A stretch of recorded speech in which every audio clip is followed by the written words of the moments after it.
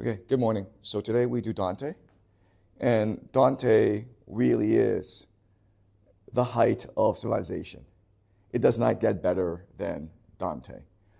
I've taught Dante for 3 years now. This is my third time teaching Dante. And what's amazing about it is that all students love Dante. But also, each time I teach Dante, I'm able to discover new insights about Dante that I didn't realize before. My theory is that Dante is someone you can spend your entire life studying, and you will never truly understand his power, his truth, his beauty. Okay, so we will spend 2 classes on Dante today and next Tuesday, and this will end the first semester. Dante is extremely complicated. I can only give you a glimpse into how wonderful he is these next 2 classes. All right, so let me give you a quick introduction into Dante. All right, so his book of poetry is called the Commedia, the comedy. It's not called the Divine Comedy. Divine Comedy is something that we call it later on. Okay, he first referred to it as the Commedia. Why is it called the comedy?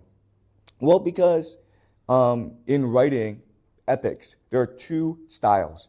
There's the tragic or high, and there's the comic or low.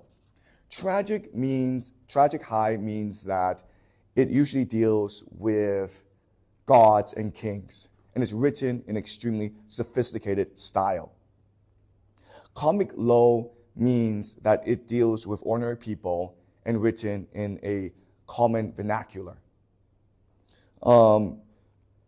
At this period in European history, this is the year 1308 to 1321. Okay, those are the 13 years that he spends writing the comedy, and he will die after he finishes it. At this point in European history, the high language is Latin. And what Dante does, which is very interesting, is he chooses to write it in Tuscan. And this is, of course, the local language of Florence, where he is from. And because the Commedia is so wonderfully produced, Tuscan will become the official language of the Italian peninsula. Okay? So today in Italy, they speak the Tuscan dialect of the language.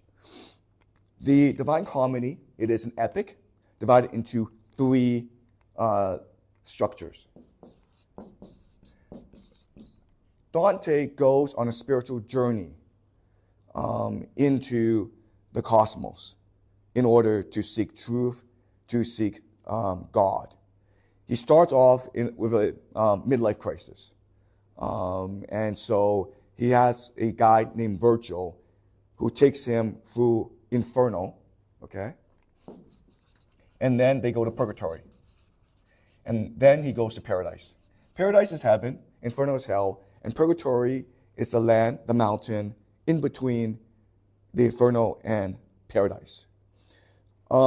Today we will look at the very ending of the Divine Comedy, Canto 33.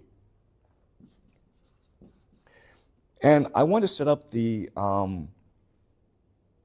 poem, okay, give you some context and some background. Dante is in paradise, and he's trying to figure out the spiritual truth underlying the universe. And then, as he goes on this journey, he concludes his journey by meeting God. Okay? But the problem with God is no one knows what it is. It's a mystery. It's the biggest mystery in the universe. What is God? God is there, right there, but no one knows what it is. God is surrounded by a heavenly host. These are angels that have proved themselves worthy to be around God. And these include people like Mary, the mother of Jesus, as well as Rachel and Leah, who we learn about when we did the Hebrew Bible. And they have absolutely no idea who God is either. Okay? They're in a place called the Empyrean.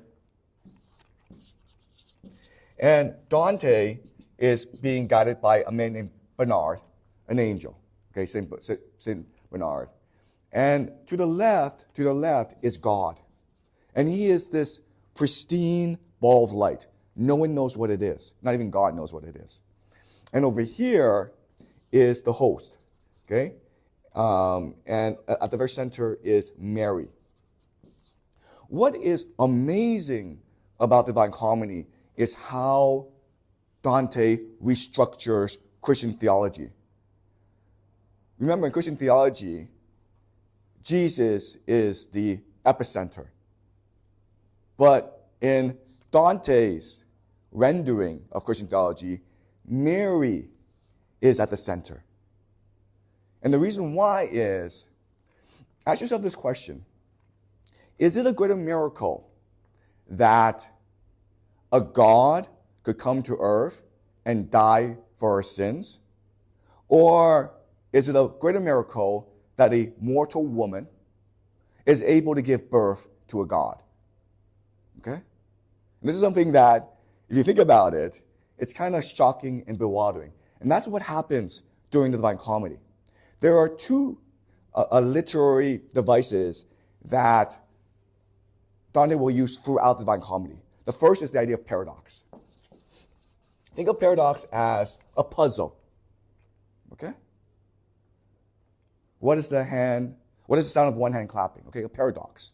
A truth that seems like a contradiction. He will use this all the time. And the other is structure. Okay? The Divine Comedy, it is mathematically precise. It is brilliant. It is 100 cantos, and there's so much mathematics within the Divine Comedy. So, to use a metaphor, you can see Divine Comedy as almost as an intellectual jigsaw puzzle. The human mind does not like contradictions. The human mind does not like paradoxes. So what happens is this. If you are to engage with Divine Comedy, you become enthralled in it. You become obsessed with it.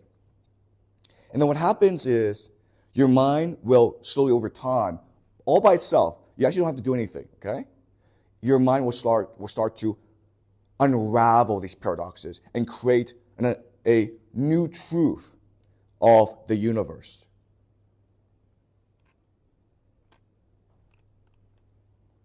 Okay?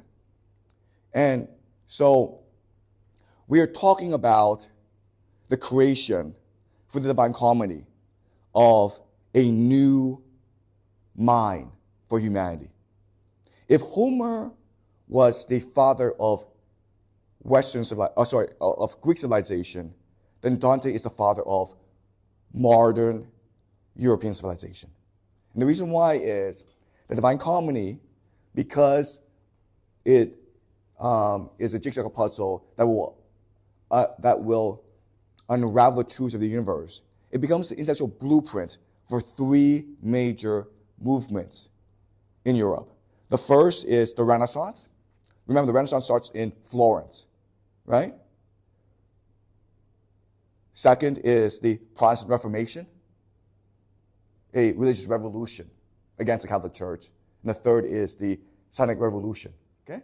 And I will show you today why that's the case, how implanted or imprinted in the poetry are the seeds of these three major revolutions. All right. Okay. Any questions so far? Before we look at the Divine Comedy. All right. Doug, could you? Okay. So, first thing to know about Divine Comedy is that it is part of a literary genre called apocalyptic literature. Apocalyptic literature just means God reveals the truth to us through a prophet or a poet. Okay? So this is Ezekiel, which is one of the earliest books of the Hebrew Bible. And this really starts the tradition. And so what happens is Ezekiel, he is an Israelite prophet, and he goes to heaven, where he meets all these monsters and demons and angels. And he meets God himself. And then God gives him a scroll puts it in his mouth, says, eat it. And he eats it and returns to earth to tell the Israelites the words of God. And so this starts the idea that a prophet is someone who speaks the word of God. Okay? He said to me, this is God, Yahweh. O mortal, eat what is offered to you. Eat the scroll and go. Speak to the house of Israel. So I opened my mouth, and he gave me the scroll to eat. In my mouth, it was as sweet as honey. Okay? So this is the idea of the apocalyptic tradition. What Dante will do is completely overturn this tradition. Okay? Okay. Yeah. Next slide. All right. So, before we look at the Divine Comedy, let's review Augustine. Because as we discussed previously, Augustine, the city of God, is what starts the Dark Ages, right? Because of the way that the world is presented. Okay? So let's look at a few quotes from the city of God to remind ourselves of what the mentality of the Dark Ages was. First, when man lives by the standard of man and not by the standard of God, he is like the devil. Okay? And the idea here is that the devil is within us. We must constantly fight against our own nature if we are to be with God. Okay? Second is, now could anything but pride have been the start of the evil will? And the idea here is, if left to our own devices, we will strive to be like God. Pride in the city of God is used almost synonymously like the word ego, okay? Basically who we are. We humans are born proud and will strive for godhood if we are allowed to, okay? Third is, his was a venial transgression when he refused to desert his wife's companion. So, he's talking about the story of Adam and Eve. Eve was clearly the disobedient one, right? But Adam, why did he eat the fruit? Because he didn't want to abandon Eve. Therefore, love is sin. Okay? If you love, you will commit sin. You cannot trust love. It is because Adam loved Eve that he ate the fruit and condemned humanity. Okay? Although the will derives its existence as a nature from its creation by God, its falling away from its true being is due to its creation out of nothing. Its creation out of nothing. So the question then is, if God created us, why are we so bad? And the answer is, because God created us out of dust. He created us out of nothing. That's why we are so flawed. Okay? Again, we are a failed science experiment.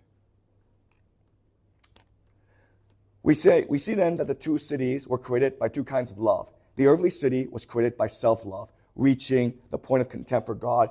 The heavenly city by the love of God. Okay? When we love ourselves, we create evil. When we love God, we do good. And the last one. In the heavenly city, then, there will be freedom of will. Okay, this is a hard idea to understand. What does it mean to have freedom of will in the city of heaven? It means that in heaven, we will discard our bodies, and only our souls will remain. The body is flawed because it's created out of dust, out of nothing. But the soul is perfect because it was breathed into by God. Okay? Once we are freed of our bodies, we have no more desire. We don't want to have sex. We don't want to eat. We don't want to fight. Our emotions will all be dissipated. Therefore, we will be perfect. Okay? And what will be left are to enjoy unfailingly the delight of eternal joys. Okay? We will be one with God, and we will know an eternal bliss. That's what we're striving towards. Okay? Salvation. Everything on earth does not matter. Okay? So it is a negation of human will. It is a contempt for human love. It is a distrust of all human agency. And these ideas are what will lead to the Dark Ages. Dante is trying to rebut Augustine and free us from the Dark Ages. Okay? So let's go to Dante.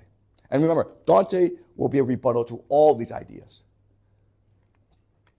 All right, so this is the Imperium, the final level in the structure of the Divine Comedy.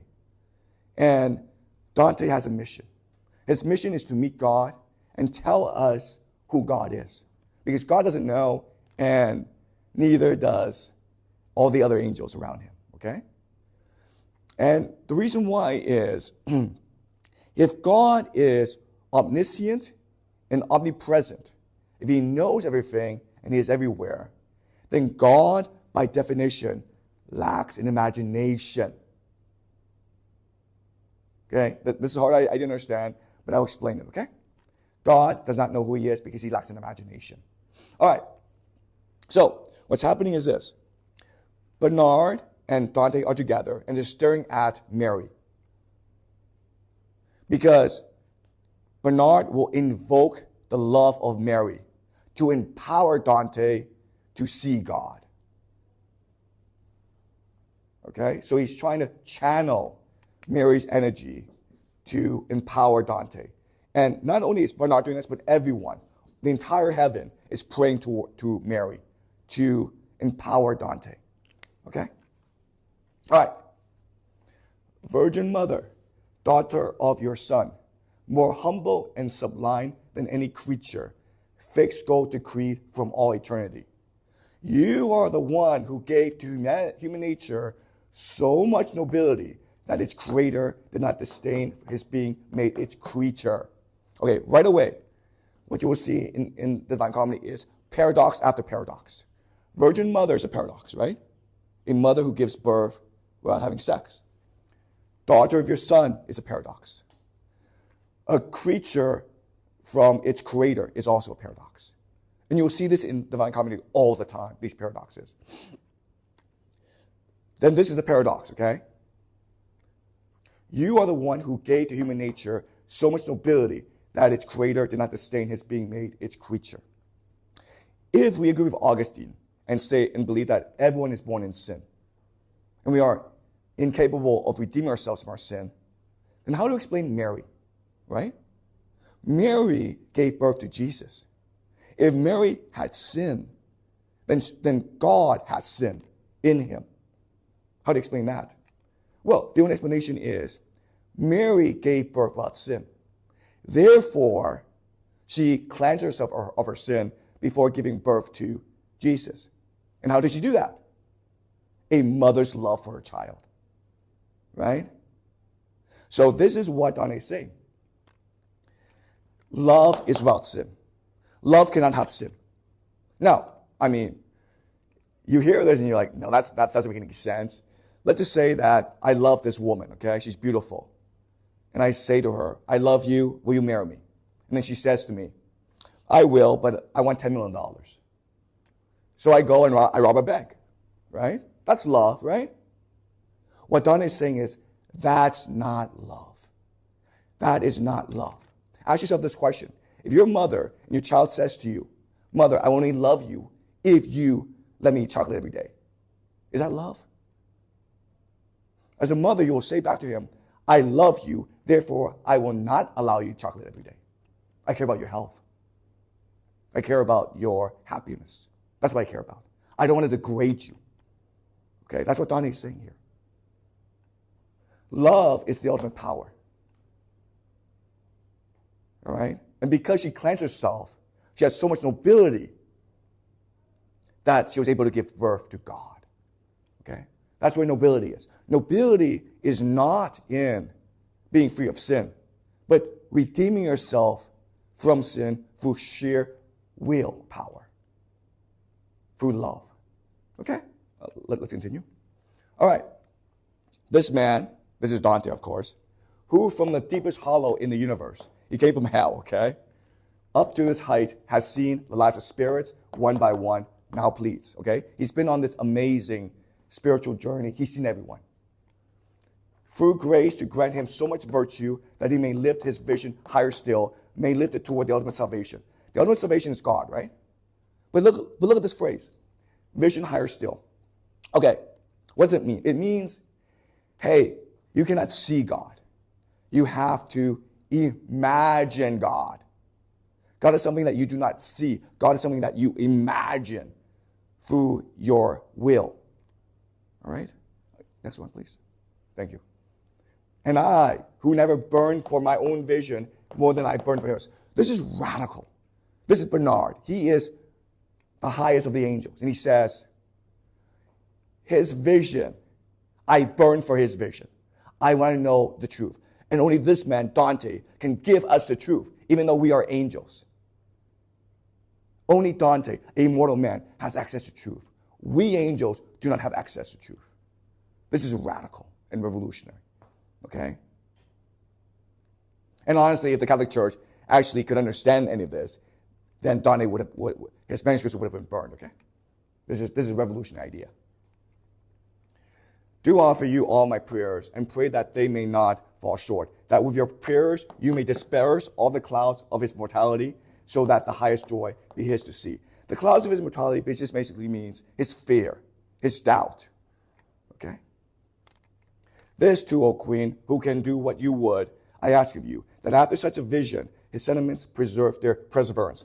Preserve the perseverance just means he's able to remember what he saw. Okay? So imagination is one thing. You can imagine God, but then you must turn this imagination into a memory. And what is radical about this is that our most advanced neuroscience, our most advanced scientists who understand how the brain works, they will tell you this is exactly how the brain works. You imagine the world, and then over time, you turn the world into a story, and the story becomes your memory.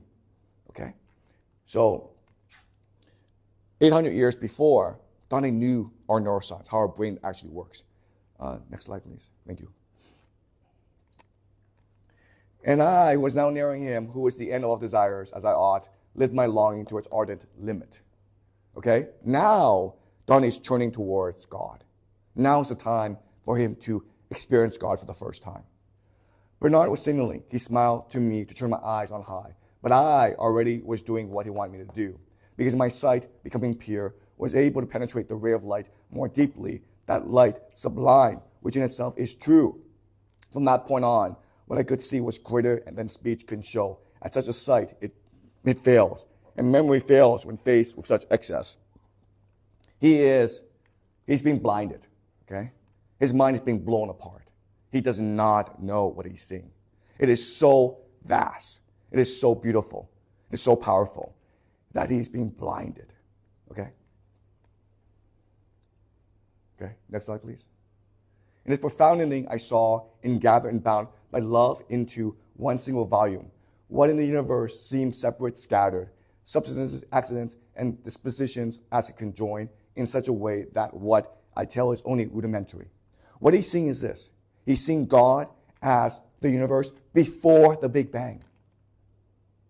When the universe was this pool of substances that was chaotic, okay? And then the Big Bang released all of it into the universe, creating our universe.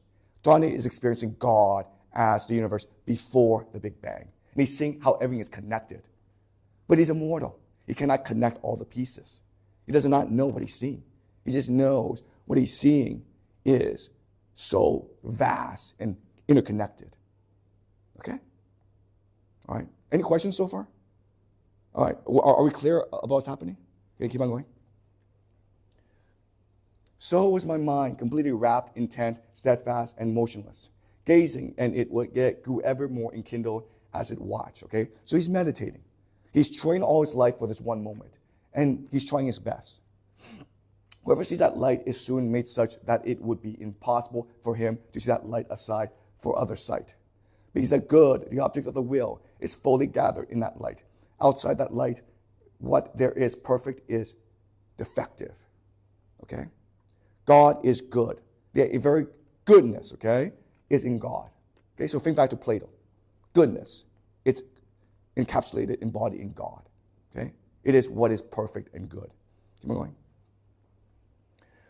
What little I recall is to be told from this point on in words more weak than those of one whose infant tongue still babes at the breast. Okay, so this is complicated, okay? But what he's saying is this. This is now 10, 20 years after his experience of God. And what he's doing is he's sitting by himself trying to write down what he saw. He spent the past 10, 20 years writing Divine Comedy to share with the world the truth of God. And so it's not that experience, okay? That is now gone. It is now his imagination of that experience. All right? And not because more than one simple semblance was in the living light at which I gaze, for it is always what it was before. But through my sight, which as I gazed grew stronger, that so appearance, even as I altered, seemed to be changing in the deep and bright. Okay, can you continue, please? Essence of that exalted light. 3 circles appeared to me. They had 3 different colors, but all of them were of the same dimension. Okay, so he spent 20 years trying to figure out what he saw. And now he's able to slowly put the jigsaw puzzle together. And what he sees are 3 circles. And this, of course, is the Holy Trinity. So he's figured it out, okay? He's figured that the very essence of the universe, the very foundation of the universe is the Holy Trinity, okay? One circle seemed reflected by the second, as rainbow is by rainbow, and the third seemed fire breathed equally by those 2 circles. Separate but equal, okay? These are separate, but they're the same, the Holy Trinity. How incomplete is speech, how weak when set against my thought. And this, to what I saw, is such, to call it little is too much. Okay, he's figured it out. Next one, please. But he keeps on looking. And what does he see? Eternal light, you only dwell within yourself, and only you know you. Self-knowing, self-known, you love and smile upon yourself. That circle, which begotten soul, appeared in you as light reflected. When my eyes had watched it with attention for some time, within itself and colored like it in itself, to me seemed painted with our effigy, so that my sight was set on it completely. There's a problem here. Effigy means a mirror image, okay? What he's saying is this. Within the Holy Trinity, there is an image of us. We are in God. We are at the very essence of God. We are within God. How is that possible? This should not be happening. Okay? This is the deepest, darkest secret of the universe now. How is it that a human is within God itself? That should not be possible. We are separate. God is good. We are evil. Right? That's what Augustine told us. Keep on going. As the geometer intently seeks to square the circle, if you want to know where the phrase square the circle comes from, it comes from this, okay? But he cannot reach through thought on thought the principle he needs. So it's a paradox. He can't figure it out. This is the ultimate paradox. He cannot figure out what's going on.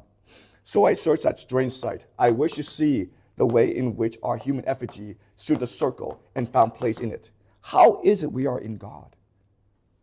What is going on here? And my own wings were far too weak for that. Okay? So he's been, for the past 20 years, trying to figure out why this is the case. But then my mind was struck by light that flashed, and with this light received what had been asked. He now has an inspiration. He now can imagine what God is. He now knows the answer. He knows the answer. He's figured out the universe. He's figured it out. Okay, and this is it. Here, force failed my high fantasy, but my desire and will were moved already, like a wheel revolving uniformly by the love that moves the sun and the other stars. This is the ending, guys. He doesn't tell us anything. He doesn't tell us what he saw. Okay. We spent, years reaching this point. And Don has figured it out. And he's not going to tell us. Why won't he tell us? Because it's a jigsaw puzzle, right? Because it's something that you have to figure out for yourself. This thing only works if you spend the time putting the pieces together. Okay? And it's a lifetime journey. Dante has spent 20 years doing this, okay? So I encourage you all to go on this journey. But you know what? This journey is way too long. So I'll give you my version of the jigsaw puzzle answer today, okay? It may not be the best answer. It may not even be the right answer. But it is an answer, okay, to what Dante is saying. Remember, this is a mystery. This is a paradox. This is a puzzle. It's something that you will have to unravel for yourself. But I will tell you my understanding, all right? Okay, so let's go back to the beginning of Paradise. And this is when Dante is with Beatrice. Who is Beatrice? Beatrice is someone that Dante has loved all his life. They met when they were 10 years old. Their families were friends. But unfortunately, Beatrice came from a very wealthy, high-status family. And Dante was wealthy, but not as wealthy as Beatrice's family. So Beatrice was betrothed to someone of her social status. And she died when she was 24, giving birth. Okay? Dante never forgot about her.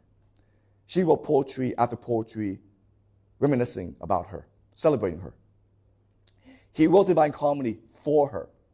And to basically pay him back, she invited to visit him in heaven, okay? So now they're in heaven. And you would think like, okay, they're in heaven, they love each other, they can do whatever they want. Maybe they'll have sex, maybe they'll just snuggle, maybe they'll, I don't know, eat chocolate together, who knows, okay? But what they do is they start asking themselves questions about the universe. They're in heaven, and they want to know about the secrets of the universe. How do the stars work? How does the moon work, okay? So this is what Beatrice says to Dante. Direct your mind to God in gratefulness, she said, Beatrice. He has brought us to the first star, which is the moon, okay? In this cosmology, the first star is the moon. I answered, with the most devotion I can summon, I thank him who has brought me far from the mortal world. But now tell me, okay? The first thing he does is, hey, I want to ask you a question. What are the dark marks on this planet's body? Okay? Why are there dark marks on the moon? Next slide, please. Okay. So they talk, and Beatrice says, your mortal mind can't possibly comprehend the truth, but try. Tell me what you think causes the dark spots on the moon. And Donnie answers, what seems to us diverse up here is caused, I think, by matter dense and rare. Okay? What does he mean by this? Let me explain. What he's saying is this. The moon has parts that are dense and rare. Dense just means there's lots of rocks, okay? Rare means like there's an opening. So light will pass through what is rare, what is hollow, and so it becomes dark. But light will hit dense parts like mountains, and it'll be reflected back, okay? And that's why there are dark spots on the moon. And this is the generally accepted theory. But Beatrice says, no, you're wrong, okay? You're absolutely wrong. There are two possible explanations for this. The first explanation is the moon, there's some parts that are completely hollow. Light just passes completely through. But then ask yourself, a solar eclipse. In a solar eclipse, the moon is able to cover the sun completely, right? But in a solar eclipse, there should be some light that if the moon, there are some parts of the moon that is hollow, there should be some holes in the solar eclipse, right? And then she's like, okay, then your theory is there are some caverns in the moon that go deep. Okay? But I'm going to show you that's not the case either. In the spiritual universe, she's not talking about the physical universe. She's talking about the spiritual universe. All light reflects brightly, no matter where it is. Because light comes from the essence of God. Okay? Move on. All right. Can you skip this, please?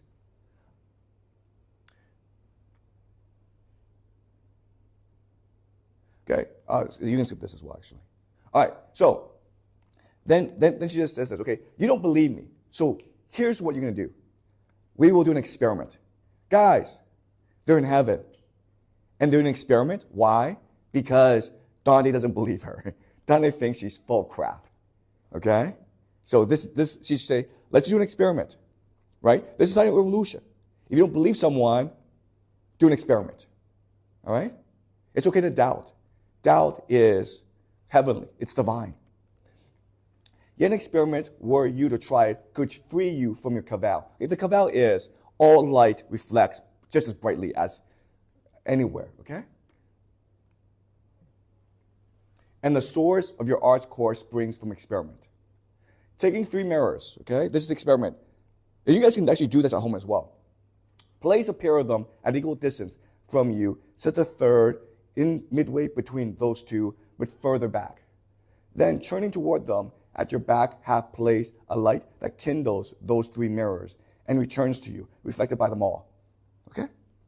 Although the image in the farthest glass will be of lesser size, there you will see that it must match the brightness of the rest. All right, so here's the experiment. Okay? All right, there's a candle.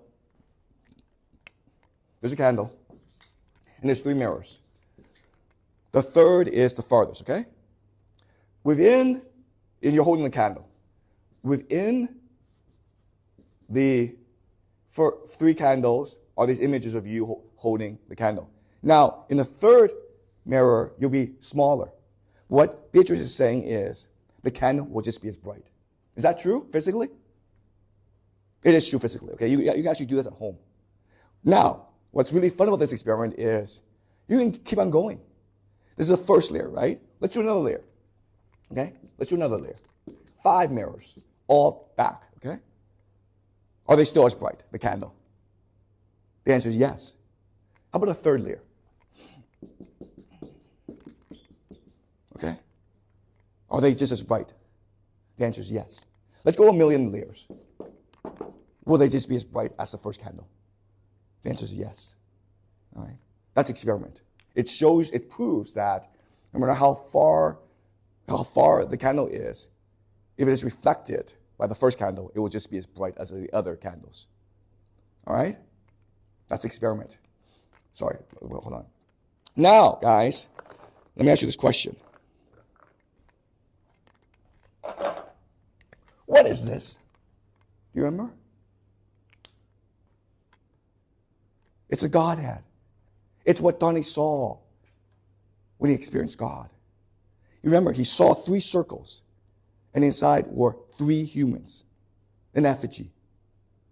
This is experiment, okay? So he's telling us that God is that candle that burns in you and reflects the ultimate good. It reflects the good. And it burns in everyone. And it unifies everyone together. The more you love, the brighter the candle burns. And the brighter the candle burns, the closer you are to God. When you love, you experience God. That is why you are without sin when you love. Okay? This is the Godhead. Okay? Does that make sense? Okay, go back. All right. Sorry. Can you go back, please? Okay, sorry. Next slide. All right. Next slide. No. Forward. Yes, okay. This is the ending of the Divine Comedy. All right, let's read it again. Now that we have this information. Here force failed my high fantasy, but my desire and will were moved already like a wheel revolving uniformly by the love that moves the sun and the other stars. He tells us here, God is love, love is God. Love is the universe, is the force that binds everything together. It is the unifying force of the universe. It is the force that makes things move brightly. Okay? The problem is, before, we could only see. But now, we can now imagine. Okay? God is something you cannot see. God is something that you must imagine.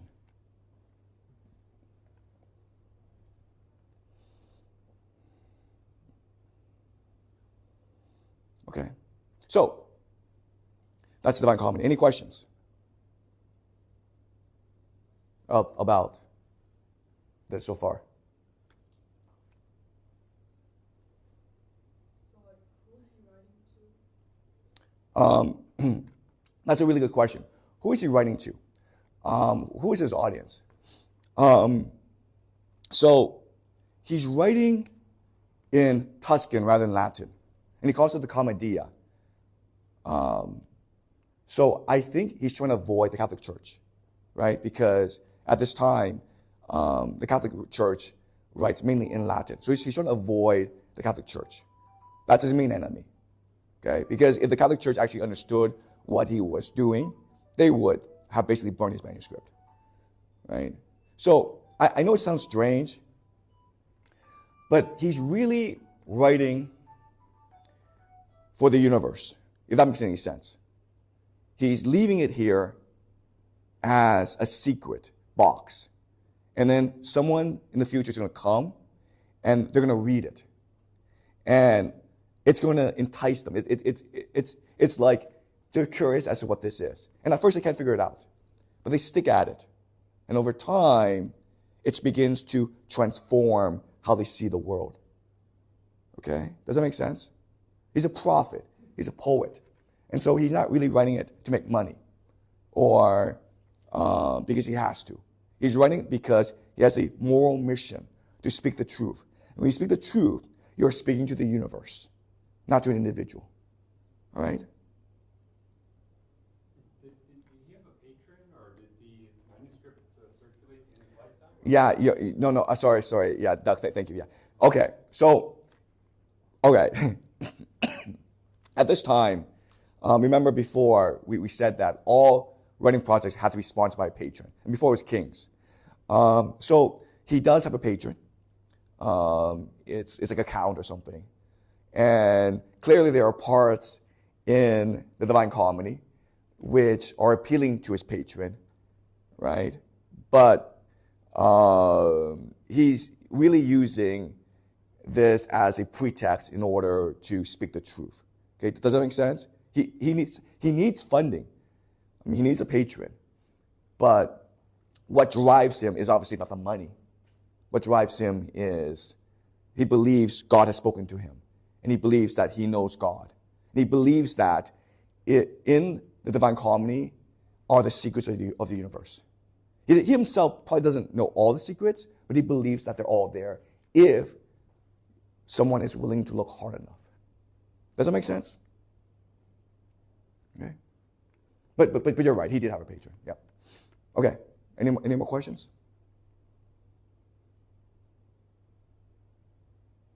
Okay. Maybe just a small one. With I really like the translation here. Oh yeah. Yeah. Accessible. Yes. Who is the translator? Okay. So there have been multiple translations of the Divine Comedy. This man is named Alan Mendelbaum, and he's the one I prefer the most, just because he's the most relatable. He's the most accessible. I mean, there are these translations by Longfellow, which is beautiful, but it's really complicated. I think Extra Pound has also done a translation, and then there are translations which are rhyme. Okay, so there are different translations. Minimum is I think just the easiest to teach. Okay, and so because of translation issues, this again was written in Tuscan. I try to avoid a close reading. Okay, because with close reading you want to analyze the word specifically, the diction, but I can't do that because it depends on the translation. Okay, but the ideas are the same. Okay, but thanks. So this is manageable. Some people are traumatized if they have to analyze word choice. Something other than English. Okay. We'll do a lot of close reading when we get to English literature, which is like Shakespeare and Milton. Okay, because then you can actually do close reading, but with translation, you can't do close reading. It's too dependent on the translation. Okay. Any more questions? Okay. So can we do one more slide? The Augustine slide? And then we'll end.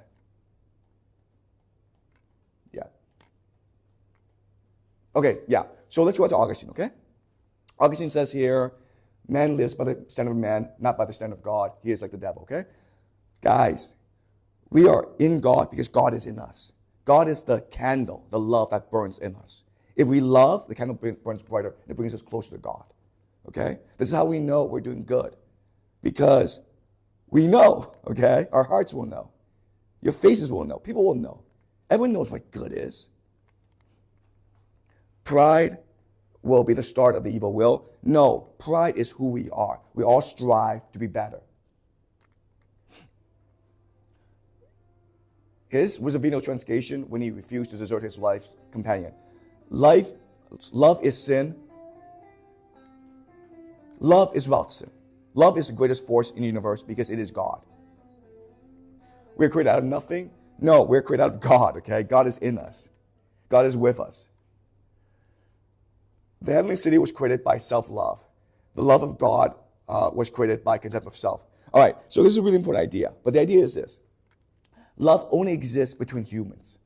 It does not exist outside of humans. You cannot love money. You cannot love money. You cannot love chocolate. You can only love each other. Because God is within us. Okay? If you love God, you don't love God because God is an idea. You have to love each other. You have to love Beatrice. You have to love your mother. You have to love your son. Okay? In heaven, there will be freedom of will, enjoying, unfailing the delight of eternal joys. Sorry, guys. Okay? Divine Comedy says this. There is no end to the universe. At no point will we know everything. We exist because we are continuing God's legacy. When we imagine things, we are engaged in the act of creation. That is God. We are like God. And when we imagine, when we love. Okay? That is our ultimate mission in life.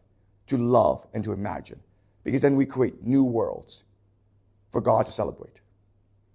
Okay? All right. All right.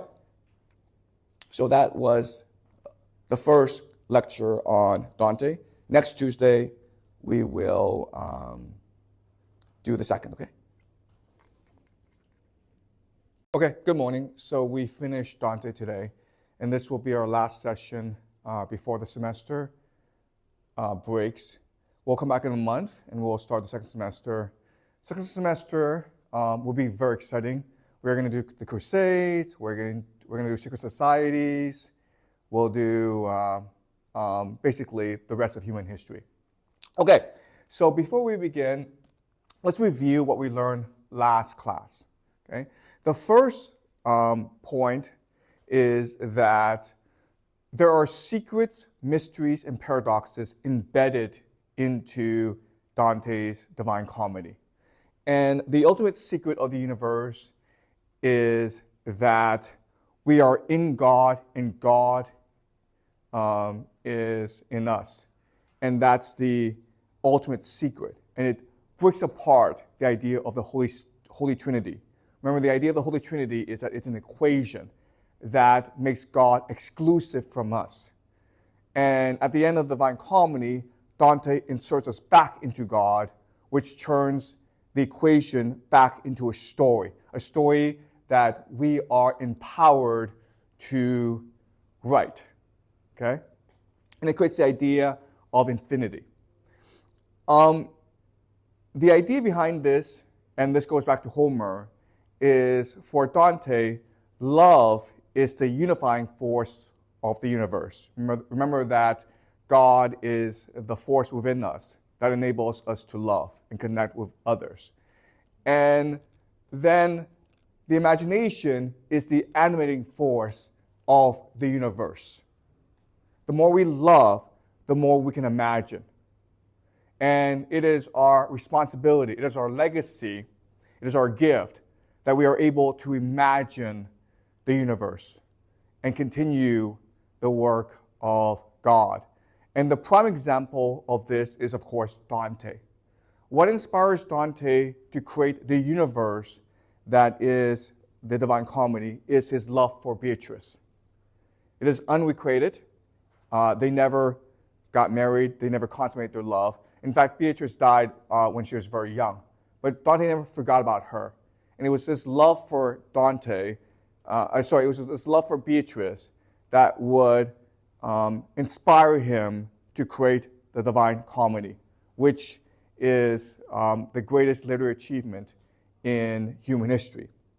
And as we discussed, the second point is that the Divine Comedy, it is historically significant because it becomes an intellectual blueprint for the Renaissance, for the Protestant Reformation, and the Silent Revolution. And then you ask yourself, wait a minute here. When I read the Divine Comedy, I don't really understand what's going on. So how did it come to be so historically significant? And the answer is this. The answer is that it is poetry. And poetry is a unique form of writing. Poetry is meant to be memorized. Okay? So the way you learn, the way that you're educated for thousands of years in Western history is through the memorization of classical poets. So remember the Greeks, how did they educate themselves? They memorized Homer. The Romans memorized Virgil. And the Italians memorized Dante. And poetry is uniquely designed in order to be memorized. And so that's the first step. And then the second step is this. Think of poetry as a superfood for the brain. You are what you eat.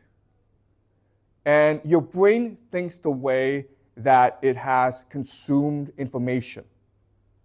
And so poetry is this extremely dense, nutritious food that the brain will use in order to formulate its understanding of the world.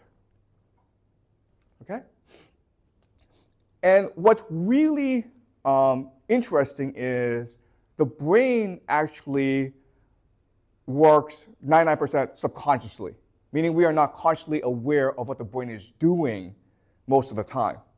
And what the brain is doing most of the time is trying to figure out the patterns of the universe. The brain does not like paradoxes. It does not like mysteries. It does not like contradictions.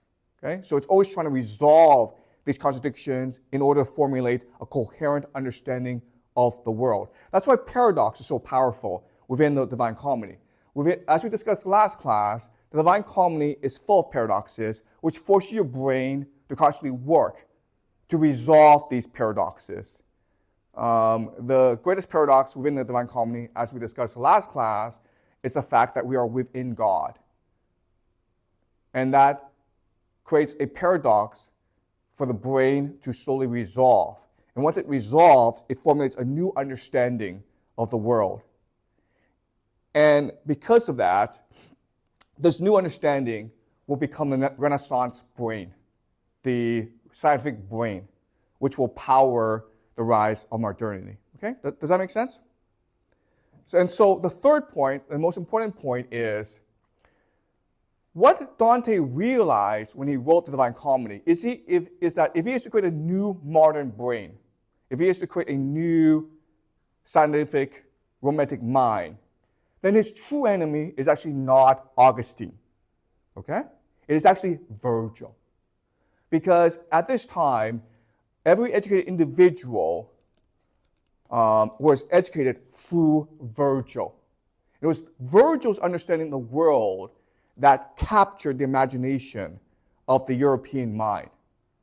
And so Dante, when he writes the Divine Comedy, his mission is to supplant Virgil.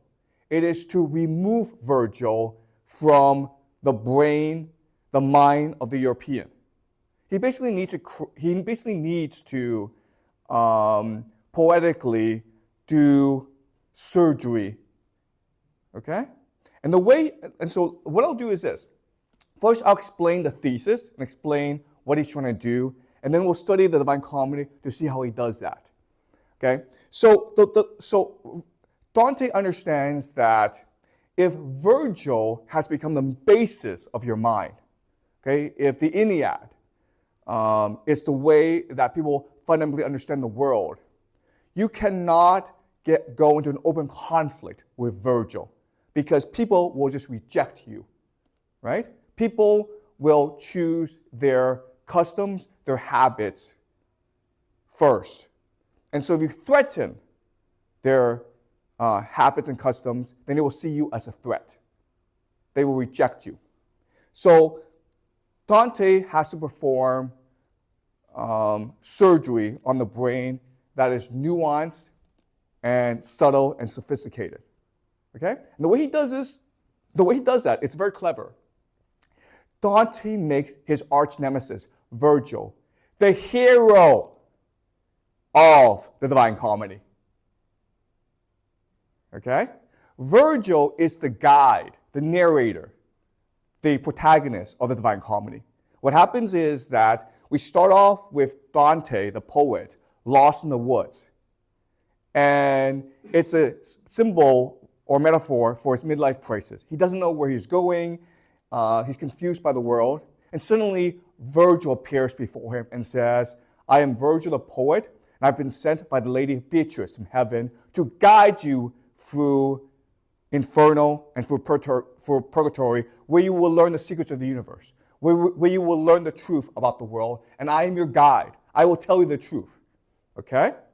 So right from the start, we learn that Virgil is the hero, the guide. That's the first thing that happens. And the second thing that happens is Dante turns him into an unreliable guide. We will discover that Virgil does not speak the truth. In fact, Virgil contradicts himself all the time. And the third thing that will happen is Virgil, over time, will become displaced by other figures, including Beatrice. All right? So it is one of the greatest literary tricks where Dante understands Virgil is his ultimate nemesis. And in order to defeat Virgil, he makes Virgil the hero of this epic. Okay, does that make sense? All right. So it's the idea of the unreliable narrator. All right. So we're going to study some passages from the Divine Comedy to see how Dante does this. And it's very clever. It's almost impossible to spot unless you recognize what Dante is trying to do. Okay? Once I tell you what he's doing, it's then as obvious. But again, if you were to read the Divine Comedy by yourself, you wouldn't notice it. Okay? But again, the brain works subconsciously. And the brain will slowly, over time, pick up these problems with Virgil and construct a new worldview that is anti-Virgil and pro-Dante. Okay? That's a trick of the Divine Comedy. Any questions before I continue?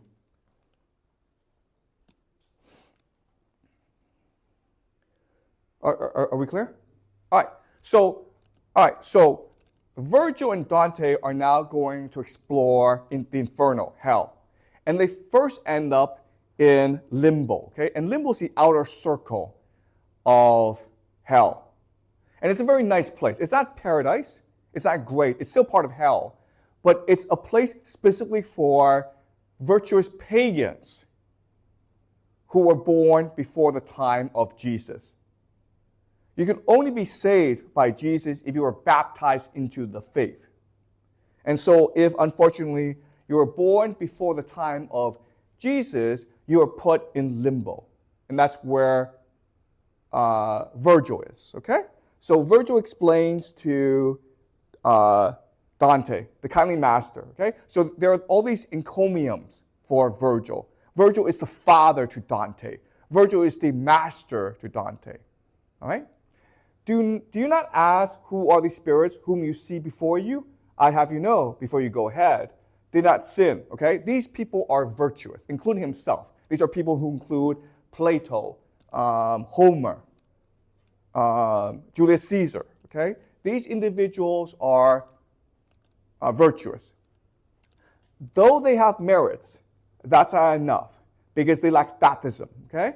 The fundamental rule of heaven is you have to be baptized into the faith, the portal of the faith that you embrace. And if they live before Christianity, they did not worship God in fitting ways. And of such spirits, I myself am one. Okay? This is why I'm here in limbo. I am as virtuous as can be. But because I was not baptized in the faith, I am stuck here. Okay? Of course, this raises a question because Dante has nothing but questions. And Dante asks him this question. Is this an iron law of the universe? Or were there exceptions? Okay, so he asks, did any ever go by his own merit or others from this place towards blessedness? Were they able to ascend into heaven based on his or her own individual struggle and merit? And this is what Virgil says. There was only one time in the entire history of the universe when it was possible for people in limbo to ascend into heaven. And that was the death of Jesus Christ. Remember that he was crucified, then he died before he was resurrected. And then when he died, he ascended into the inferno. And while he was there, he took the most virtuous members of the Bible, okay, who include Abel, Adam, Noah, Moses, Abraham, David, Israel. He took all of them into heaven. But that was it, okay? And that was a rare event, right? Because Jesus, God, only dies once. But that's it. All right? And so that's what Virgil is saying. Okay, so now that they've been through limbo, what they're going to do is they're going into the inner circles of hell. And the first circle of hell are reserved for those who died, who sinned because of love, because of lust. Okay? And what's going to happen is that there's going to be a parade of all these souls, these spirits, who are burning in hell because they died for love or lust. They sinned out of love.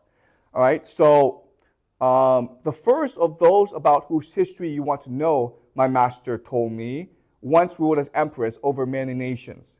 Her vice of lust became so customary that she made license licit in her laws to free her from the scandal she had caused. She is Semiramis, of whom we read that she was Ninus' wife and his successor. Okay, that's the first person they see. She held the land the Sultan now commands. All right? But now, there's a second person.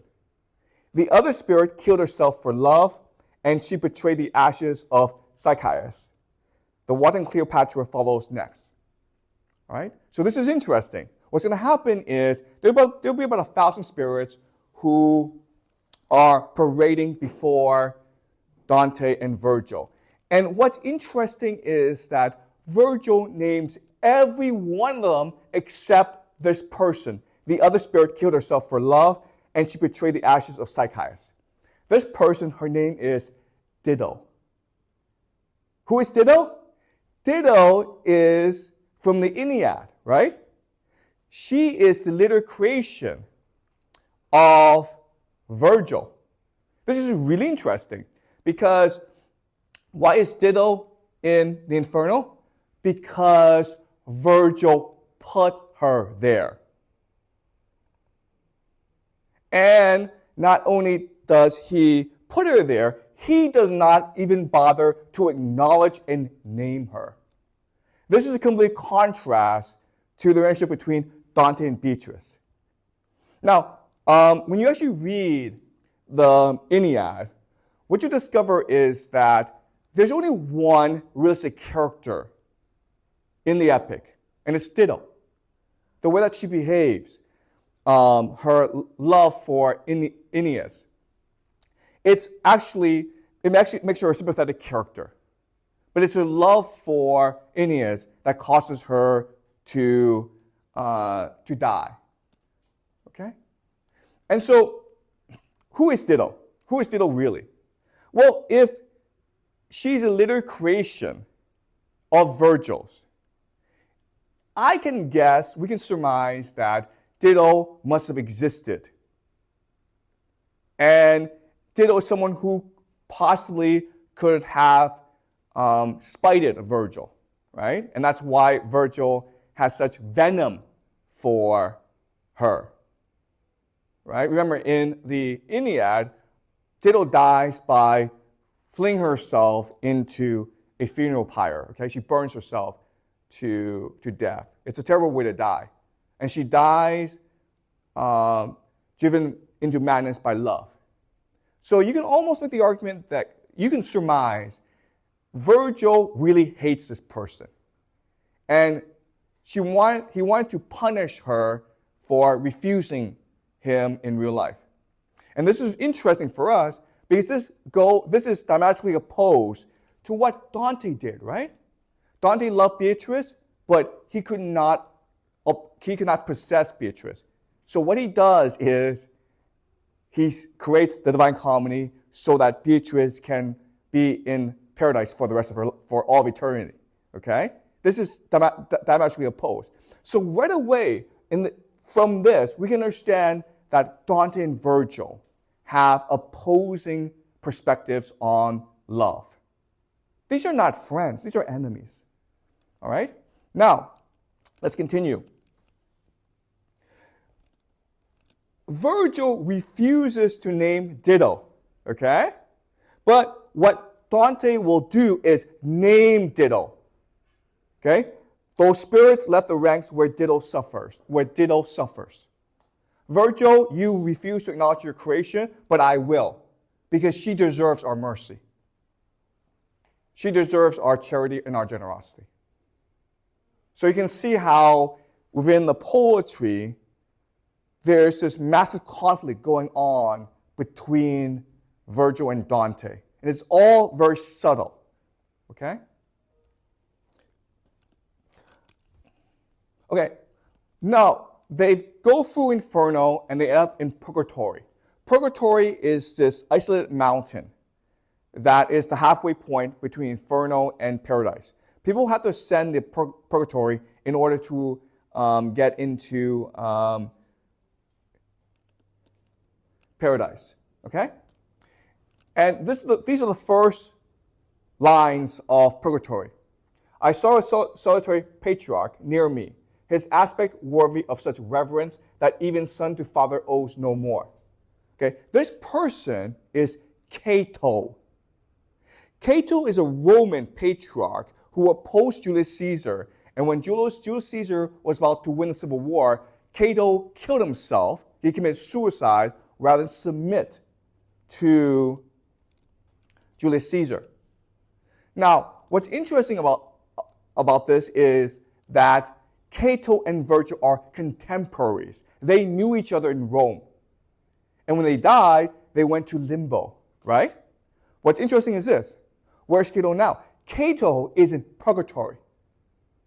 He's left limbo. He's left the inferno. And not only that, but he's become the guardian of purgatory. He's the one who controls access into purgatory. So Virgil is wrong. Remember, Virgil said it's impossible to leave limbo regardless of your merit. And this right away tells us, no, Virgil is not a reliable narrator. Cato has left. Okay? Now, you would imagine that because Cato and Virgil know each other, they're like good friends, okay? So Cato says to Virgil and Dante, who are you two? How are you able to escape from hell? Okay? And then Virgil says, let me do the talking because I know this guy, okay? We're friends, right? I did not come through my own self. There's a lady sent from heaven, okay? This lady is Beatrice. Her pleas led me to help and guide this man. But since your will would have a far more full and accurate account of our condition, my will cannot withhold what you request. You want to know why we're here? Let me explain to you why we're here. This man had yet to see his final evening. He's not dead, but through his folly, little time was left before he did. He was so close to it. He was facing a midlife crisis. As I've told you, I was sent to him for his deliverance. The only road I could have taken was the road I took. I had to take him through hell. Okay, and that's why we're here. I showed him all the people of perdition. Now I intend to show to him those spirits who, in your care, okay, remember, Cato is the guardian of purgatory, are bent on expiation. Okay, so people are here in purgatory in order to absolve themselves of their sins so that they may ascend into heaven. Now, this is what Virgil says to Cato.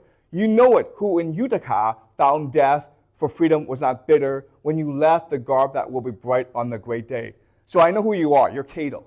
You're the person who killed himself in Utica rather than submit to the tyranny of Julius Caesar. Eternal edicts are not broken for us. This man's alive, and I'm not bound by Minos, but I am from the circle where the chaste eyes of your Marcia, your wife, are. I know your wife. And she still prays to you, O holy breast, to keep her as your own. For her love then inclined to us. Remember Marcia, your wife. Allow our journey through your 7 realms. I shall thank her for kindness you bestow, if you would let your name be named below. So what Virgil is doing is saying to Cato, listen, you may be the guardian of purgatory. This is your master of this realm, but I have power in hell. So I'm going to go back, and I'm going to be nice to your wife, Marcia. Right? So give me some face here, man, you know? And this is what Cato says. While I was there, within the other world, Marcia so pleased my eyes. He then replied, each kindness required I satisfied. Now that she dwells beyond the evil river, she has no power to move me any longer. Such was the law decreed when I was freed. So Cato is upset with this. Cato says to Virgil, how dare you bribe me? How dare you do this? Marcia is back in limbo, which means she is no longer as pure in my eyes as I used to think. If I'm able to ascend into purgatory based on my own merit, then so was Marcia. And if she's not able to come with me, that means she's not as virtuous as I once thought. Okay? So you can see right away that Virgil is not reliable. He has no authority over Cato. Cato does not respect him, even though they know each other very well. Okay? Does that make sense? Again, this is very, very clever. It's almost impossible to see unless I tell you what's happening. Okay? All right. Now the question then is, what makes Virgil so unreliable? What is his problem? And what Dante will reveal to us is, it's really Virgil's conception of love that's the issue. Okay? Remember, Virgil is someone who condemned Dido into hell. And it is Dante who sent Beatrice into heaven. Okay? So these two individuals have radically opposing conceptions of love. So we know what Dante thinks about love, okay? Love is the God force within us that connects us with God and the entire universe. And the more that we love, the more imaginative we will be, okay? So you have to direct this love at someone, but it doesn't really matter that person loves you back. That's not relevant, okay? What's relevant is that you love. So let's look at Virgil's understanding of love. The soul which is quick to love responds to everything that pleases just as soon as beauty wakens it to act. Okay, so the first thing we have to understand is that we are animals with souls that respond to beauty. If I see a beautiful woman across the street, I stop and I chase her. Okay? That's the first thing he says. Your apprehension draws an image from a real object and expands upon that object until soul has turned toward it. But then you're like, but you don't know this beautiful woman. And what Virgil says is, what happens next is your imagination will take over and you will turn this woman into a fantasy woman that you can now control. Okay? So let's go back to the example from last class where you meet this beautiful woman and you say, I want to marry you because you're so beautiful, and she says, I will if you give me $10 million. Now, if you think about it, she's clearly saying no to you. But it is your imagination that tricks you into believing that as long as you give her $10 million, she will love you. Okay? Her love is something that you can master and control and possess. And if so turn the soul tend steadfastly, then that propensity is love, it's nature that joins the soul in you anew through beauty. Okay? You must possess her. You will do everything possible in order to possess her. And that's what love is. All right? You see someone beautiful, you turn her into a fantasy, and then you chase after this fantasy until it's yours. That's what love is.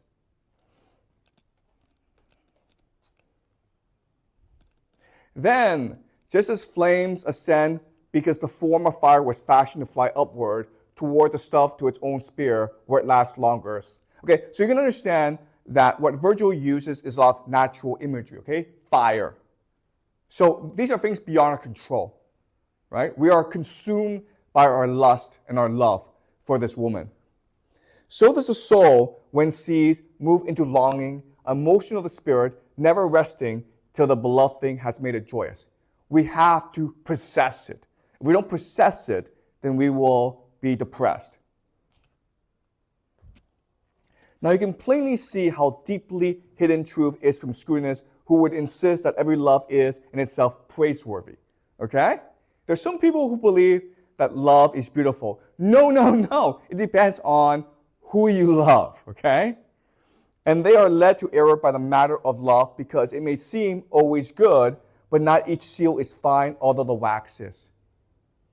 Okay? If you love a woman who loves you back, that's fine. But if a woman insists that you go rob a bank for $10 million, then that's bad. All right? Your speech and my own wit that follow it, I answered him, this is Dante, have shown me what love is, but that has filled me with greater doubt. For if love's offered to us from without, and it's the only foot with which soul walks, soul going straight or crooked has no merit. Okay? This is a really interesting question. If it is true that when we see someone beautiful, we must have her, then we have no free will. We have no free choice. We're just all animals. And this is what Virgil says. What reason can see here, I can impart. Past that, for truth of faith, its Beatrice alone you must await. Every substantial form, at once distinct from matter and conjoined to it, ingathers the force that is distinctly its own.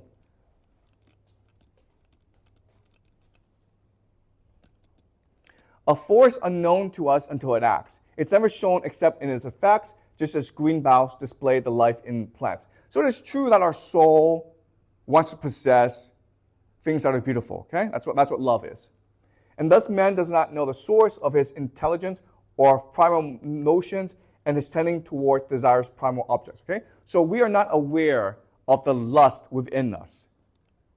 We are not aware of how our soul works. Both are in you, just as in bees there is the honey making urge. Such primal will deserves no praise. It deserves no blame. Okay? We just lust for what is beautiful. That's just how we are made. Now, that all other longings may conform to this first will, there is in you, inborn, the power that counsels, keeper of the threshold of your ascent. This is the principle of which your merit may be judged, for it garners and winnows good and evil longings, okay? So what we can do, our choice, our free will in the matter is to resist our temptation, to say no. That's what Augustine would say, right? We can just say no. Yes, I want her, but it's bad for me, so I will stop myself from doing so, okay? Those reasoners who reach the roots of things learn of this inborn freedom. The bequest that, thus, they left onto the world is ethics. Okay? Even if we allow necessity as source for every power that inflames in you, the power to curb that love is still your own. The power to curb that love is still your own. We can resist. We can say no. We can deny our love. This noble power is what Beatrice means by free will. Therefore, remember it if she should ever speak of it to you. Okay? So this is the conception of love from Virgil. Okay? Does that make sense? Love can be good or it can be bad. It's you who must decide. If it's bad for you, then you must resist. Okay?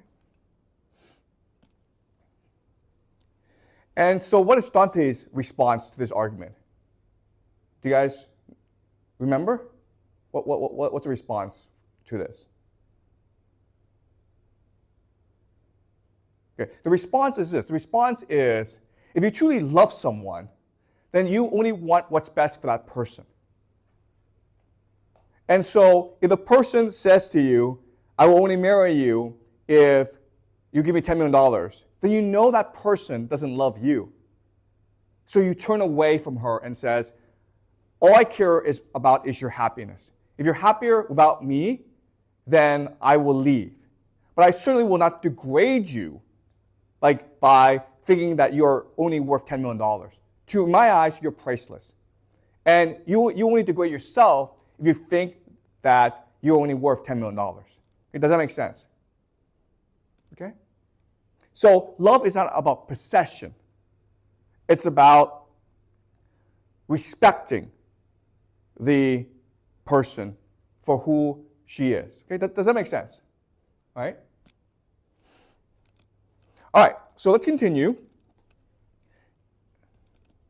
So now they're climbing up the mountain of Purgatory.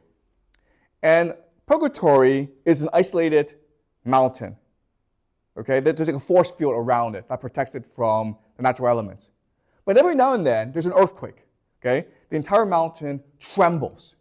And the reason why is because a soul within that mountain has cleansed himself or herself of her sins. She's absolved herself of her sins. And therefore, he or she now has access to heaven. And the heavens celebrate this with a shake, okay? With an earthquake. So,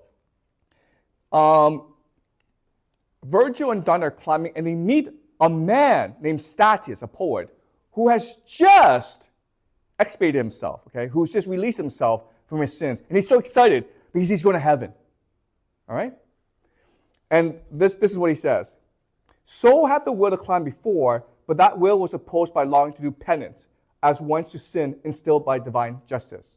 Okay? So the people in purgatory are those who have committed a sin, and they need to do penance before they go to heaven. Now, this is really important. Why? Because, ask yourself this question. If hell is a place where people go because they've sinned, and purgatory is a place where people go because they sin, what is the difference? Right? Okay, and what we will learn is this. The difference is the question of will. People in purgatory recognize that they have committed a sin and that they must do penance before they go to heaven. But they're willing to admit that they've committed a sin, and they're willing to do the penance. And the penance could be 1,000 years, it could be 1 year. It doesn't matter, okay? But they're willing to commit themselves to penance. Hell is a place where you go because you refuse to admit you've committed a sin. You refuse to admit you're wrong. If you refuse to admit you're wrong, you can never do penance. You can never absolve yourself of your sins. And that's the difference. Guys, that's the only difference, okay? In terms of crime, in terms of sin, it's the same. But the difference is those in purgatory have committed themselves to redeeming themselves. All right. So let's continue. And this is Statius, by the way, who have lain in his suffering 500 years. He's been here 500 years, okay? And more, just now have felt my free will for a better threshold. Thus, you have heard the earthquake and the pious spirits throughout the mountain as they praise the Lord, and may he send them speedily upward. So if you are able to release yourself from your sin, you are now There's an earthquake, and now you have access to heaven. So did he speak to us, and just as joy is greatest when we quench a greater thirst, the joy he brought cannot be told in words. Status is the happiest person in the universe at this point because he has found paradise. And my wise guide, and this is Virgil, I now can see the net impeding you, how one slips through, and why it quakes here, and what makes you all rejoice. And now may it please you to tell me who you were. In your own words, may I find why you've lain here for so many centuries. Tell us who you are. Okay? Who are you? How are you able to accomplish this? In that age, when the worthy Titus, with help from the highest king, avenged the wounds from which the blood that Judas sold had flowed. Okay, so this is about 70. And Titus is the Roman general who attacked Jerusalem, sacked it, and destroyed the temple. And the Christians saw this as revenge for the killing of their Savior, Jesus. At sufficient fame beyond, that spirit replied, I bore the name that lasts the longest and honors most, but faith was not yet mine. Okay? So he's trying to explain who he is. So gentle was the spirit of my verse that Rome drew me, son of Tullus, to her, and there my brow deserved a crown of myrtle. On earth my name is still remembered, Statius. I sang of Thebes and then of great Achilles. I fell along the way of that last labor. Okay? So he's an epic poet, just like Virgil. That the sparks that warmed me, the seeds of my ardor, were from the holy fire, the same that gave more than 1,000 poets light and flame. Okay? So what inspired me is the holy fire. Who is the holy fire? We would think God, right? Nope, it is Virgil. Okay? I speak of the Aeneid.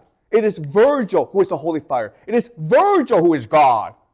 When I wrote verse, it was mother to me, it was nurse. My work without it would not weigh an ounce. I was inspired by the Aeneid and Virgil to write my poetry. Virgil is the God, the mother, who nursed me. And to have lived on earth when Virgil lived, for that I would extend by 1 more year the time I owe before my exile's end. I've been in purgatory for 500 years. But if I had a chance to meet Virgil, I would stay 1 more year. That's how much I love Virgil. That's how important Virgil is to me. He doesn't know that the person sitting next to him is Virgil, okay? These words made Virgil turn to me, and as he turned, his face through silence said, be still. Okay? He's like, shut up, man. I don't want to know who I am. All right? So what's going on here? Well, what's really important for us to understand is that this shows us that Virgil was lying. Virgil told us in the beginning of the Divine Comedy it was impossible through merit to leave limbo and ascend to paradise. He told us that you have to be baptized in order to get into heaven. Statius was not baptized, right? Statius is exactly like Virgil, a Roman epic poet. But Statius is able to ascend to heaven, but Virgil is not. Does that make sense? And the reason why Statius is able to go to heaven is Statius wants to, okay? He's willing to admit there are flaws in his thinking. He's willing to admit that his understanding of the world is flawed and he needs to undergo introspection, reflection to improve himself. Virgil is not. Does that make sense? All right? So let's go to the very last passage, and then we'll end. And this is Canto 30. And this is when Beatrice is ascending from heaven. Okay? No, she's descending from heaven on a chariot. And it is, and she's beautiful, okay? And at this point, if you're Virgil, you might be like, wow, this is my chance to get out of limbo and go to heaven, right? Because Beatrice, who's in heaven, asked me to do her a favor. Guide Dante through Inferno and Purgatory. I've done that, man. Now she owes me. Now here's my chance to say to Beatrice, hey, could you do me a favor and get me into heaven? That's all he has to do, right? That would make sense. Let's see what happens. So this is Beatrice descending from heaven. And Dante is enraptured, okay? She's completely focused on Beatrice. Within her presence, I had once been used to feeling trembling, wonder, dissolution, but that was long ago. Still, though my soul, now she was veiled, could not see her directly, by way of hidden force that she could move, I felt the mighty power of old love. All right, so it's been decades since he last saw her, but he still feels for her. He's trembling, okay? He's completely enraptured by Beatrice. As soon as that deep force had struck my vision, the power that, when I had not yet left my boyhood, had already transfixed me, I turned around and to my left, just as a little child, afraid of in distress, will hurry to his mother, anxiously. He's turning around. Who does he want to talk to? Virgil, right? There are butterflies in his stomach. He's excited. He's trembling. He said, Virgil, it's Beatrice. Okay? He sees Virgil as his father. He wants to share his joy with Virgil. All right? And where's Virgil? To say to Virgil, I am left with less than one drop of my blood that does not tremble. I recognize the signs of the old flame. Virgil, it's Beatrice. I've waited decades for this moment.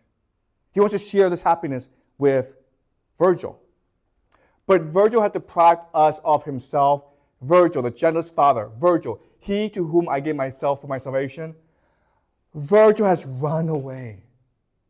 At this climax, at this moment when Dante is finally reunited with Beatrice, the moment that Virgil has completed his quest, Virgil has run away. Okay? He's run away. He's disappeared. No one knows where he is. And even our ancient mother laws was not enough to keep my cheeks, though washed with dew, from darkening again with tears. What Dante wants more than anything else is for Virgil to share his happiness. What he wants more than anything else is for Virgil to ascend to heaven, like Dante will.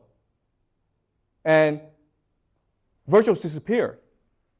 And Dante knows at this point, Virgil will never change.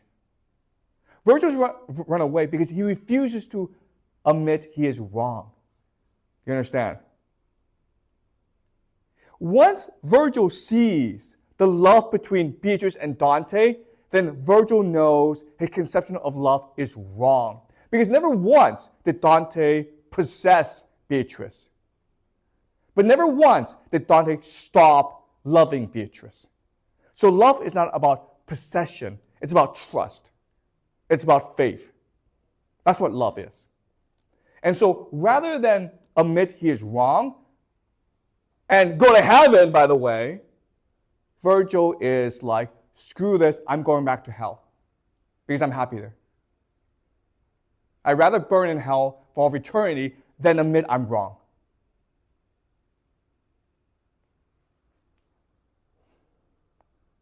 Dante, though Virgil's leaving you, do not yet weep. Do not weep yet.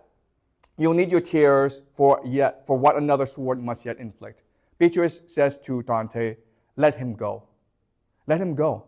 You can't save him. You have to save yourself. There's no point in trying to save those who don't want to be saved. There just isn't. All right? And so this is the last we will see of Virgil. And as you can understand, at this point, in our hearts, we've also learned to let Virgil go. And this means that slowly from our minds, the Ennead will dissipate, will dissolve itself, and we will have a new memory called the Divine Comedy come into place, which will reshape the way we see the universe. Okay? Does that make sense, guys? Is this clear? All right? Any questions about this?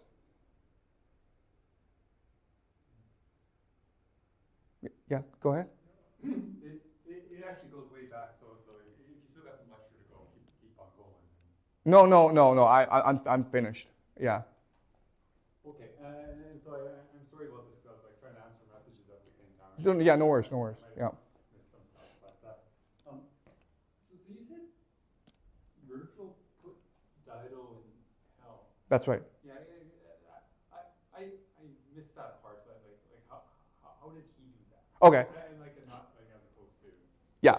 Dante put it, or like Right. author or Okay. So, how did Virgil put Dido in hell? Okay. So this goes back to the Iliad, which everyone will have read. If you read the Divine Comedy, you will certainly have read the Iliad. So what happens in the Iliad is that Aeneas, Prince of Troy, he's going to Rome to basically found the Roman Empire. Okay, that is his divine mission sent to him by the gods. But along the way, he gets shipwrecked on Carthage, and Dido, who is the queen of Carthage, welcomes him and his people, and they fall in love. And then they get married, they have sex, and all that. But then the gods get angry because they didn't want Aeneas in Carthage. They want him in Rome. Okay, so they sent Mercury, the messenger god, to tell him, hey man, Aeneas, go to Rome. And Aeneas, because he's pious, okay, that's what he's famous for being pious. He just basically says, fine, okay? And Dido, of course, gets very upset. And he warns Aeneas, if you leave, I can only kill myself. I love you that much. And Aeneas is basically like, yeah, go kill yourself, okay? So he leaves, and she kills herself. Okay, she basically throws herself into a, I can't remember. I think she just stabs herself with a sword and then throws herself off into a fire. Okay, so Dido is dead.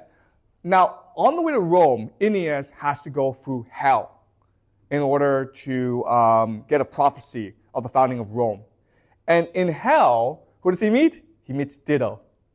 And Aeneas is kind of, it's awkward for him. And he's like, I just go say hi, okay? But the moment he tries to say hi to Dido, Dido runs away. And what's happened is that in hell, not only is she burning in hell, but she's lost the power to speak, which for the Greeks and the Romans was even worse than death. You've lost the power to speak. So that's what happens in the Iliad. And Dante is continuing this idea in the Divine Comedy. He's assumed that if you're reading the Divine Comedy, you've already read the Iliad, which I mean, again, the Iliad is what you have to memorize in school. Yeah. And I was just wondering though, like with her being a pagan, like I know she could get out of hell, I suppose, but she would have been there by default anyways, whether she killed herself or not, right? That's right. Just according to the theology that's set up. Yeah. So in Virgil's cosmology, Dido has to be in hell because she's a pagan, and Aeneas is there as well. So Aeneas is actually in limbo, and Dido is in the first circle of hell. The problem, though, is that Virgil does not acknowledge Dido. Okay, so it's like Virgil wants to block Dido from his own mind. He's trying to ignore the fact that Dido is his creation. He feels kind of embarrassed about all this. Okay. Does that make sense? Yeah. Okay. Did you have any questions? Yeah, so there's several ideas like limbo and there's purgatory and there's heaven. So like who created those conceptions of heaven and like all those areas of hell? Oh, yeah. Yeah, that's a great question. Where these ideas limbo and purgatory come from? Okay, so what's happening is that Dante is dealing with an entire cosmology of Christian thought, okay? Because throughout Christian history, there have been a lot of problems. One big problem is, let's just say that you're a baby and you are born before the time of Christ, okay? And you die because you're sick, okay? Well, That makes no sense. Well, then, according to Christian theology, then the baby would burn in hell. Doesn't make any sense, right? Because it's a baby. He or she is without sin, and he got unlucky, right? So they create this place called limbo for these special cases. Okay, does that make sense? All right, so that's where we get the idea of limbo from. And then purgatory is another idea that was created in order to basically as a middle ground between hell and heaven, okay? Because there are lots of special cases where, okay, this person did some sin and so can't have access to heaven, but the sin doesn't qualify for hell, right? So they created purgatory. So the genius of Dante is he's basically accessing all this cosmology. And like there are different conflicts within this cosmology, right? And he's creating his own cosmology. All right, so before Dante, the idea of purgatory was not that common. But after Dante, purgatory became a much more common concept in Christian theology. All right? Also, if you actually read the Divine Comedy, it's clear that Dante is drawing a lot of his ideas from Gnosticism. Okay? So in other words, what's happening is that even though the Catholic Church is trying to impose orthodoxy on the European population, most people are actually resisting, especially the educated elite. They're resisting, and they're creating their own theology in opposition to the Catholic Church. So they all believe in Jesus, but their interpretation of Jesus is different. Okay? So one major difference in the Divine Comedy is that it's orthodoxy that Jesus died for our sins. But when Beatrice and Dante talk about Jesus, Beatrice tells Dante, no, Jesus died to awaken us, to educate us to our own flaws. Because otherwise, we could not look ourselves in the mirror. Okay? The death of Jesus was so shocking that it forced us to look ourselves in the mirror and to see the sin within us. Okay? So it was an act of education. It was an act of inspiration rather than an act of redemption. Okay? According to Wikipedia, I was just checking this out. So the Catholic Church kind of solidified its own understanding of purgatory in 1274 at the Council of Lyon. Right, so the church gets together and like meets for 10 years or something and figure out what exact is, right? And so in 1274 they solidified their understanding of purgatory like this. You mentioned earlier about the Reformation, but the idea of purgatory wound up becoming a really big problem for the church because the idea was like, if you're suffering and burning in purgatory for 500 years, you could pay some money to get out of it, right? And this will be something that like Martin Luther will be very angry about and say this is corruption and so on. So over the course of basically 200 years from the time this was instituted, it creates a literary masterpiece, but also kind of lays the seeds to That's right. The church falling apart. So yeah. The other thing that we didn't really discuss is that at this point in European history, this year about 1300, right?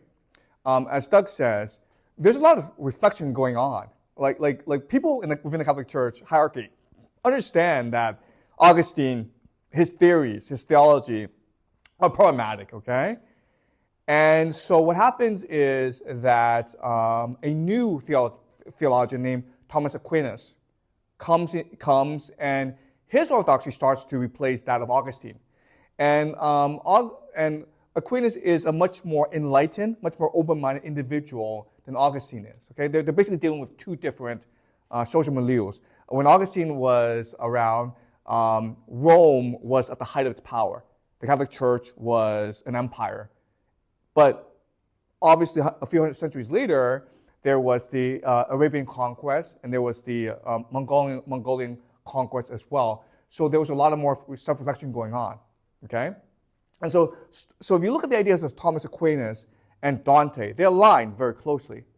But what's important for us to understand is philosophy is not as effective as poetry.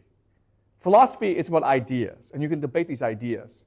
But poetry goes into your subconscious, and they become the building blocks of your psyche. Okay, does that make sense? Because poetry is language. And as we discussed, it was very common back then. It was actually a great practice for just people to memorize poetry. They didn't actually know what they were memorizing, but they just memorized it. And it made them much more fluent in language and much more fluid in thought. Okay, and that's a cultural practice that we no longer do to our detriment, basically. Right? So that's some Shakespeare in your head?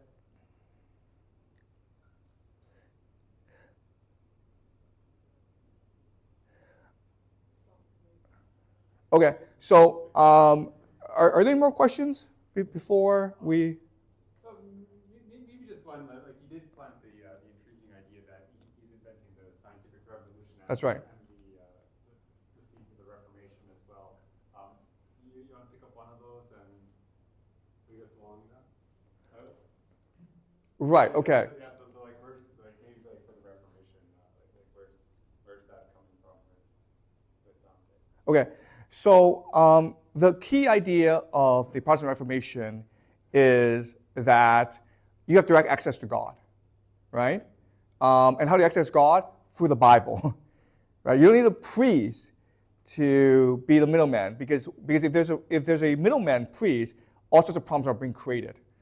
Corruption is a huge issue, but also orthodoxy. And so the idea of the Protestant Reformation is that you can access God through the Bible itself. Okay? And why you're able to do that is because God is within you and you're within God. And therefore, through self-study, you're able to access truth yourself. Okay? So that's the main idea of the Protestant Reformation. Does that make sense? Okay. And then when we talk about the Silent Revolution, the main idea of the Silent Revolution is the institutionalization of doubt. All right? What does that mean? It means we encourage you to ask questions. We encourage you to debate because that's what God wants. And where do we get this idea from? Because in heaven, Beatrice and Dante are arguing all the time. It's divine to ask questions. It's divine to doubt. It's divine to experiment. All right? Remember, the father of the Silent Revolution is Galileo. Where's Galileo from? Florence, right? So Galileo grew up immersed in the Divine Comedy. All right? These things aren't accidental, okay? Right?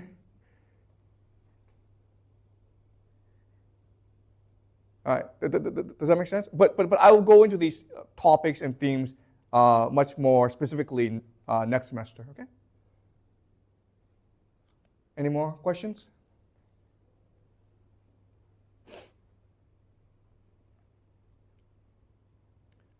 Okay, great. So I will see you guys next semester then. Okay, good morning.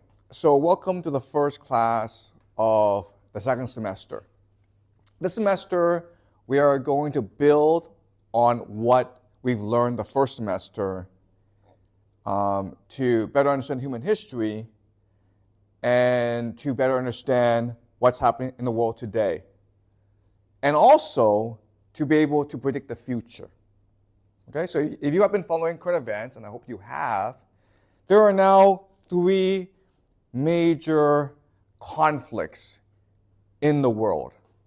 The first and most devastating is the war in Ukraine, where Russia and Ukraine have been in conflict for about 3 years now. And a lot of people have died. There's controversy over the exact number, but it's possible that over 1 million soldiers have died in this war so far. And even though President Donald Trump of the United States has shown signs that he wants to end the war, we don't really know when the war will end. Okay? So this war in Ukraine, it is still happening, and it's affecting everything and everyone because obviously it brings a lot of instability and uncertainty in the world, but it's also driving up prices, and it's making things inconvenient. So when you fly to the United States, you'll discover that it takes you longer to fly to the United States because you can't fly through Russia. You have to fly around Russia, okay? So that's the first major conflict. The second conflict, which is not as deadly, but which will probably prove to be even more dangerous, is the war in the Middle East, the conflict in the Middle East. As you know, for the past couple of years, Israel has been in conflict with basically most of its neighbors. It's launched an expedition into the Gaza Strip against Hamas, for what Hamas did on October 7th. It's launched a war against Lebanon. It's involved in Syria. And the signs tell us that this conflict will spread. Trump has come in and promised a resolution to the conflict. But as I will show you this semester, there are historical structural forces that make this conflict possibly the beginning of World War III. This conflict will only increase. The great fear right now is Israel attacks Iran and drives the United States into war with Iran. And this will mark the beginning of World War III, and this could possibly lead to the end of the world as we know it today. If the United States attacks Iran, both Russia and China must intervene in some capacity. Does that make sense to you guys? Iran right now, it's the linchpin of the global economy. The first reason is there's a lot of oil in Iran in the Middle East. And China, South Korea, and Japan get most of its oil from the Middle East, right? So if the oil supply is cut off, then the Chinese economy, the South Korean economy, the Japanese economy, basically all of East Asia faces economic collapse and catastrophe. Okay? But second is, if you look at a map, Iran is really the center of the world, meaning most of the world's trade goes through that area, especially something called the Strait of Hormuz. Iran has a capacity to cut off all trade in the Strait of Hormuz. And that would be a catastrophe for the global economy. And if that were to happen, then the Western powers would need to get involved in order to free up the Strait of Hormuz. And then Russia, India, China, who knows? Okay, but a lot of people would have to get involved in order to protect their economic interests. All right. So I will go into this semester. We'll talk a lot about what's driving the conflict in the Middle East. There are these geopolitical factors, as I discussed, but there are also these religious factors that we looked into a bit last semester, but I will explain more this semester. Okay? And then the third and final conflict is basically the United States against the world.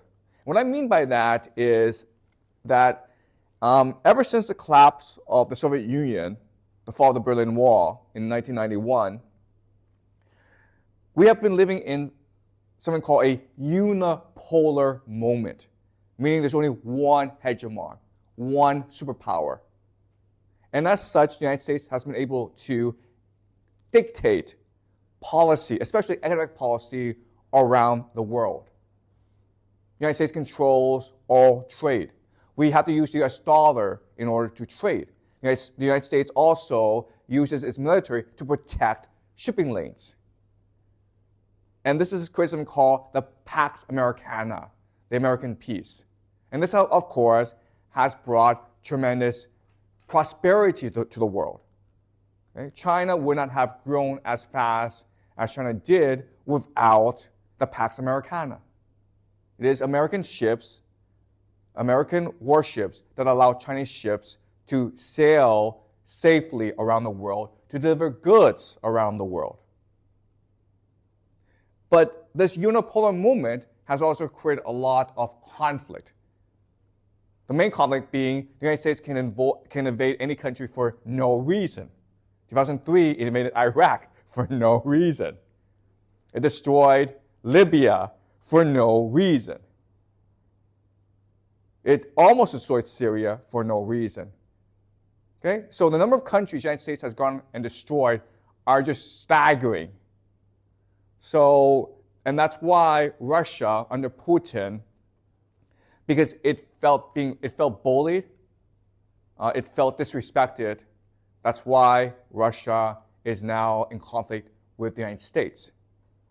And strangely enough, this conflict has caused the United States to go into conflict with the rest of the world. Okay, so as you may know, the United States right now, under Trump, has declared or is about to launch trade wars against a lot of countries.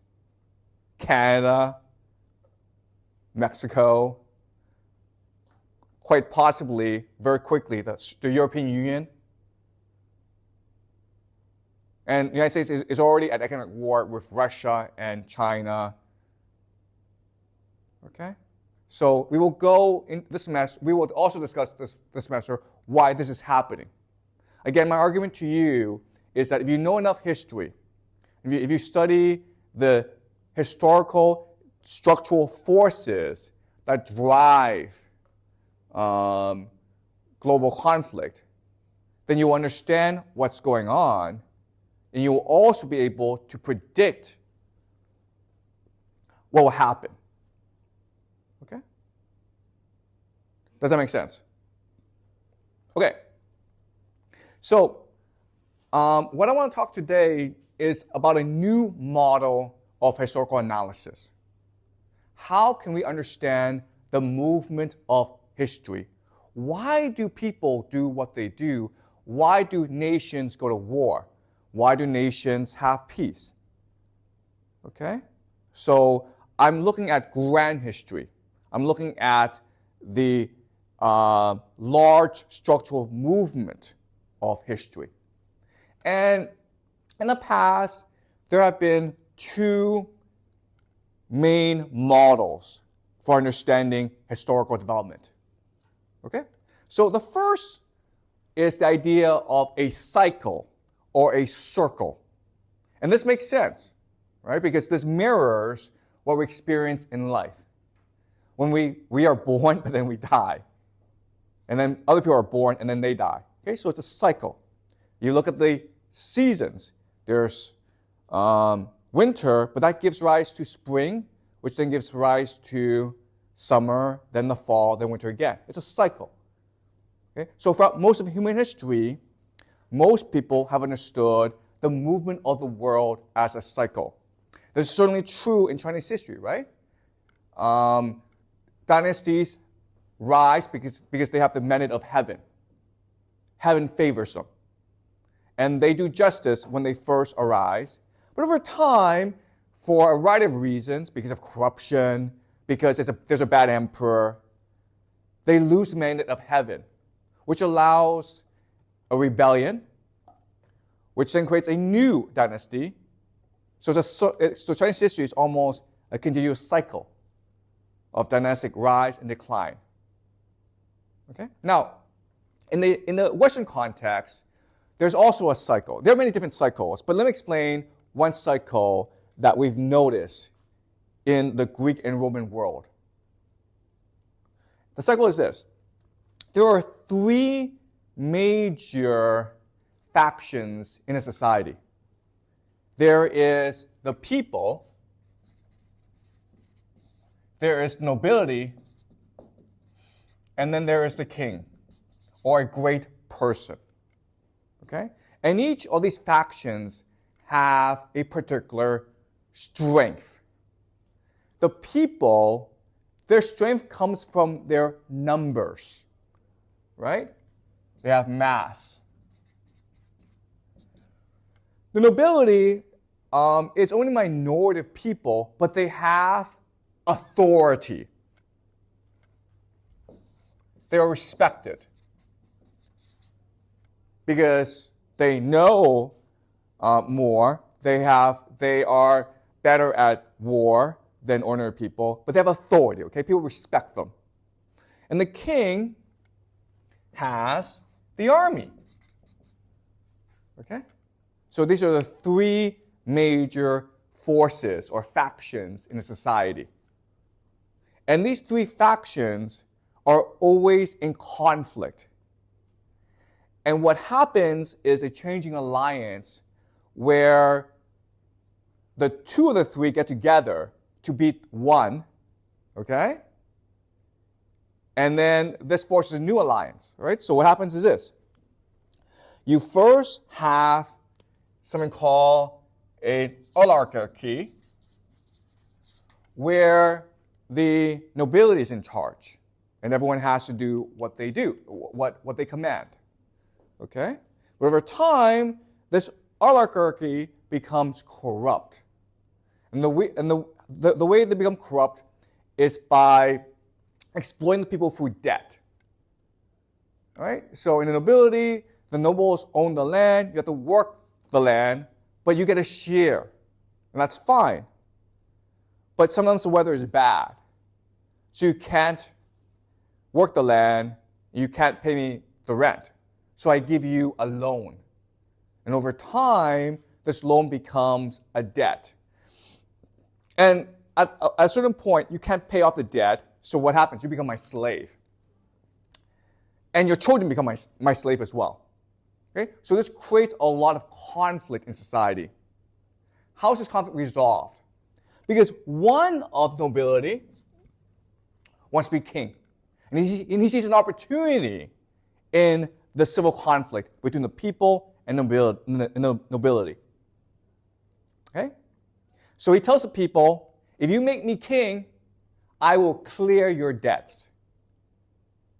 And this creates a monarchy. And the first king is usually a good king because he had to work hard to obtain his position, and people love him for the fact that he cleared away their debts. This is what we call a jubilee, by the way. The word is jubilee. And this happens a lot in human history. But the problem is the king has a son who's not so good. And then the son has a son who's awful, okay? And so the nobility get angry, the people get angry, and they rebel, and they create a democracy. Okay? But then in the democracy, because what happens in a democracy is it's the best people or the best speakers, the wealthiest people who control the votes. And so they get together, and what do they do? They create an oligarchy. Okay? Do you see how the cycle works? The cycle goes on and on and on. These three factions are always in conflict with each other. And and the way they form their alliances creates a certain form of government. Okay? When the nobility is in charge in an oligarchy, but then a king and the people work together to overthrow and create a monarchy. And then the king becomes corrupt, and so the nobility and the people work together to create a democracy. Okay? And you can see the cycle happening today in the United States as well, right? Because who is Trump? Trump is a king. Does that make sense to you guys? What is Trump saying? Trump is saying to the people, the elite are corrupt. The elite are stealing from you. The elite are lying to you. Vote for me, and I will destroy the elite, and I will give you more economic opportunities. Okay, do you understand? So this is a really important idea. Trump is not going to be president for 4 years. His ambition is to be king. Okay? And we see the cycle throughout human history. So that's the idea of a cycle. All right? We also have another model of human history development, of human historical development, which is a line. Okay? A line. And the idea of progress towards truth. Okay? So that's the other competing model. Okay? There are two main models. There's a cycle, and then there's a line. And the idea of a line is human society does not go on and on in a useless cycle. It is moving towards a truth. It is moving towards a good end. Okay? So, then this idea has been around for a very long time. Remember in the Bible, when King David first sponsored the writing of the Bible was a line where Yahweh the God, he was looking for a friend. He was looking for someone who he could trust to rule his kingdom of heaven. And he first tried Adam and Eve, and they disobeyed him. Then he tried Noah, then he tried Abraham, and then he tried Moses, and then he found his true friend, who is David. Okay? So the truth is David in the Hebrew Bible. Then you have the Romans.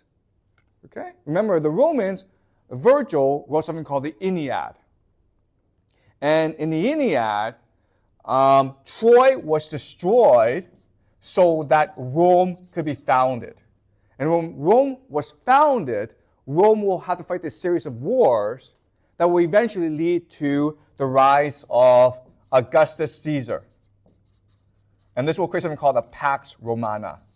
And this is the end of history. This is where all movement ends. Because once you achieve the Pax Romana, there'll be no more war. Okay, so it's the idea of a line.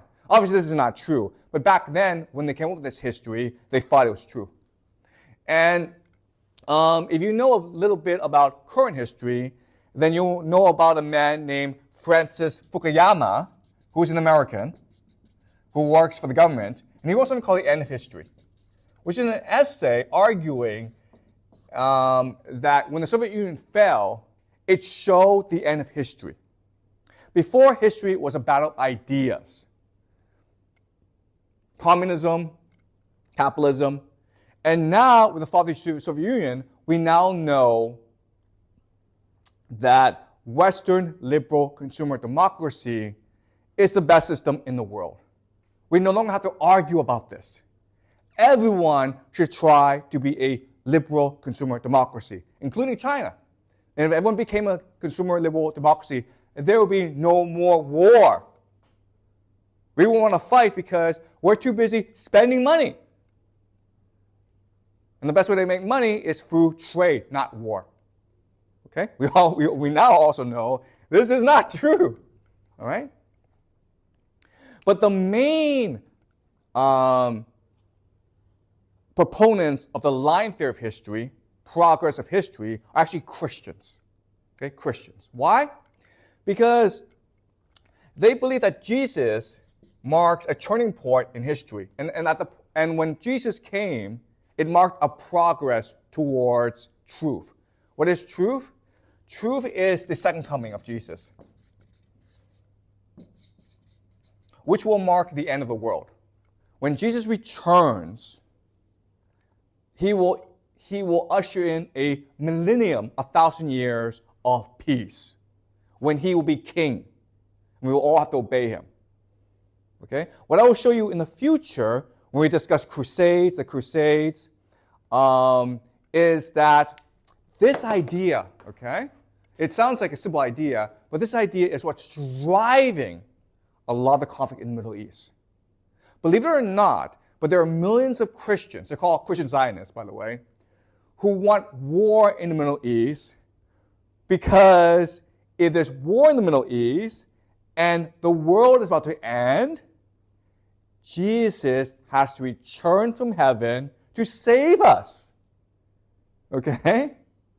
You think this is silly, you think this is crazy, but I'm telling you right now, this idea, which millions of people around the world believe in, it's one of the main causes of the war in the Middle East. And guys, crazy ideas make crazy events. All right?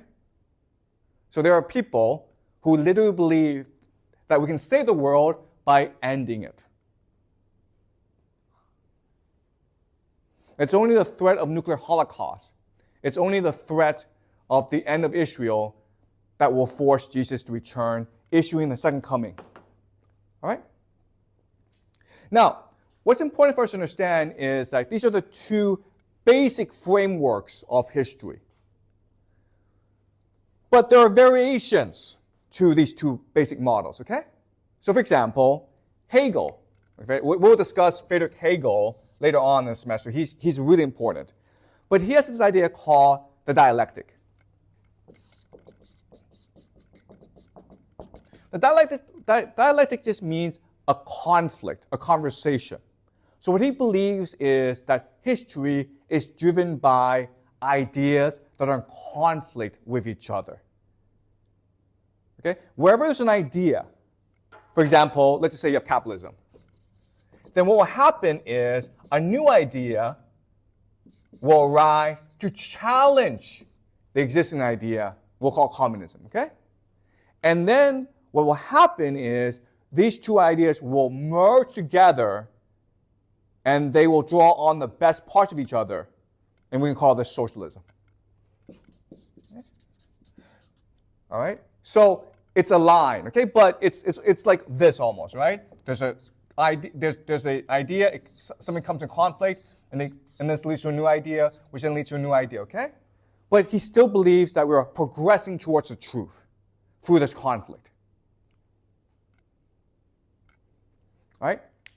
So we'll discuss Hegel and his theory of the dialectic later on the semester. And this will lead, the idea of the dialectic will lead to, of course, Marxism. Okay? So Marx is drawing a lot on Hegel and another philosopher named Immanuel Kant for his theory of communism. But we'll do that later on in the semester. All right? So these are the two main models of historical development. You have the cycle, the circle, or you have the line. You either believe that things move in continuous motion or they're moving towards an end. Okay? Does that make sense? Any questions about these two models so far?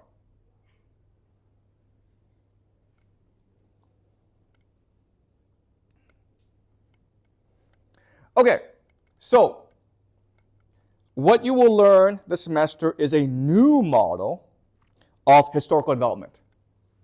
Okay? It's a much more complicated model than these two models, but I think it is much more useful in helping us predict the causes of historical development. Okay? I want to argue why these two models don't really work.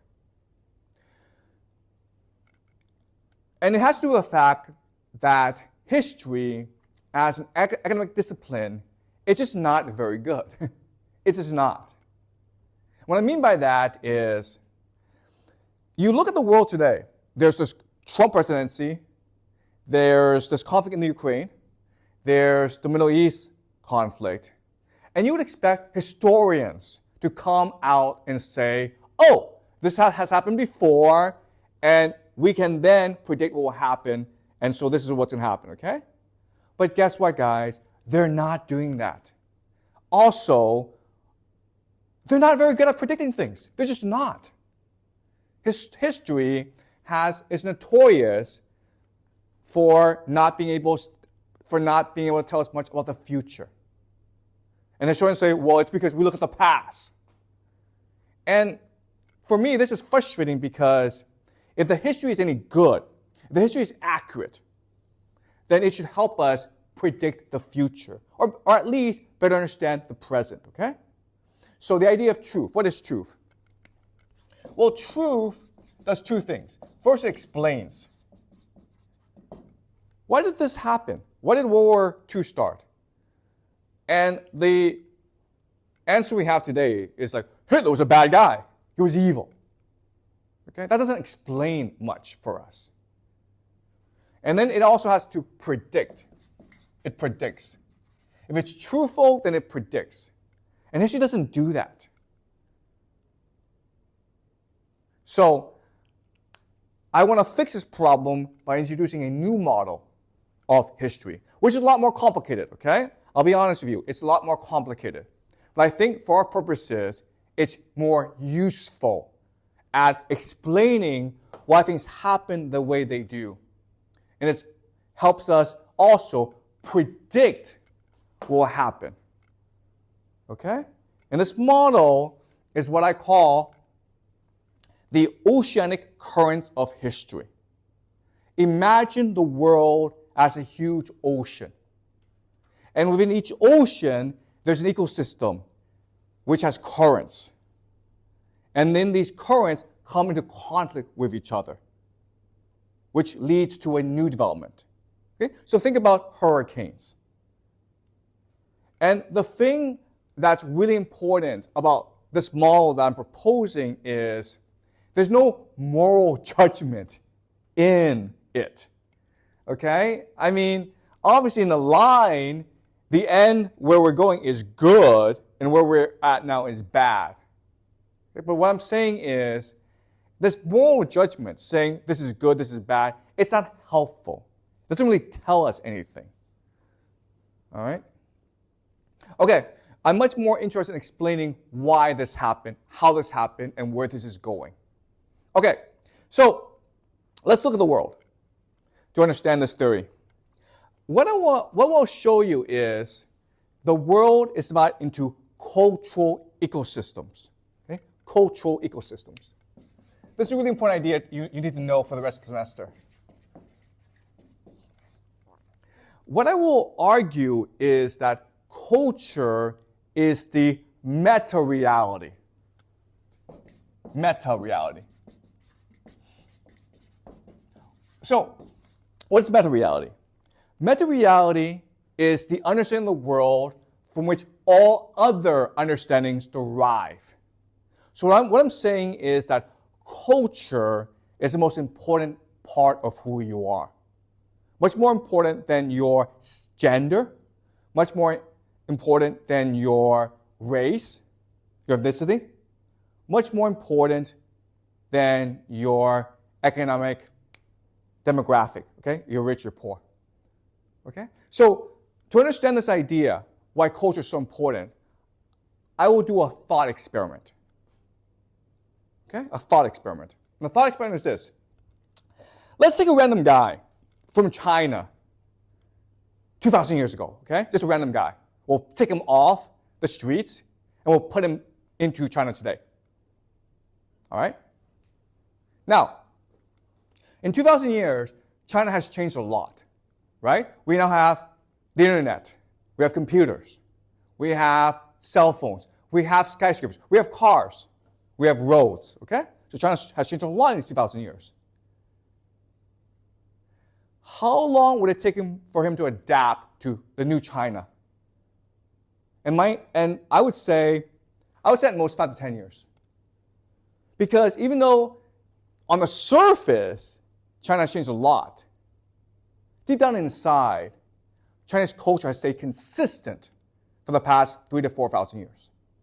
So he would understand how to make friends.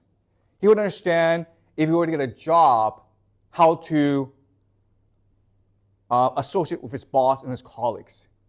If he were to get married, he would know how to raise his children to have them succeed in China. Okay? Does that make sense to you guys?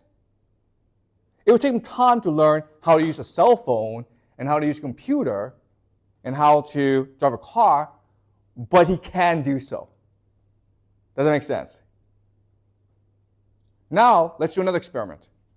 Let's take a random guy from China today, and put him in Germany today. Germany, okay? What I will argue is this. He will never, ever be able to adapt to the culture. He may get a job as a pizza delivery man, who knows, okay? But he will never, ever make friends who are German. He won't find a German wife. Whatever job he does, he won't know how to succeed. He won't know what to say to his boss. He won't know how to associate with his boss. Okay? Does that make sense? This is a guy who knows the internet, who knows how to drive a car, who can speak English, but because of the culture, he's always a stranger. Does that make sense? This thought experiment, I hope, shows you the persistence of culture. It's the most important part of who you are. It drives everything else. It drives how you see the world. It drives how you interact with others. Okay? So what matters is the culture and nothing else. And what I want to show you is, this semester, is the world can be divided into cultural ecosystems because of the history, because of the geography, because of the demographics. Okay? Does that make sense? So, look, Europe is a cultural ecosystem. All right? Meaning someone from Germany can go to Italy and still feel at home. They don't speak the same language, the geography is different, but they share the same cultural orientation, the same cultural values. All right? Someone who lives in the Middle East, okay, well, something called the Levant, Israel and other places, okay, but basically the Middle East. That's also another cultural ecosystem. Then you have the steppes. Okay? So remember, the steppes are this grassland, this ocean of grassland that basically extends from Hungary to Mongolia, okay? And then you have China, India, okay? So but there are these different ecosystems, cultural ecosystems, that are determined by their geography, their history, and the demographics. And culture is a response to geography, history, and demographics, okay? Does that make sense? All right? Now, what I will show you is that within each ecosystem, they're always interacting with each other, okay? They're always interacting with each other. And when they change their interaction with each other, all right? So, let's ask a really important question, which is, why do empires,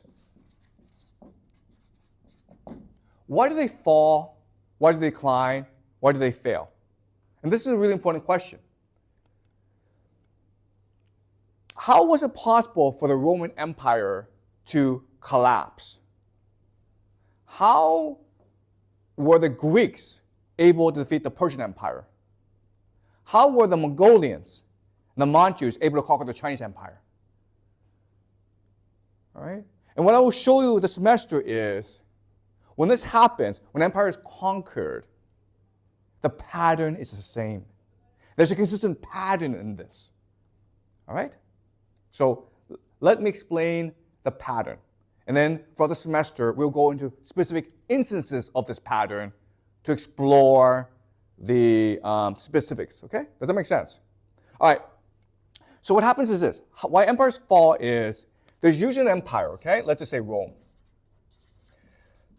And as they expand, they encounter something called the borderlands. Okay, borderlands. Borderlands are just places that are the intersections of empires. Okay, so Mongolia is the borderland of the Chinese Empire, right? Arabia is the borderland of the Byzantine and the Sasanian Persian empires. Okay? And the borderlands and the empire become, at first, symbiotic.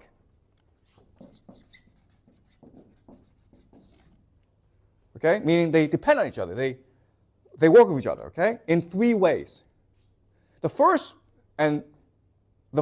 most simple way that they interact is through trade. Okay? They trade with each other. Second way they interact is through military cooperation. So what often happens is the empire needs mercenaries. And it turns out that people who live in the borderlands make very good soldiers, okay? Because they live in a time of war and chaos. In the borderlands, there's no central authority. So they're always fighting each other. So they make very good soldiers. And then the third way they interact with each other is some people in the borderlands will raid and pillage the empire, the outskirts of the empire for resources, okay? So they are interacting with each other. So the pattern is this. The borderlands first start off as maybe an isolated region of the world. So Arabia, the steppes, and the Germanic North, okay? What we call Scandinavia today, okay? The Norsemen. So these are all isolated parts. But as the empire expands, they start to interact with these isolated ecosystems.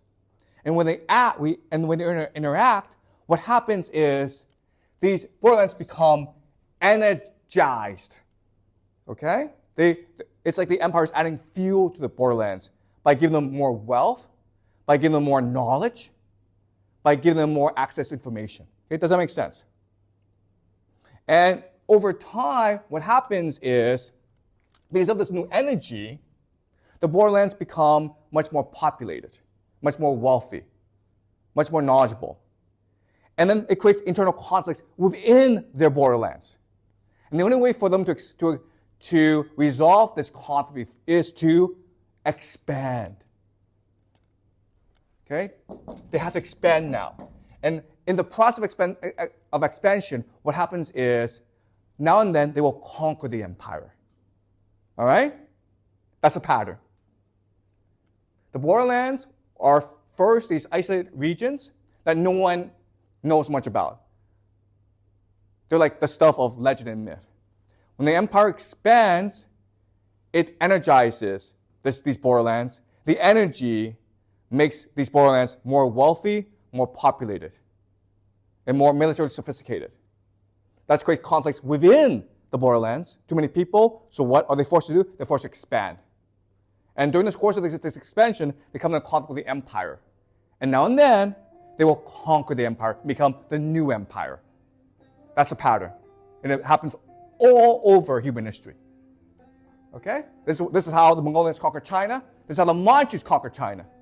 Before the Mongolians and the Manchus conquered China, there was trade. The Chinese Empire was using them as mercenaries. Okay? There was also a lot of small conflict. Does that make sense? All right. So now that I explained the pattern, the question then is, why would this happen? Why would this happen? How is it possible for the borderlands, which again is only a fraction of the wealth, the population, and the resources of the empire, how were they able to conquer the empire? And this is a really important lesson you will learn in this class, which is empires are destined to collapse. Empires must collapse. All right? So, why is that the case? In this class, you will learn there are 3 boundary conditions of all societies. Eventually, all societies must collapse for 3 reasons. All right, the first reason is elite overproduction. Second reason is rat utopia. And the third reason is financialism. All right. So let me explain the first, financialism. What do I mean by that? All right. When a society first starts, it's important for people to contribute to its growth, right? I can do that by starting a farm. When I build a farm, I make goods. I'm creating wealth for the society, right? You can also do that by building a factory. But over time, what happens is you eventually realize that it's more profitable for you to lend money than to build things. Does that make sense? It's as much profitable, much easier for you to be a capitalist than it is to be an entrepreneur over time. So there's this very famous French economist. His name is Thomas Piketty. And he wrote a book called Capital in the 21st Century. It's a very good book. It's very easy to read, and it's one of the most discussed books right now. And he makes the argument why inequality happens. Inequality in society happens because of the nature of capital, okay? The nature of money. What money does is it seeks to grow for the sake of growing. And what's the best way for capital to grow? By consolidating and charging rents. Okay, does that make sense? So the example is, okay, there are 5 restaurants in Beijing. They're obviously trying to compete against each other for customers, right? So they lower prices and try to create better food. But eventually, at some point, they figure out, hey, we're 5 restaurants, man. We can just get together and negotiate a cartel, a deal, where we charge all high prices, right? Then we make more money that way. That's something we call rent-seeking behavior, rent-seeking. The idea of rent-seeking is to create a monopoly which forces people to buy whatever prices you charge them, okay? That's the ultimate goal of industry or society or business, okay? To engage in rent-seeking behavior. And over time, because capital consolidates, it's much more profitable to engage in capitalism than it is to engage in entrepreneurship. Okay? Meaning, you're better off actually investing in the stock market than you are in getting a job. In fact, what he shows is the return on financial capitalism is 5% a year. Okay? On average, if you put $100 in the stock market, you make $5. All right? But the return on the real economy is only 2%. Meaning, if you start a factory and you hire people, or you start a restaurant, which contributes real growth, real wealth economy, you only make 2%. All right? And that's why if you go to America, and you will go to America eventually, you'll find that young people your age, they're not working. What are they doing? They're investing in Bitcoin. They're playing the real estate market. They're investing in stocks. Do you understand? Because you make more money doing that than you do by doing real work, by creating a company. You understand? In other words, your society isn't producing any value. And as a result, your economy can't move on. Right? Does that make sense? And when you're in this situation, what are you forced to do now? If you're a society and you want to continue, what are you forced to do? Excuse me? No. What do you do? Historically, what have societies done in order to get out of this situation where financialism has destroyed your society? Make war, guys. Do you understand? Because you make war, you destroy things. When you destroy things, you're forced to rebuild things. It doesn't make sense. That's why we have war. Because war means a game reset. It allows society to rebuild itself. Okay? So that's the first idea I want you guys to understand. Over time, the economy matures to a point where everyone becomes a renter. Okay? A rentier. You're trying to be a landlord, and you're trying to charge people to use your land. You don't want to work. This is true throughout the world, right? In China, it's the same thing throughout Chinese history. Right now in the West, it's the same thing as well. Okay? And at that point, you have no choice but to start a war to reset your society. Or your society will continue to decline. Okay? So the first boundary condition, why societies must die. Second boundary condition is the idea of rat utopia. Okay, so we discussed this a bit last semester. I want to refresh your memory. Rat utopia is an experiment that's been done many times. But the idea is this. What happens to rats in a perfect world? Normally, rats have an extremely ritualized society. So, for example, if you want to mate, okay, what male rats do is they go on top of a mound where all the female rats can see them, right? And the male rats, start to dance, okay? They dance really like in a very strange way, but that attracts the attention of the female. The male rat sees the attention of the female rat, and the male rat starts to chase the female rat. The female rat runs back into her burrow, her home, and hides. The male rat has to stand outside and wait for the female rat to come out. When she comes out, she will start running again, and he will start chasing her. And then she'll run back into her furrow again. And they do this multiple times until eventually the female rat lets him catch her, and then they will have sex. And they'll be married and have children, okay? So that's rat society. And it's no different from human society, right?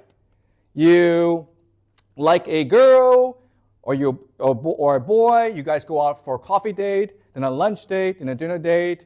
Then eventually, after a couple of years, you might have sex and get married and have children, okay?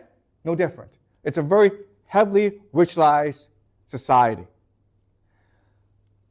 What experimenters did was they asked themselves, what would happen if we made a perfect world where no one had to fight for food?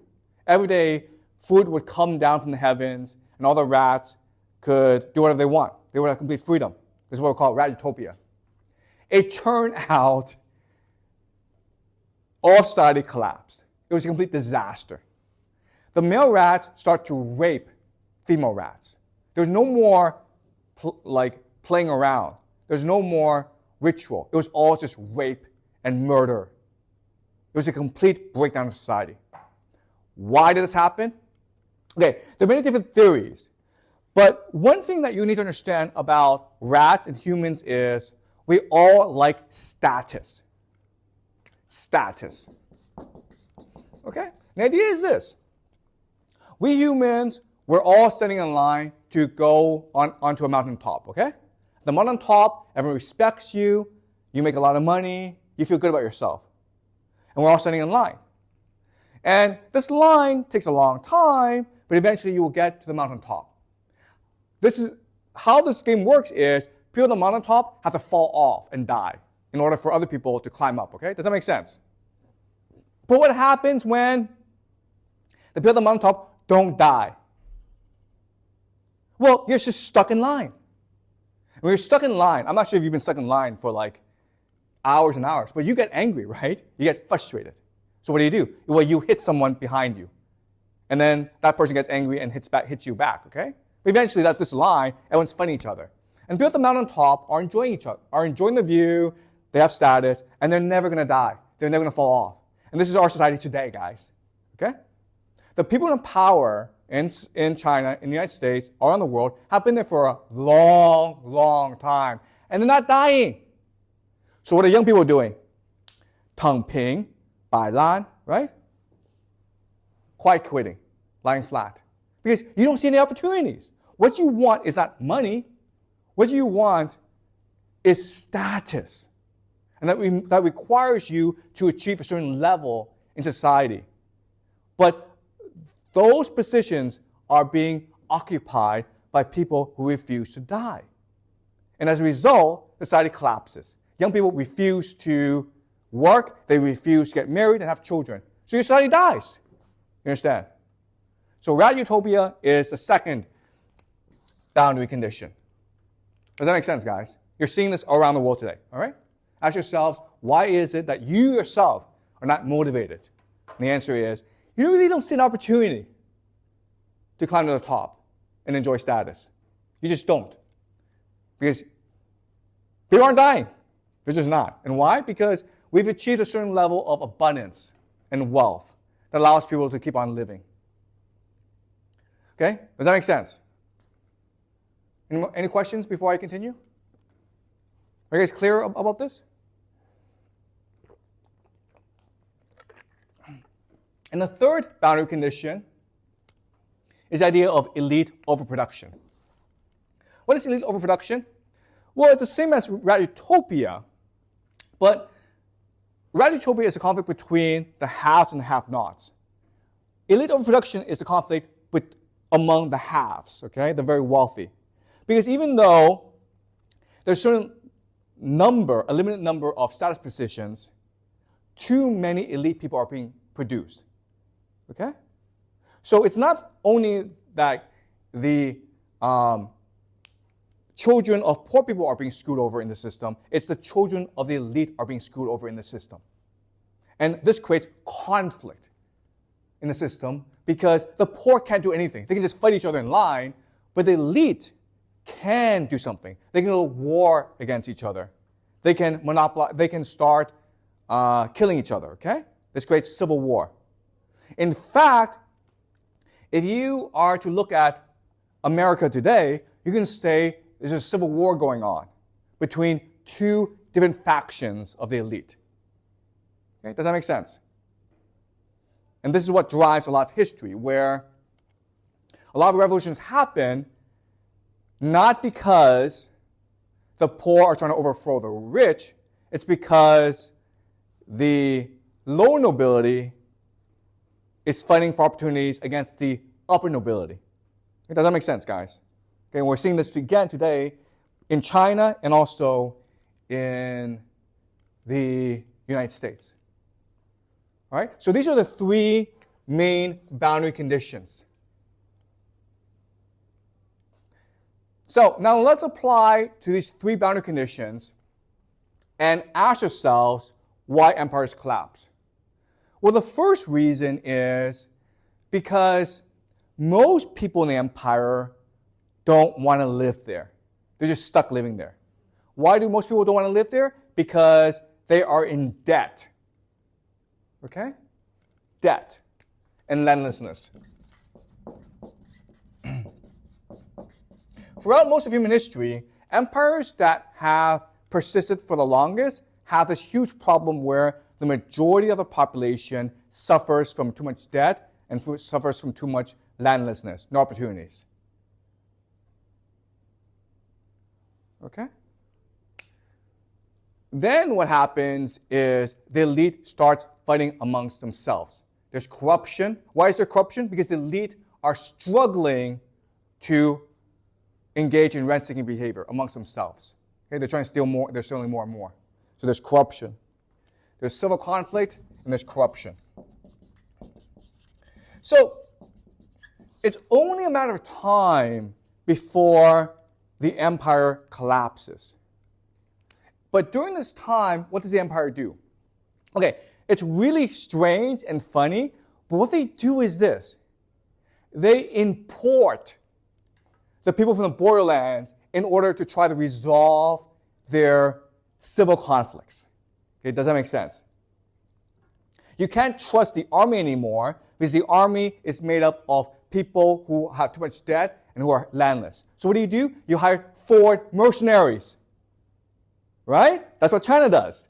Or that's what China did in its history. You can't trust your own army, so you hire foreign mercenaries. And eventually what happens is you replace your army with foreign mercenaries.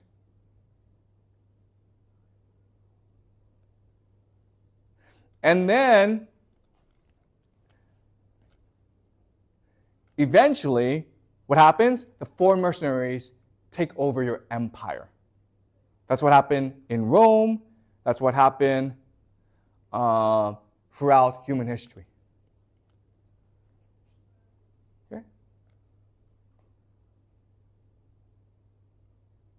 Okay, so now that we've discussed the empire, I want to look at the borderlands. Why is it true that the borderlands are able to conquer the empire? And my argument to you is cultural. Culture. It's cultural. All right?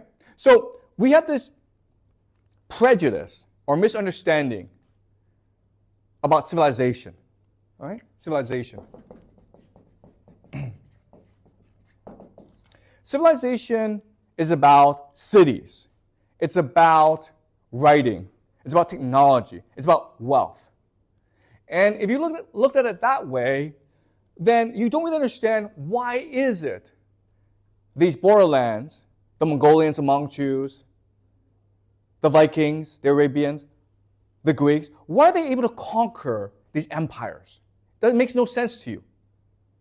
So what I'm trying to say you is, what I'm trying to tell you is, this is a wrong way of looking at it. A better way of looking at it is culture. In the borderlands, there's a certain culture that develops because it's the borderlands.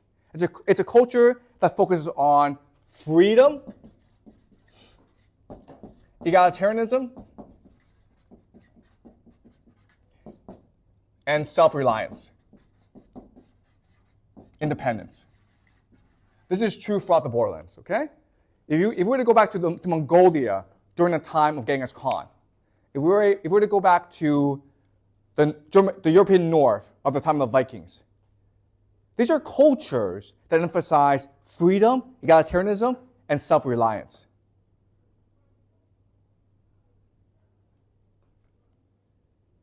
And as such, these were amazing warriors, okay?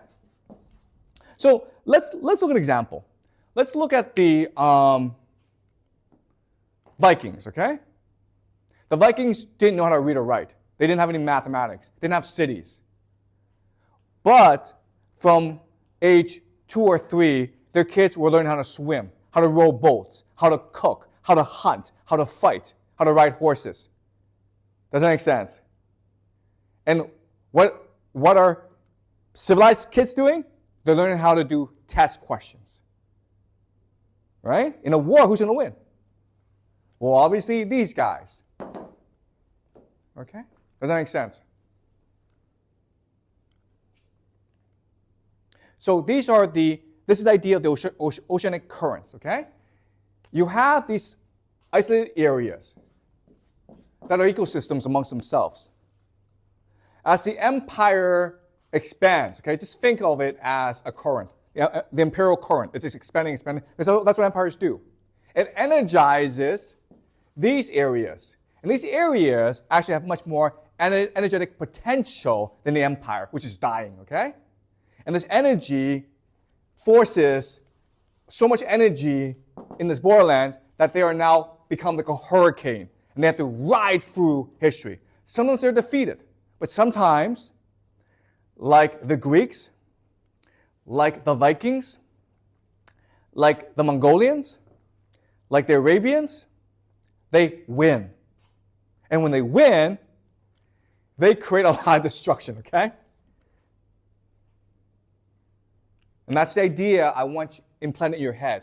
These are currents. These are natural forces that are unstoppable. Once they start, you cannot stop them. Okay? This war in Ukraine, it is a hurricane that will engulf all of Europe. This war in the Middle East is a hurricane that will engulf the entire world. Once it starts, you can't have a conference and decide to end it. These things cannot end until they reach their natural course. Okay? The hurricane stops when it runs out of energy. Does that make sense? The hurricane does not negotiate with you and say, oh, well, you make a very good case for why I shouldn't destroy you, so I'll just stop. Hurricanes don't do that. Okay, these are natural forces. Right? And this is what I will show you this semester. And I will also show you how this connects to current events. And then once we do that, we should be able to predict current events. And just to let you know, spoiler alert, things will not end well. Okay? We are looking at the complete and utter destruction of the world we live in today. Nothing will be the same. Because these are oceanic currents. They destroy everything in its path. Once you unleash them, they must destroy. It's only a question of how much. All right. Was this clear to you guys? Any questions? Anything you want me to clarify or elaborate? Again, I know this is a big theory, but we will be doing a lot of examples throughout the course of the semester. All right? And this will give you a unified theory of history. And you'll see how everything connects together. All right? Any questions?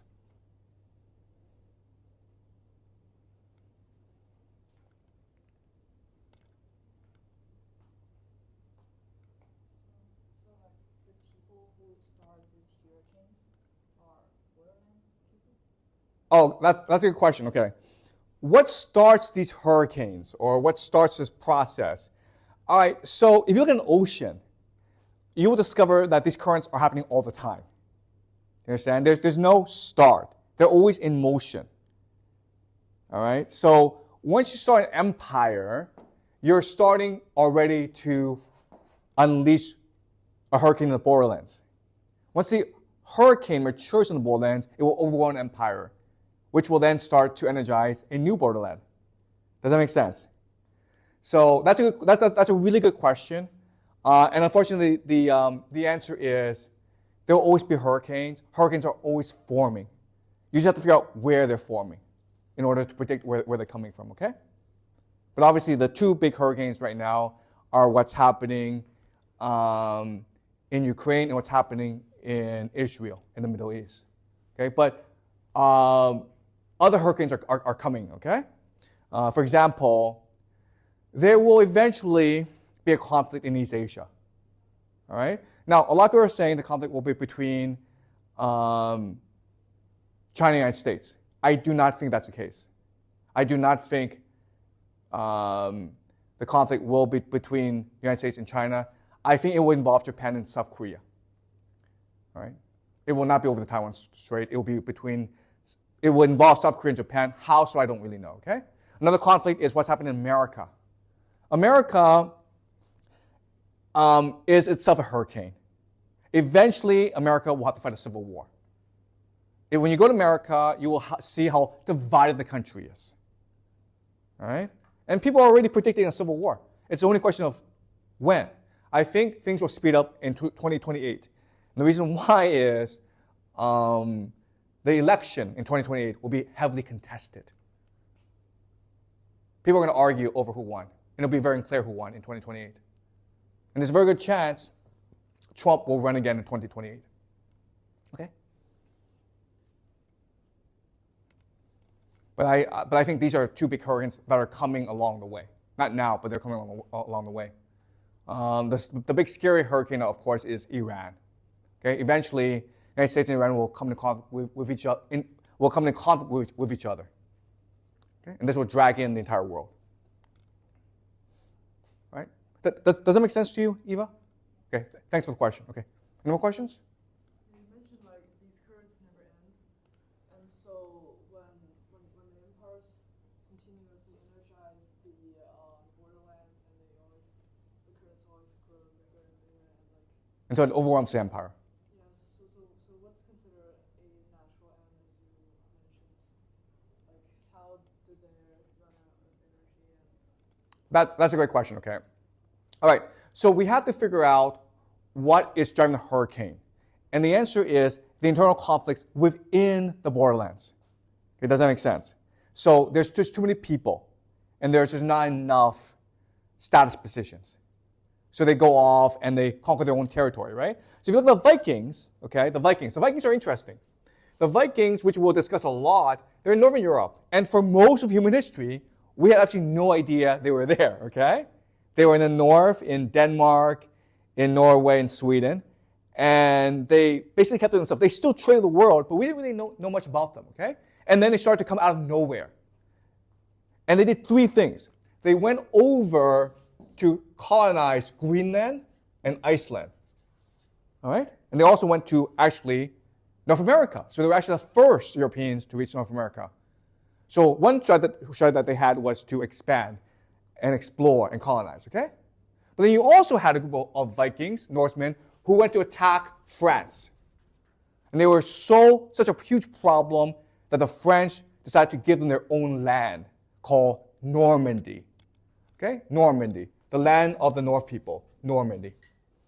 All right? And then they went over here to Ukraine along the Dnieper River because they were trading with the Slavic Empire. And they founded colonies or new settlements. And this was a peaceful process, okay, because they were trying to establish trading posts. And this became the basis of which country, do you guys know? Russia. Okay? Because these people will call the Rus. I actually don't know what Rus means, but it just means Rus. And that's where Russia comes from. So this is the beginning of a new country called Russia. All right? And Normandy is interesting because they eventually went off to conquer a new country called, do you guys know? Who they conquered? Who did the Normans conquer?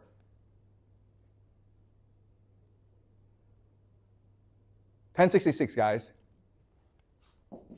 England. Britain. All right? You understand? So the hurricane stops when the people just run out of energy because they've reached a point where they can't go on, okay? The hurricane is created because they have wealth, power, but they don't have enough status positions so that they expand to fill these status positions, okay?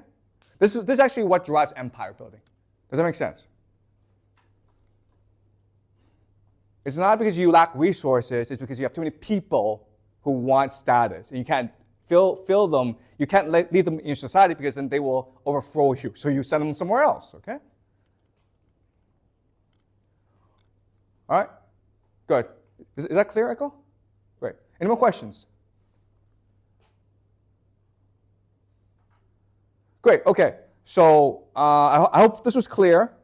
We will continue discussing this throughout the semester because this becomes a framework for which you understand all of European history for the past 2,000 years, okay? So next class we'll do the Roman Empire, the fall and decline of the Roman Empire, which will lead us into the rise of something called the Holy Roman Empire, which is not the Roman Empire, okay? It's basically the French Empire, okay, or the Frankish Empire. And the Frankish Empire will lead to the rise of the Vikings. All right? All right, so those are the next three classes. All right, great. Okay, good morning, class. So we are today doing the rise and fall of the Roman Empire. And this topic is extremely relevant today because there's a country in the world that purposefully modeled itself out of Rome.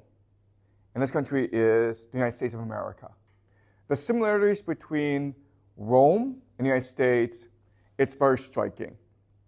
Both of these societies were of their time the most powerful nations. Rome dominated the Western world for centuries. And today, America is the world's most powerful nation. In fact, America is so powerful that if the entire world were to get together, decide for whatever reason to invade and attack America and not stop until America was defeated, well, if that were to happen, America would win. America is really invincible. It's protected by 2 oceans, and it has infinite resources, and it has an extremely aggressive population and the world's most sophisticated military. So by studying Rome, we gather insight into America, where America is right now in its history and where America is headed. And the central argument I will make to you today is that both of these societies, Rome and America, are really war machines. They're extremely aggressive. And if they cannot turn their aggression outwards, they turn their aggression inwards. Rome, throughout its history, was either fighting wars against its enemies, and then when it ran out of enemies, it fought wars within itself, which ultimately led to its decline and collapse. America is in a very similar situation. After the fall of the Soviet Union in 1991, America became a hyperpower. It had no competitors. It has no peers in the world. Even though it tries very hard to look for enemies, for example, for the past 10 years, America has been trying to paint China as a new threat. America really has no adversaries. And as a result, it can't really be aggressive abroad. So this will lead to, if the history of Rome is an indicator, it will probably lead to a massive civil war in America in the next 10 years. Okay, so that's what the history of Rome tells us. Okay, so today I want to look at 3 questions. The first question is, why did Rome rise? What allowed Rome to become an empire, a superpower of its time? The second question is, what did Rome ultimately decline and fall? And the third question is, what is the legacy of Rome? What is the impact and influence of Rome in today's world? Okay, let's look at the first question. So Rome, the tradition, we don't actually know if this is true or not, but the tradition is that Rome was founded in 753 BCE. And for that early history, Rome was a monarchy. It had a king. Then in 509 BCE, it became a republic. Not a democracy, a republic. And at that point, Rome was very much a poor, backward, and isolated city along the Tiber. And at that point in its history, no one, okay, not even the Romans, could have predicted that in 300 years' time, Rome would become the master of its world, the Mediterranean, okay? So to understand why Rome was able to succeed, let me very quickly draw for you a map of the world, the Mediterranean, in about 500 BCE, when the Roman Republic was founded. So at the center of this world was really the Persian Empire. The Persian Empire was in control of the world's 3 most prosperous regions: Egypt, Anatolia, which is modern-day Turkey, and Mesopotamia, which is modern-day Iraq. And these are the 3 most fertile regions of the Western world. It was extremely prosperous, very heavily populated. And the Persian Empire was in control of all 3 regions, okay? So the Persian Empire is like this. Across the Aegean and the Mediterranean from the Persian Empire are the Greeks. You had Athens and you had Sparta. Okay? And these were the 2 dominant city-states, or what we call polis, on the Greek mainland. Across the Adriatic is, of course, Italy. And the dominant power actually in Italy at this time are not the Romans, but a culture civilization we call the Etruscans. And the Etruscans, for the longest time, were dominant over the Romans. In fact, some people believe that Rome was originally a colony of the Etruscans, and the first kings of Rome were actually Etruscan princes. Okay? And then over here is a place called Carthage, which is an emerging power. Okay? And over here, above the Greeks, are the Macedonians. So these are the major cultures and powers of that time. Now, one of these powers will eventually dominate and then provide the cultural framework for all of Western civilization. And if we were to go back in time and we were to analyze this situation, then we could make some predictions, okay?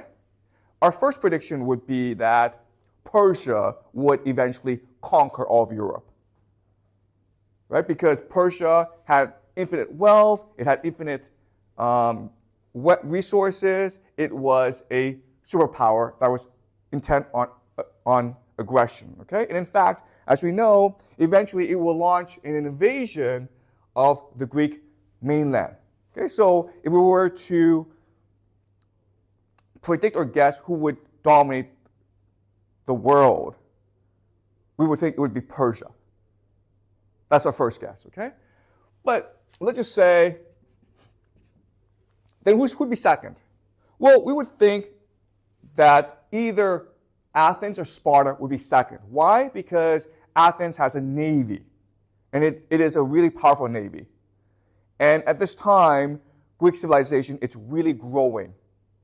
Okay, so we would guess Athens or Sparta. And remember, Athens has a navy, but Sparta is really a military hegemon. It is focused on being a military powerhouse.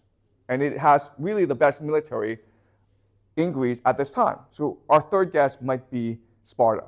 Then we could guess Carthage. Why? Because Carthage is strategically located in northern Africa, which gives it access to all trade routes in Africa, over here, into all of Europe, and then back to the Mediterranean. Okay? So Carthage would also be a good guess.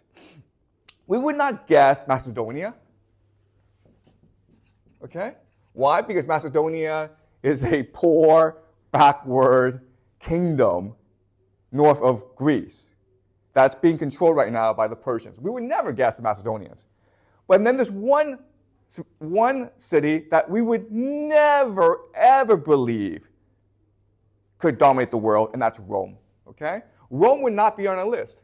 Macedonia might be on the list because it still has a strategic location, it has a very militant population, but we would never, ever guess Rome.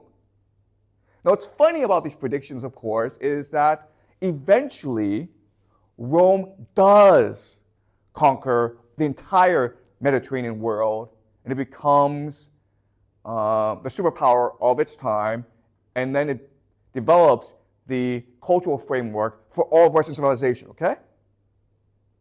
But not only that, but close to Rome is Macedonia. Because remember, Macedonia is where Philip II builds the world's most powerful military, and where Alexander the Great comes from to conquer all the Persian Empire. Okay? So it's very strange that the nations that either are not on the list or are the bottom list will eventually conquer the world. All right? And this goes back to our first class where we talk about the oceanic currents of history, how empires are destined to fall, to decline, but in the process, they energize these borderlands and empower these borderlands to rise and eventually, over time, to overwhelm the empire, okay? So this is true for Macedonia, and this was certainly true for Rome, okay? So this fits into our pattern of the oceanic currents of history. So there are many different reasons why Rome would eventually win out over its competitors in the Mediterranean. What I want to focus on today are the cultural reasons. So my argument today is that Rome, in opposition to its enemies, developed a cultural system that allowed it to triumph over its enemies. This cultural system made it ideal for military competition against its major enemies. Okay? So, let's talk about this cultural system. And to understand this cultural system, I will compare and contrast it with the Greeks, who are also, who are basically the most culturally dominant people in this area at this time. Okay, so what do the Greeks believe in? Well, the Greeks believe in three things, okay? The Greek system. When I mean Greeks, I basically mean the Athenians, okay? Because the Athenians were the culturally dominant nation in the Greek world. All right, so what do the Greeks believe in, and how were the Romans different?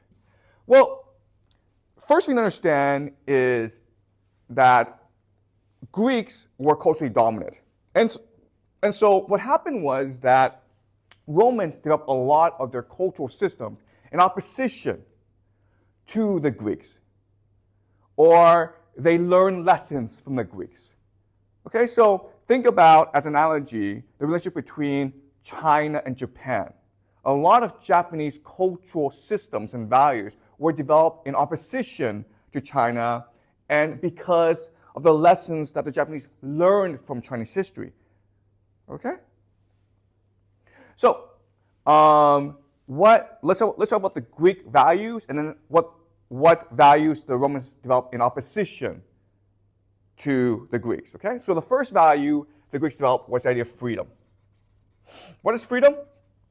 Freedom represents an egalitarian society in which everyone has the right to speak his mind. His, not hers, okay? His mind. So every citizen was considered equal. And that was the basis for Greek democracy. Everyone has the right to speak if you're a citizen. Okay? Now, what is the Roman counterpart? The Roman counterpart is what we call liberty. And they sound similar, but they're actually very different concepts. Freedom is the right to speak your mind, the right to live your life. Liberty is the respect for the laws, history, and traditions of your culture, because that's what enables you to be free. If we don't respect the laws, it'd be anarchy. Also, liberty means basically no king. Okay? We will never allow a king to rule us because he takes away our liberty. What's interesting for us is the modern Western concept is more aligned with the Romans than the Greeks. When we think of freedom and liberty, we think of the Roman idea, not the Greek idea, okay? So liberty. The Roman word for this is, of course, libertas. All right, so the second idea, value of the Greeks is the idea of eudaimonia.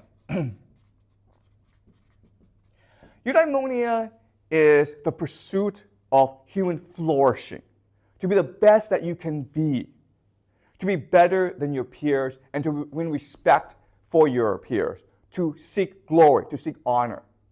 So let's go back to last semester and think about Achilles in the epic, the Iliad.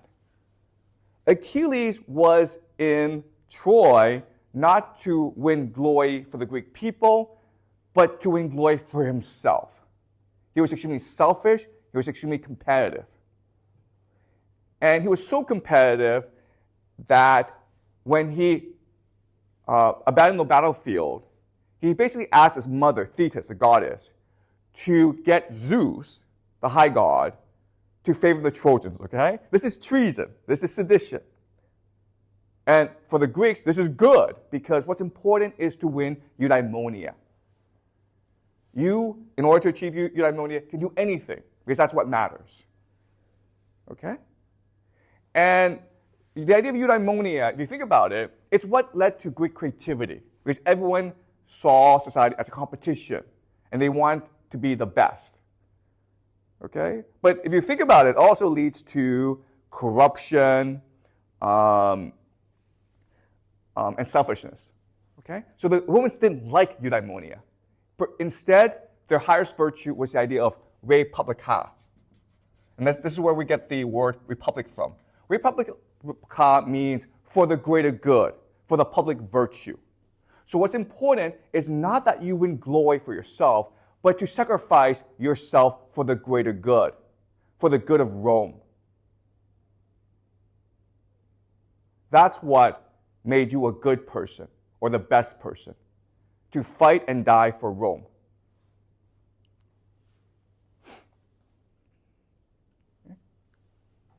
And the third value for the Greeks that mattered was the idea of arete. Arete just means excellence. So even though Achilles was a jerk, the Greeks still admired him. Why? Because he was a great soldier. On the battlefield, he was fabulous. He was excellent. And therefore, he should be admired. Okay? The Romans didn't like this, okay? They didn't want people to outshine everyone else. So they prefer the concept of piety. Obedience, loyalty to your fathers, to Rome, to the gods. Piety is what mattered. The highest virtue in Rome is not arete, it is piety. And again, a lot of Roman values was developed in response to the Greeks, especially to the Athenians. Okay? Because remember, the Athenians in 480, they defeated the Persians. And the Athenians became basically an empire. And they were the dominant military force in the Mediterranean and the Aegean all of that time. But 80 years later, 400, they had been decimated. They had been destroyed. They fought against Sparta in the Peloponnesian War, and they lost. The Romans witnessed all this, right? Because they were just across from the Adriatic. They knew all this. And so they were determined not to repeat the mistakes of the Athenians. And that's why they developed a system in opposition to the Greeks, the Athenians. The Athenians had democracy. And it was common wisdom at that time that it was the democratic system that caused the collapse of the Athenian Empire. And in response, the Romans developed a system called the Republic. Now, there's a huge difference between democracy and republic. They sound the same. And in today's world, we use these two concepts interchangeably. Okay? We say American democracy, we say American republic.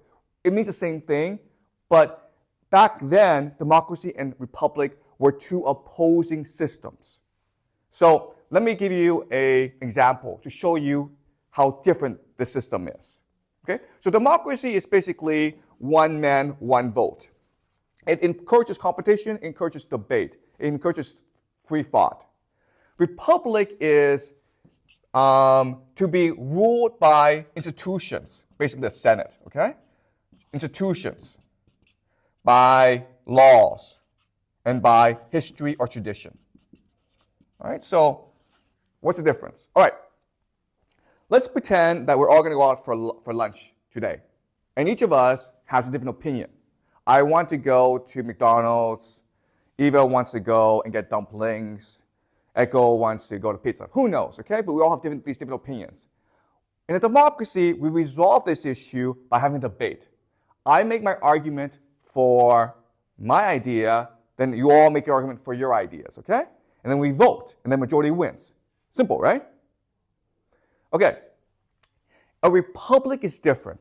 A republic, you make your decisions based on tradition. So, for example, today is Thursday. And for whatever reason, we don't know why, but every Thursday we go out to get dumplings. So guess what? We just go and get dumplings. We don't ask why. We don't even know why. We may not even like dumplings. It doesn't matter. What matters is you respect and follow the tradition set by your fathers. Okay? Does that make sense? Now, what's interesting is these two systems have benefits and consequences. And it's the idea of the republic that allows Rome to eventually conquer the entire Mediterranean. And the reason why is the idea of a republic solves a problem that democracy cannot solve. It's the idea of citizenship and identity. The way you organize your society is basically through citizenship.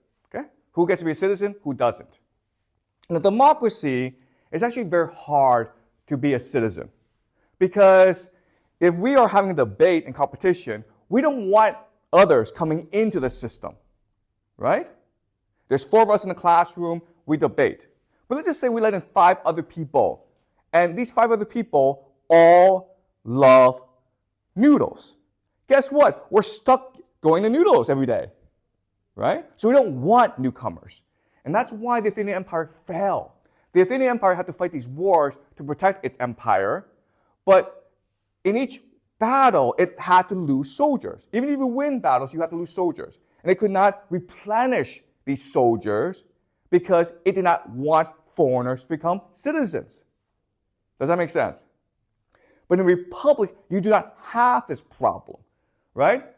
If we are a republic, and we're all stuck going to noodles every Thursday, we let in 100 people. Doesn't matter. We're all going to noodles, right? It doesn't affect us. So the beauty of a republic is you can allow immigrants and foreigners to come into your system, which allows you to replenish your military. And they become citizens if they are willing to fight for you and if they're willing to follow your traditions, your customs, your history. And it's very similar in America, right? In China, how are you a citizen? Well, you're born here, and both your parents are Chinese, and that's it, okay? There's no other way to become a Chinese citizen. But in America, you can immigrate and just say, I swear to obey the Constitution. I swear to protect the Constitution. If you say those words, you can become a U.S. citizen. Okay? So that's the power of the republic. Okay? So let's talk about some historical examples to illustrate the difference between a democracy and a republic. Well, in a democracy, people understand polis, or society, as a community of people. Okay? So the example is, in 480, the Persians invaded the Greek mainland, and they were about to attack Athens. And there was no way that Athens could withstand the Persian onslaught. So what did they do? Well, what they did was they got onto their ships and they sailed away. The entire Athenian people, the entire city of Athens, got onto the ships and sailed away. And the Persians were like, well, you can't do that. And the Athenians says, yes, we can. Because as a community, we can be wherever we want. We don't have to be in Athens. As long as we're a community, we will be Athens. We can leave Athens and go sail to Africa, and we will still be Athens. Okay? That's the idea of community. But the Romans didn't believe that. Okay? Remember, in 216, Hannibal comes and attacks the Italian peninsula. He destroys and wipes out all the Roman armies. Rome has no army. And at this point, Rome has options. It can surrender or it can leave. It cannot leave because to leave Rome would be to abandon its identity as a Roman people. If you're a republic, the place does matter. Once you leave the place, you abandon the values, the culture, the history that makes you distinctly Roman. So the Romans said to Hannibal, we will not surrender. We will fight to the last man if you come and attack us. And Hannibal never did. Okay? And what's really funny about this incident is it's really the proudest moment in Roman history. Okay? They were up against impossible odds. They had no army. Hannibal was the greatest general in human history. He had a huge army. But the Roman people were willing to make all the necessary sacrifices in order to protect their identity and their values and their history. They refused to let Rome fall. So every person, whether it's woman, man, or child, would have taken arms and defended the city against Hannibal. And this was really the highlight of the Republican system. It refuses to surrender, because to surrender would mean abandoning its identity. Okay? So that's why Rome was able to defeat all its enemies, because the Roman idea of citizenship was flexible. If you're willing to fight for Rome, you could become a citizen. And as such, Rome was able to draw soldiers from all of the Italian peninsula. From 280 to 272 BCE, there's something called the Predictive Wars. Pyrrhus, who was a Greek king, came to the aid of the Greek colonies in Italy. Okay? These Greeks were complaining and saying, the Romans are bullying us. Can someone please help us and build us a Greek empire? So Pyrrhus comes and attacks the Romans. And he won every battle. The Romans were terrible soldiers. He had the best soldiers in the world, and he was winning every battle. And at a certain point, Pyrrhus said, okay, we're killing a lot of Romans, but if I win one more battle, if I just win one more battle, I'm going to run out of soldiers. So he had to retreat. Okay? And this is because of the idea of citizenship. The Greeks could not replenish their forces, whereas the Romans could. Okay? And this is what allowed for social mobility and innovation in Rome. The fact that Rome was constantly fighting these battles, these wars, against everyone, and learning from their mistakes, and growing as a military power. Eventually, Rome comes in conflict with Carthage. And Carthage is, at this point, the greatest naval power of the Mediterranean. Rome did not have a navy. It doesn't know how to sail ships. Guess what it did? Guess what happened? They decided to build a navy. And they lost a lot of battles against Carthage, but again, because Rome was so persistent, because Rome was not afraid to lose soldiers, eventually it overwhelmed Carthage. Okay? So this is the reason why eventually Rome was able to conquer the entire Mediterranean world. No one could stop Rome. Okay? So by about 200 BCE, Rome was the greatest military hegemon of that time. And by 100 BC, 100 years later, it was an empire. Okay? So, are you guys clear? Any questions so far before I continue? Are you guys clear about this? All right. But there's a problem when Rome became an empire.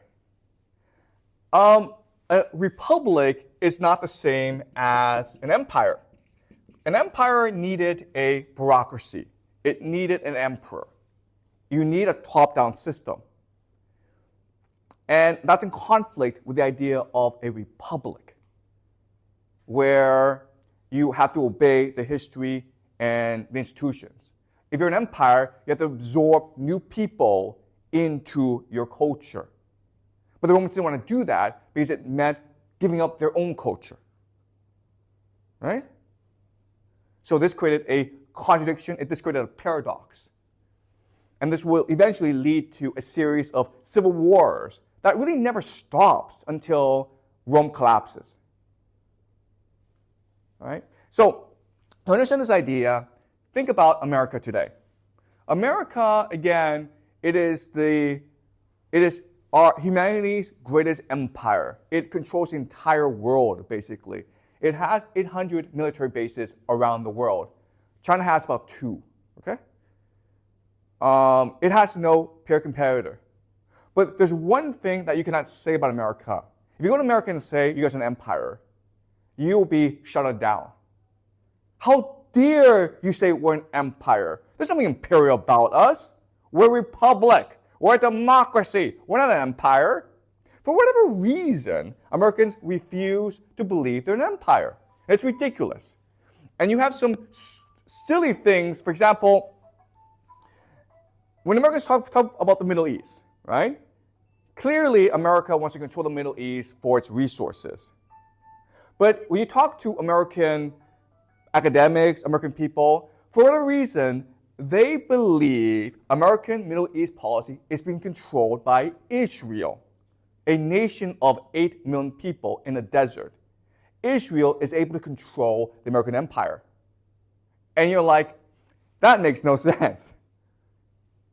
Like, how is it possible for Israel to control America? But Americans really believe this.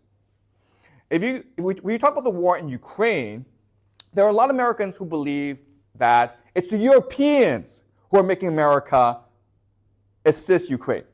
It's all European manipulation.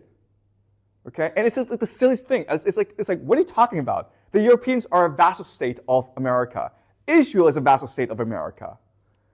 And the reason why is Americans cannot understand that they're an empire, because it goes against their idea of themselves as democracy, as a republic. All right? This is what we call, the word for this is called cognitive dissonance. All right? You guys should have studied this in psychology, okay? But it's impossible for your mind to hold in place 2 contradictory ideas. America cannot both be a republic and an empire, therefore it's a republic. And don't ever mention the word empire. Okay? And guess what? The Romans had the same problem. They could not conceive of themselves as an empire, and they refused to be an empire even though they were an empire. And this led to lots of civil wars and conflicts between Rome and the people around Rome. Okay? So the example is that from 91 to 89, Rome fought something called the Social War. Remember, this is after Rome became an empire. It now has no peer competitor. It has no adversary. So now it starts to fight wars among its own people. The Social War was fought between Rome and its Italian allies or neighbors. For most of its history, Rome was drawing soldiers from its allies. And after Rome became an empire, its allies, Italian allies, rightfully said, listen, we fought for you for decades. We've lost many men. We demand to be given citizenship. And Rome said no. And so they fought a civil war. And Rome lost the civil war because, guess what? Its military was from the Italian peninsula. Okay? So it could not defeat its allies, and so it had to make its allies into Roman citizens.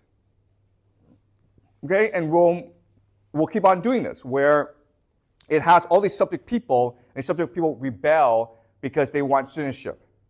But again, for Rome, what matters is the protection of its cultural identity. And if you give citizenship to too many people, that dilutes your cultural identity. Okay? They were afraid that Rome will stop being Rome. And that led to conflicts throughout its history. And it never really ended. Okay? So, you can't ever use the word empire or emperor in Rome. Then the question then is, wait, wasn't Augustus Caesar,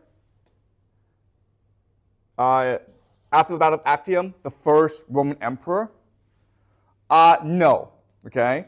The idea of an empire, the idea of an emperor, the idea that Augustus Caesar was the first emperor is something that later historians decided on.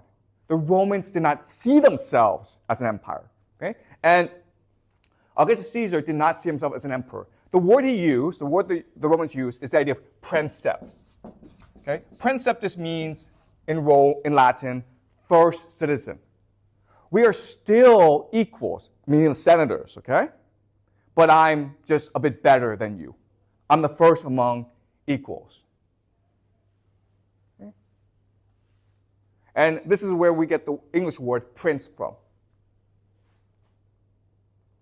And Augustus Caesar did not see himself as building an empire. He saw himself as saving the republic.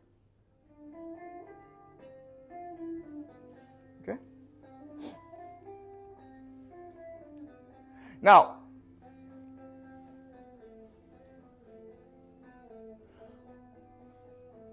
what's important to understand is that Augustus Caesar was considered the greatest Roman leader because he ruled for 50 plus years.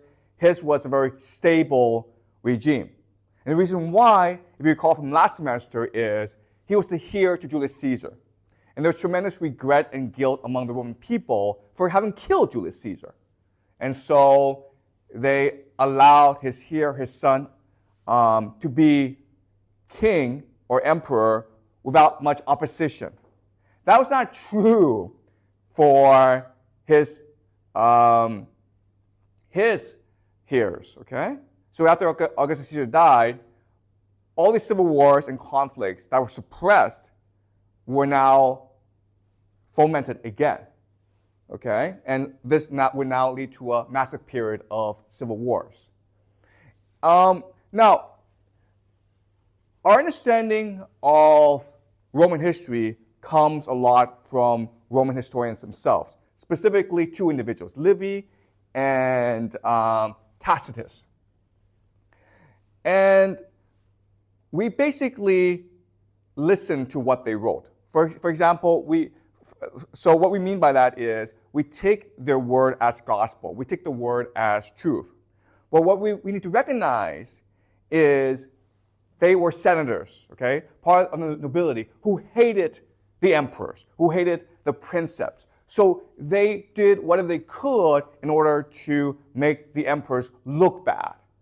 Okay, so there were there were three emperors after the death of Augustus: Tiberius, Caligula, and Nero. And they were all made to look very, very bad, especially Nero and Caligula and Tiberius. Okay? So let me give you an example of this.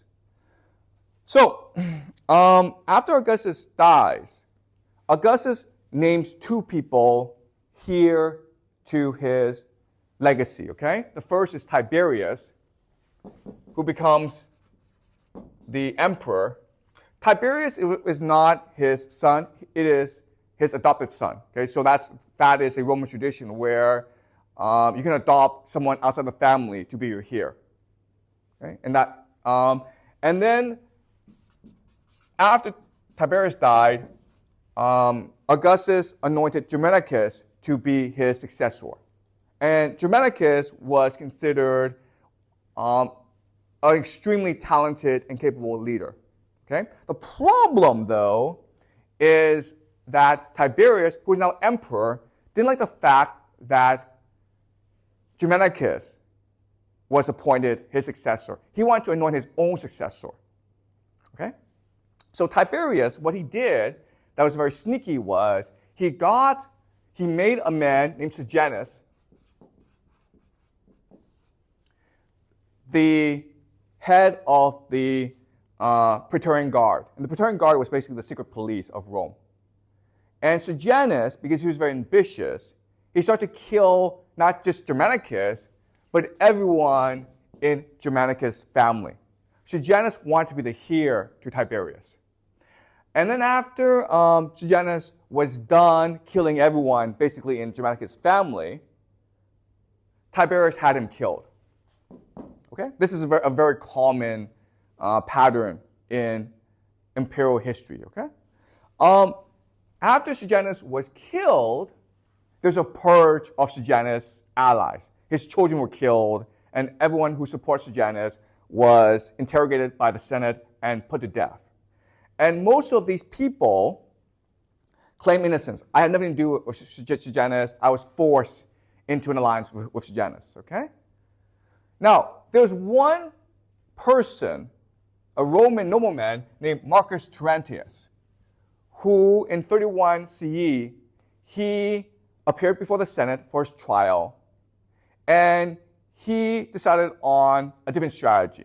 Everyone else before him claimed, I had nothing to do with Sejanus, and the Senate didn't believe them, and they were all killed, okay? So Marcus Terentius tries a different strategy, and this is recounted in the history book Annals by Tacitus, who was writing about 100 years later, okay? And this is what Marcus Terentius argues. He argues, yes, I was his friend. In fact, I tried very best to be his friend. Why? Because Sejanus had the favor of the emperor. Because if I wanted to get anything done, if I wanted to become wealthy, I had to become a friend of Sejanus. And why did I do this? And why was this right? Because it is not up to me to question or think about why Sejanus is a friend of the emperor. All I need to know was the emperor favored Sejanus. And it is my duty to obey the emperor, and therefore I became his friend. Okay, that was his logic. Now, let's look at what Tacitus wrote. Okay, and it's really one of the most striking paragraphs in the history. Okay, but this is Marcus Terentius' defense of himself before the Senate and the emperor. It is not ours to ask whom you, the emperor, exalt above his fellow, or why you, the gods, have made sovereign arbiter of things. Okay? It is not my place to ever question the emperor. If the emperor made Sejanus his right-hand man, I now must also obey Sejanus. If the emperor wants me to marry a dog, I will go marry a dog.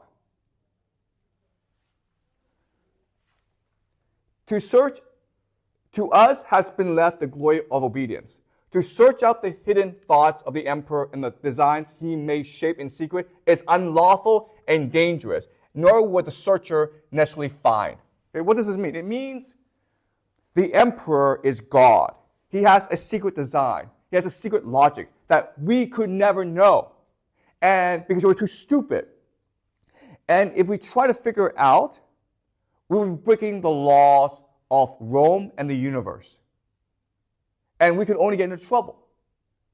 So it's not up to me to question the emperor. It is only my duty to obey the emperor. The firmness of this speech, okay, so he's finished speaking, defending himself in front of the Senate. And this is how the emperor and the Senate respond to this speech. The firmness of this speech, he speaks with conviction, okay? And the fact that a man had been discovered to utter what the world was thinking made so powerful an impression that his accusers were penalized by banishment or death. Okay? So rather than punish this man, the Senate punished his accusers, his enemies. Why? Because they had found a man to speak the truth about the world. The emperor was in command. We had to obey the emperor. And they wanted to make a role model out of him, and therefore they killed all his enemies and let him go and rewarded him lavishly. Okay? Now, this was written in contrast to Roman history. This marks a radical departure from Roman history. Remember, in 509, the Republic was founded because they threw out the king. In response, the king organized his allies, the Etruscans, and they marched on Rome. And Rome was surrounded by a huge army. And there was nothing Rome could do about it. So a young nobleman named Mucius went to the senators and proposed a daring plan to assassinate the king. He swims across the Tiber. He goes into the camp of the enemy, and he's captured. He's interrogated by the king. And Mucius says, we Romans have sworn to kill all kings. And to show that he's serious, he puts his hand into a fire and he burns his hand in front of the king. And the king is scared. So he runs away. Okay? So this story shows us the nature of the Roman character. Romans hate kings. Romans will always disobey kings. Romans will always find a way to kill kings. And this speech shows us that the Roman character has fundamentally changed because of empire. Okay? So, Romans, throughout most of its history, the Roman people have been grappling with what it means to be Roman and how to protect this precious identity. Now,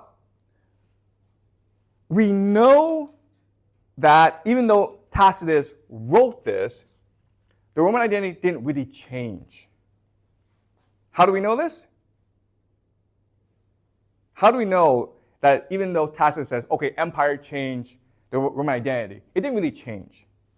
How do we know this? Because he's writing about this, right? He's writing about this. He's telling us that the Roman identity changed because of empire. Well, if the Roman identity really changed, people wouldn't know it changed. It's only because people are resisting the change in nature, the change in character, that people appreciate what Tacitus is writing. And Tacitus is really saying that, oh, that empire, it's gone now because the new emperor has restored the republic. Okay? So throughout its history, Rome was constantly in a battle between empire and republic. And every new emperor believed that he was restoring the republic. But then someone else would come along and says, no, he was the dictator. He was the emperor. Okay? So this was a conflict throughout Roman history. And so now we go on to the second question, which is, all right, how did the empire fall? Okay. Well, the standard explanation is that eventually Rome became too corrupt. And this is the explanation provided by most Roman historians, as well as the famous British historian Edward Gibbon in his most famous work, History of the Decline and Fall of the Roman Empire. Okay, it's corruption. It's because the Romans became more like the Greeks or like the Persians. They started to appreciate the luxury, decadence, and corruption of empire more. Okay, and the explanation is that over time you had all these dramatic invaders from the steppes. Remember, the steppes is where the Yamnaya people come from. These Visigoths are being pushed out by the Huns. Okay, so remember, the steppes is really this massive, competitive whirlpool, hurricane that makes people more and more aggressive. And more aggressive tribes will push out less aggressive tribes. And these people are forced to go into Europe. And over time, the Romans are trying to absorb them into their empire by making them soldiers or by giving them land, okay? But over time, this pure population will force the empire to collapse. Okay? And that's the central explanation. I want to make a different argument. My argument is this. It really has to do, again, with the idea of citizenship and identity. Throughout most of its history, Imperial Rome has been struggling with this identity issue. And then at some point, an emperor came along and said, screw this, we no longer want to be a republic, we want to be an empire. Okay? And the way he resolved this issue is, in 212, the emperor Caracalla issued the Edict of Caracalla, which made everyone in Roman Empire a citizen. So he basically destroyed the idea of citizenship. If everyone can be a citizen, citizenship means nothing. Before, you had to fight for Rome, you had to die for Rome in order to become a citizen. You had to believe in the customs, the history, the tradition of Rome to become a citizen. You had to fight for it. It was valuable. In fact, it was the most valuable thing in the world for people. But now everyone got it, so it's absolutely worthless. Okay? And because everyone was now a Roman citizen, there was now no more Roman identity. It was now a clean slate. The emperors were now no longer bounded by tradition or history, by institutions like the Senate. And so now they could build the imperial bureaucracy. And this imperial bureaucracy will replace the republic. And the major change is in 330, the Emperor Constantine will move the capital from Rome to a place called Byzantium, which will become the Byzantine Empire, or the Eastern Roman Empire. Okay, we'll talk about this next class. But this is something that was unthinkable. How could you move the heart and center and soul of the empire from Rome to somewhere else? It was unthinkable. If to be Roman was meant to die for Rome, but now the capital was somewhere else. Okay, and so this marks basically the end of Rome as a cultural identity, as a cultural beacon. Okay, this marked really the death of the history of Rome. Okay, does that make sense to you guys? Okay, now historians argue about this, and historians argue when the Roman Empire fell. All right, but the consensus is 476, when a German warlord deposed the last emperor named Romulus Augustus. Okay, but I disagree. I believe that it really happened in 212 when Rome announced everyone could be a citizen. Okay, and we'll talk more about this next class when we get to the Byzantine Empire. And okay, so any questions so far? I know this is a lot, but we'll try to clarify a lot of the issues over the next few classes. Okay, but if you have any questions now, please ask. Any questions so far about this? Is this clear to you guys? Yeah? So, like for this Tacitus. Tacitus died, so like he claims that people should be following their emperor. So he's for the empire thing. Okay, all right. Let me clarify. Okay, Tacitus was a senator. Okay, the senator was always in conflict with the emperor. Okay, the Senate. Okay, sorry. Let me clarify about Senate. The Senate was basically the Roman aristocracy. It was where the ruling families of Rome sat, and they were supposed to be in charge of the empire. And the emperor was basically like the CEO. Okay, he was basically in charge of managing the empire, but it was the Senate that was supposed to make the decisions. In reality, it was the emperor who was in charge because the emperor controlled the army and he controlled the Praetorian Guard, which was secret police. So he could kill senators who disobeyed him. Okay? And this was always a very complex relationship. So when Tacitus, again, who is a senator, who comes from one of the elite families of Rome, when he's writing about the history of the Roman Empire from the time of Augustus to Nero, he's trying to paint them in a very bad light, okay? Because he's trying to tell us emperors are bad. What's good is the Senate. Okay? And that's why he's producing this speech. Because if you're a Roman citizen and you read this speech by Marcus Tyrannus, you are appalled. You're disgusted. We're Romans. We hate kings. We do not obey. We fight. We do not surrender. Okay? So this speech goes against the very heart and soul of what it means to be Roman. And that's why Tacitus is writing this and saying, you see what empire does to the Roman character. It corrupts us. It destroys us. It weakens us. And therefore we must resist the emperor and protect the Senate.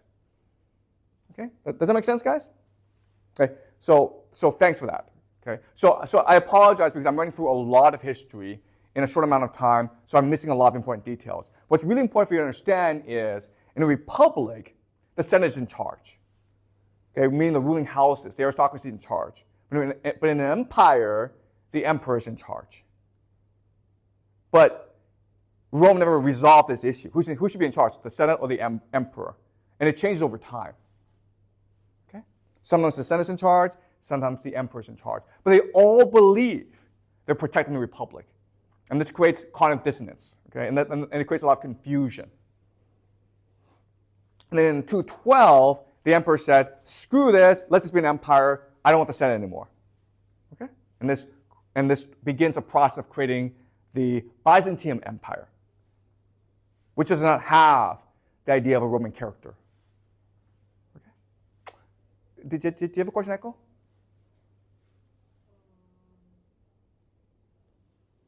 So basically, are the senates like made of the nobles? Exactly. Yeah.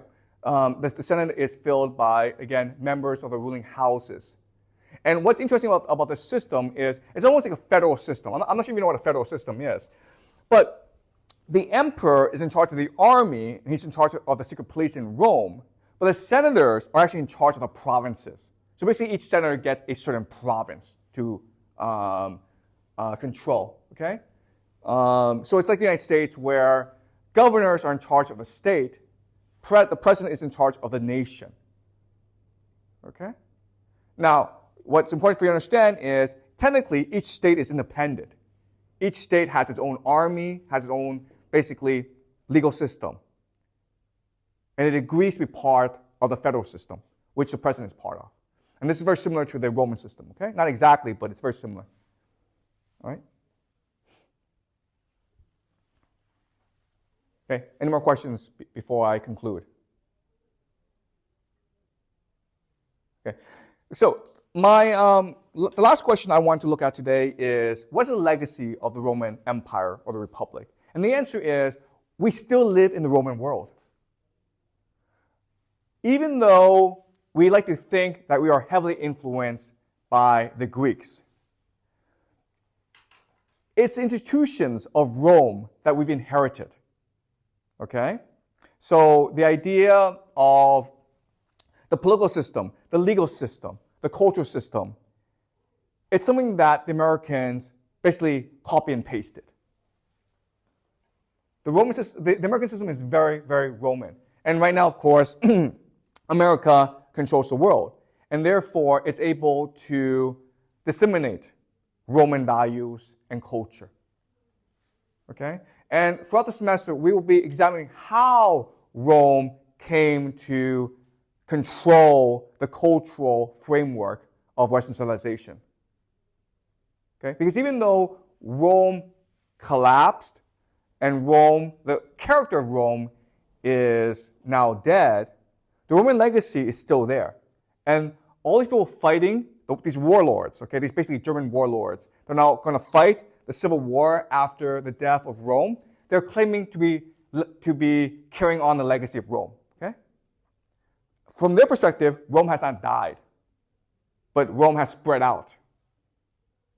And these warlords will adopt a lot of Roman practices. And these warlords will build the culture that will give rise to new nations called France, Germany, Britain, basically the European world. Okay? So that's the legacy of Rome. That's why it's important to study Rome. What lessons can we draw from Rome? Well, one really important lesson that we have to learn here is the idea of citizenship and identity. You cannot be a strong and coherent nation if you do not have a strong cultural identity. That's why the Romans were so insistent on protecting that identity against the Greeks, against foreigners. Okay? And this is important because if you look at the Western world today, immigration, identity, and citizenship are huge political issues. I'm a Canadian citizen. I grew up in Canada.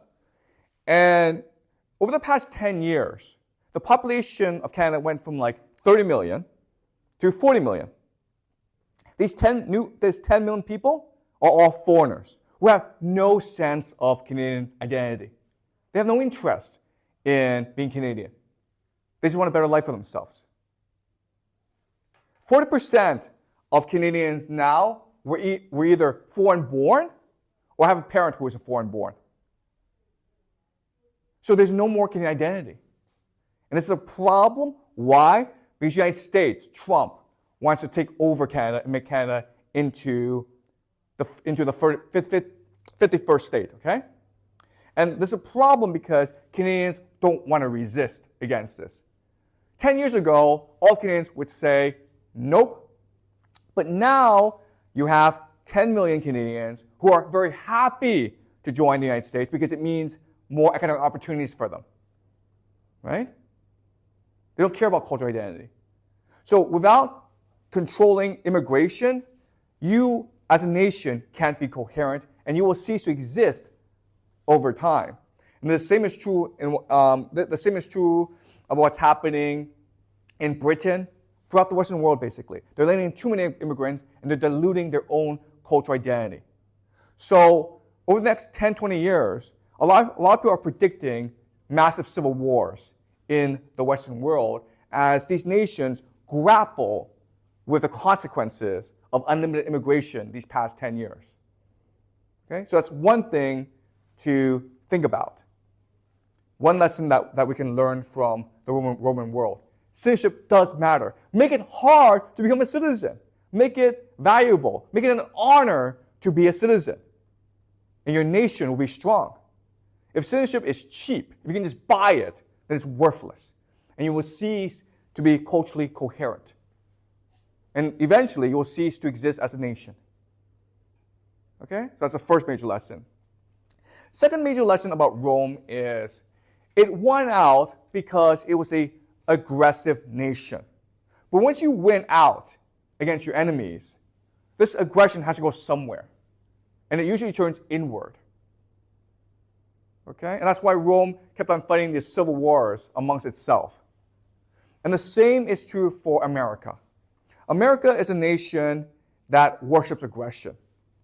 For example, think about the number of guns in America. There's like, I don't know the exact statistics, but there's about 400 million guns in America. America only has 300 million people. There are more guns than there are people in America. It worships violence. Also think about this. The most popular sport in America is American football. There's only one nation in the world that plays American football, and that's America. No other nation plays it. Why? Because it is barbaric. You literally have people trying to kill each other for the entertainment and pleasure of spectators. It's barbaric. I'm not sure if you know this, but after 5 years of playing football, these athletes, their brains are mush, and they commit suicide at age 30 or 35. Okay? So it's no different from gladiator sport in Rome, which Romans loved. Okay?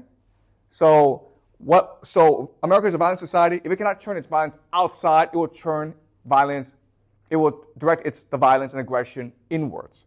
So I think within the next 10 years, America will most likely start a war, probably against Iran. Okay? So I'm predicting within the next 5 years, America will start a war against Iran, probably sooner. And then America will start a civil war as well. Okay? So civil war does not mean two sides fighting against each other. It just means that there'll be a lot of political killings, assassinations, a lot of violence in America. Okay, based on religious, political differences. All right? So that's the second lesson to learn from Rome. Aggression and violence will allow you to defeat your enemies. Once you do, this violence and aggression will turn inwards. Okay? And the third lesson that we can learn from Rome is, again, no societies are stable. Everything changes over time.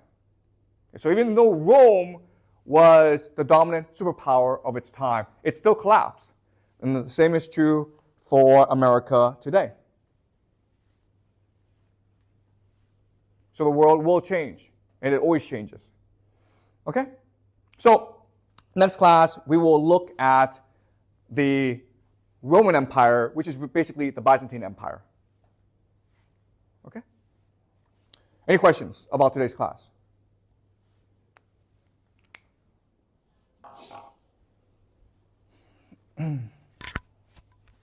Are you guys clear?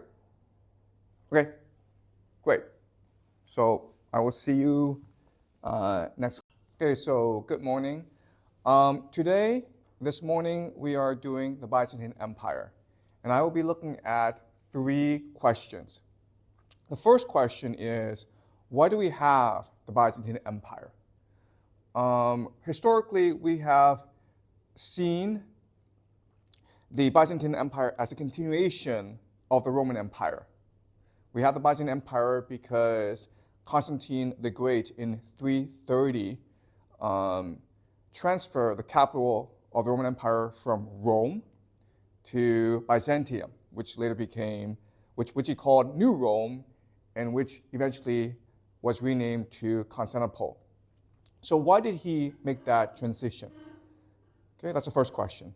Second question is, how did the Byzantine Empire rise?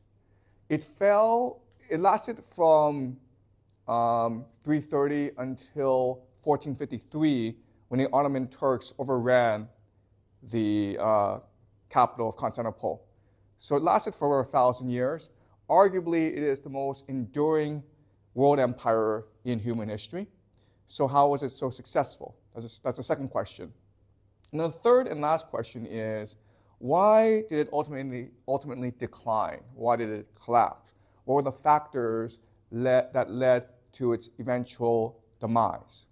Okay, so those are the 3 questions we will be looking at this morning. And what I want to do, first I want to present the scholarly consensus. What is generally accepted, what is generally believed about these 3 questions. And then I want to present my own perspective in order to refute the scholarly consensus. All right, so let's start. This is the Roman Empire in 117. And as you can see, it is huge. It spans across the Mediterranean. This is Spain. Over here is Anatolia, Egypt, the Levant. Okay, so it is a huge world empire, and that's a problem. It's just much too big. Unlike China, it has no natural boundaries. And throughout most of its history, it was invaded by barbarians, what the Romans call barbarians, basically these Germanic, Gothic tribes from the north. It also had a major adversary in the Persian Empire. At this time, they were fighting against the Parthians, but later on, they would fight against what we call the Sasanian Persian Empire. And so this was not a really sustainable empire. Internally, as we discussed last class, there was a contradiction. They were an empire, but they believed themselves to be a republic. It was important for them to maintain republican institutions like the Senate, even though it was to the detriment of the management of the empire. And what I mean by that is that throughout this time, on paper, in theory, it was ruled by committee. Okay, the Senate was really in command. And as we discussed in previous classes, the Senate is composed of the Roman aristocracy, the ruling houses of Rome. And when you have that, when you have committee, rule by committee, when power is divided up evenly among the ruling houses of an empire, the only thing they can really agree on is to be corrupt together. And so the Senate was a huge problem because they basically monopolized wealth. And there was a lot of discontent in the provinces. There was a lot of discontent among the people. And the Romans tried different solutions to this. but none of the solutions worked. And eventually, we had something called the 3rd century crisis, the crisis of the 3rd century, which basically meant the Roman Empire was about to disintegrate. There were civil wars going on. There were these invasions from the north. There was economic collapse. There was a plague. So in the 3rd century, it really seemed the Roman Empire was on the brink of complete implosion. Then a military genius by the name of Diocletian, he reunited the empire, and he recognized we basically needed to change the system. And we needed to make radical changes in order to save the Roman Empire. Okay? As you can see, it is extremely difficult to protect Rome against the barbarian invaders over time. Eventually, the western portion of the empire will be overrun by these barbarians who we call the Germanics, the Goths, the Slavs, the Huns. Okay? Basically, these are the successors to the Yamnaya people, and they come from the steppes. And so they are extremely aggressive, mobile people who will eventually overrun the Roman Empire, and they will establish basically the tribes that will eventually give us the modern states of Germany, Britain, France. Okay? So basically, these are the ancestors of Western Europeans. All right.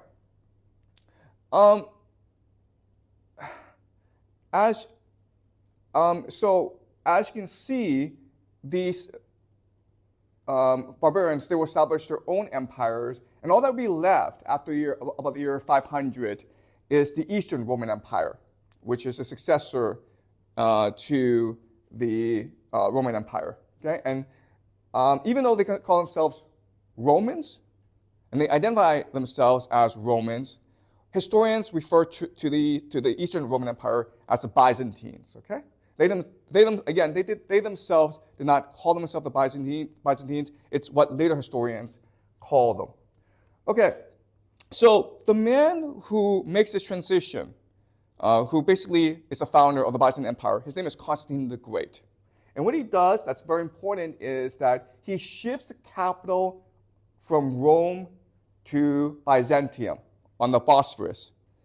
And today we call this place Constantinople. It's still there, guys, if you want to visit. It's called Istanbul in Turkey. And it's a beautiful city. Definitely one of the most beautiful cities in the world. Now, the question is, I skipped. The question then is, why was this move made? And what modern historians believe is that this was a strategic decision. First of all, Rome was not easily defended.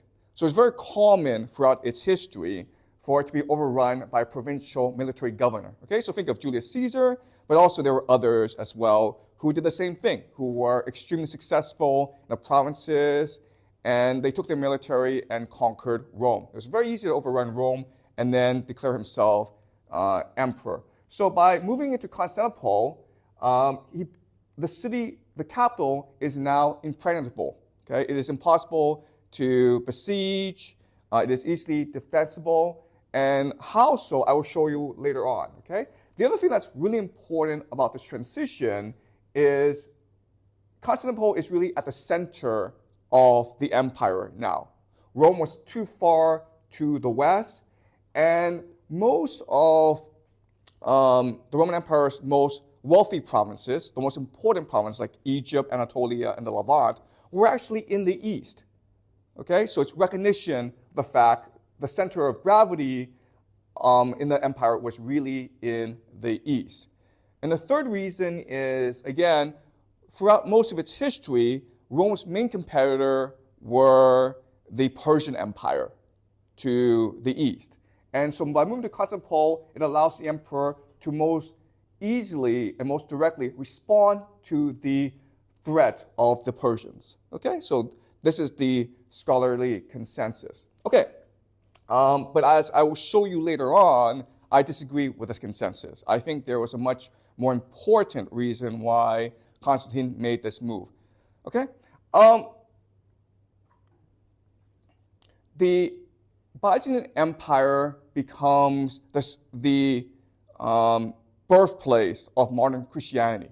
Okay? Constantine the Great is the first Christian Roman emperor. He converts to Christianity. But not only that, but he lays the intellectual basis for modern-day Christianity through something called the Council of Nicaea. The pronunciation is different. Okay? It's properly pronounced Nicaea, but most people pronounce it Nicaea. Okay? So the Council of Nicaea. We talked about this last semester, where the Council of Nicaea was established to answer a theological debate in the Christian world. What is the nature of Jesus? What is relationship with God? As we discussed, one more popular explanations is the idea of Arianism, where Jesus is a lesser divinity to God.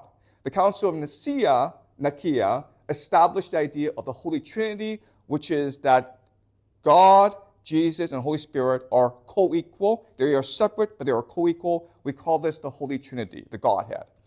Okay? So that is Constantine's major contribution.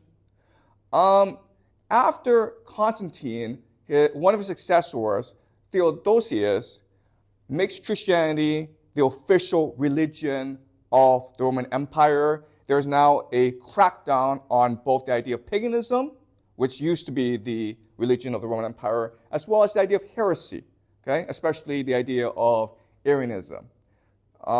He also built something called the Theodosian Walls, which makes Constantinople basically impenetrable. Okay? It makes it an impenetrable fortress, and it allows Constantinople to stand for 1,000 years. Okay? As you can see from the Theodosian Walls, it's huge. Okay? This is just a person. You can see that there are two walls. There's a moat protecting it. So for 1,000 years, these walls protected the city. There weren't that many soldiers in the city. You didn't actually need that many soldiers to protect against invaders. The other thing, these walls are still stand today. You can actually go get on a plane, fly to Istanbul, and visit these walls. Okay, they were basically designed to stand for all of eternity, and that was the idea of Constantinople, the eternal city. Okay. They also had sea walls. So not only could you not attack Constantinople by land, you couldn't even attack it by sea. One of the great inventions of Constantinople is the idea of Greek fire. Okay, the story is that they were being attacked by the Muslims. This is in the 8th century when the Muslims are expanding throughout the world. They're conquering both the Sasanian Empire as well as the Roman Empire, and they want to obviously overrun Constantinople. And ultimately, what saves the city is the invention of something called Greek fire, which is basically kerosene, right? You take kerosene, you throw it at someone, and then the boat is light on fire. And the story is that this was invented by a Hellenized Jew who converted to Christianity. And he has this great idea, and then he approaches the emperor with this invention. And the emperor believes that he is an angel sent by God to save the city. Okay? And so it is impossible to actually launch a naval expedition against Constantinople because they'll just burn down your ships. Okay? At the height of the Byzantine Empire, it almost reconstitutes the entire Roman Empire. And this is the year 565. At this point, the emperor is Justinian. And at this point, the one who is leading the military of the Byzantines, his name is Belisarius. And he is considered the last great Roman general.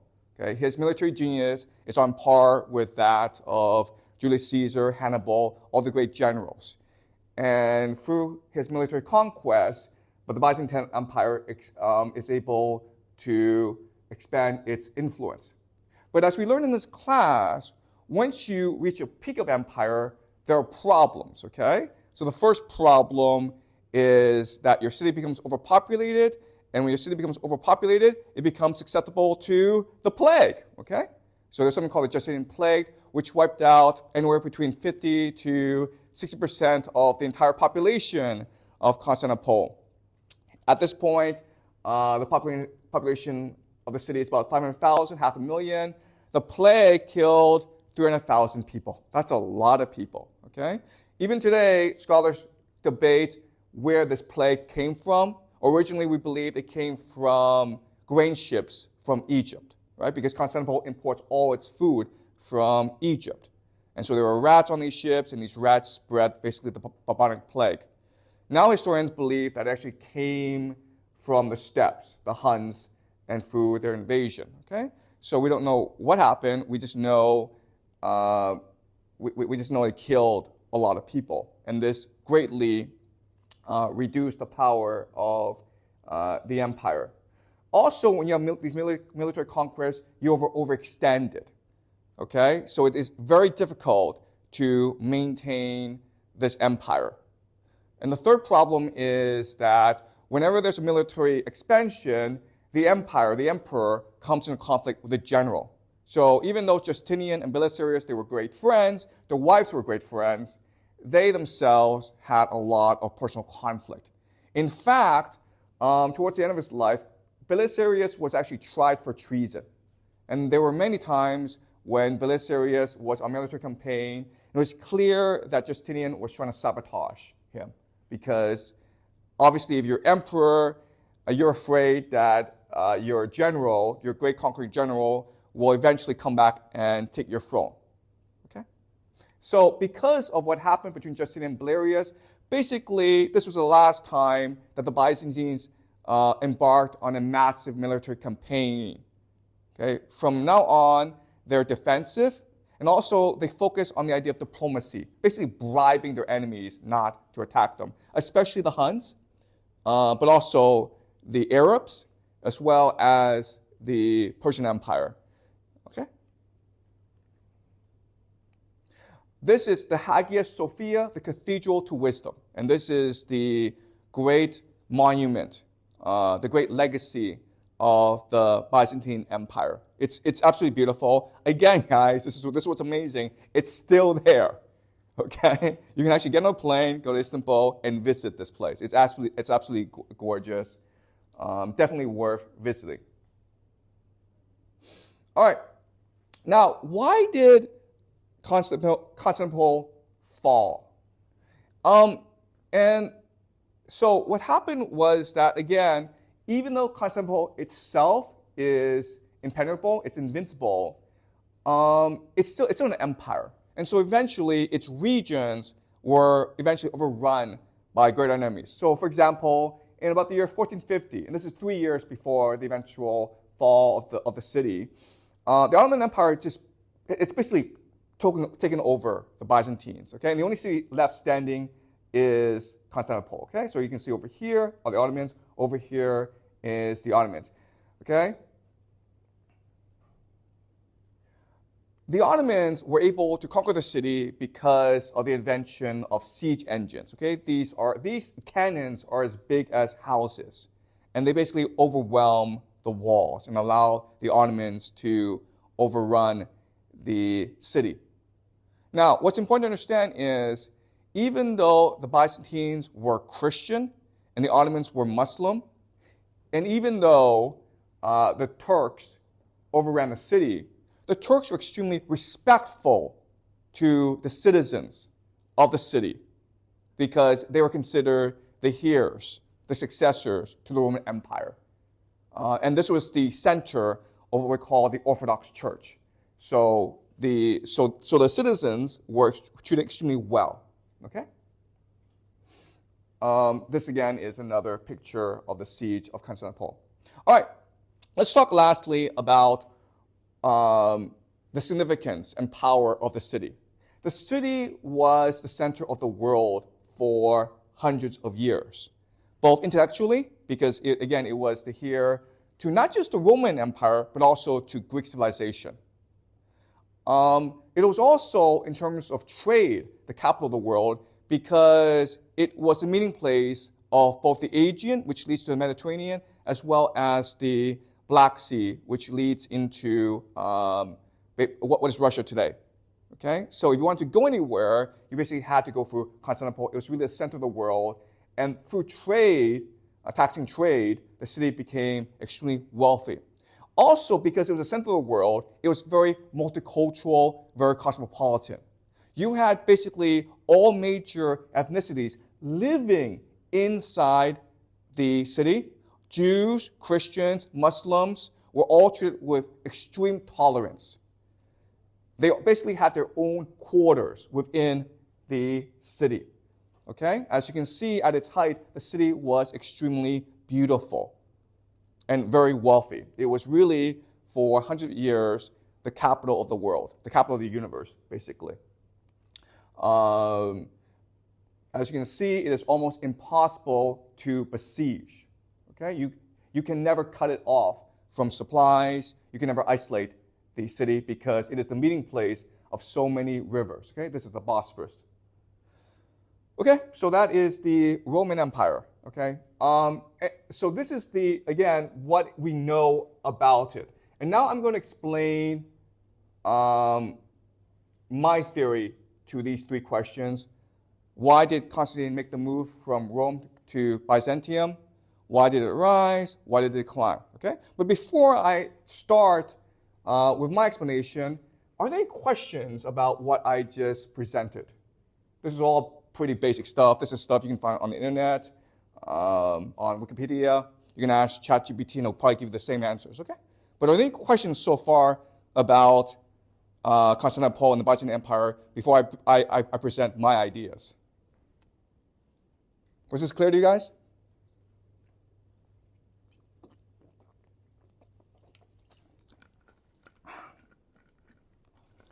Any questions, guys? Maybe this is something you're coming up to, so if it is, like, shoot the question down. But I remember reading, like, in the early years of the Roman Empire, like, Augustus, Tiberius, so on. Elite culture there was Greek, and that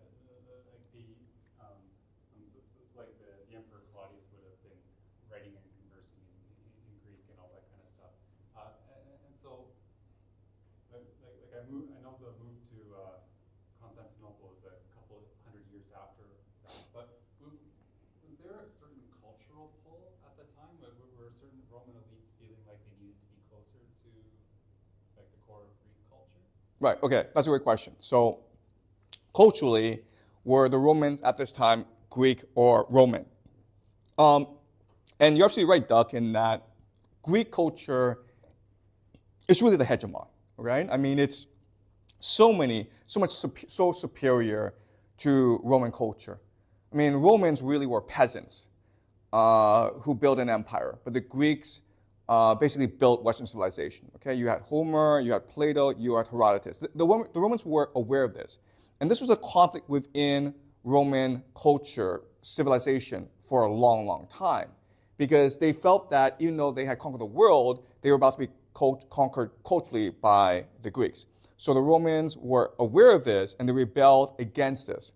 And you weren't here for my lecture on the Ennead, but really, Augustus Caesar sponsored the writing of the Ennead in response to the hegemony of Greek culture. So even though you're right in that most of the Roman aristocracy, they embraced Greek culture, such as like Mark Antony, right? Mark Antony saw himself as more Greek than Roman.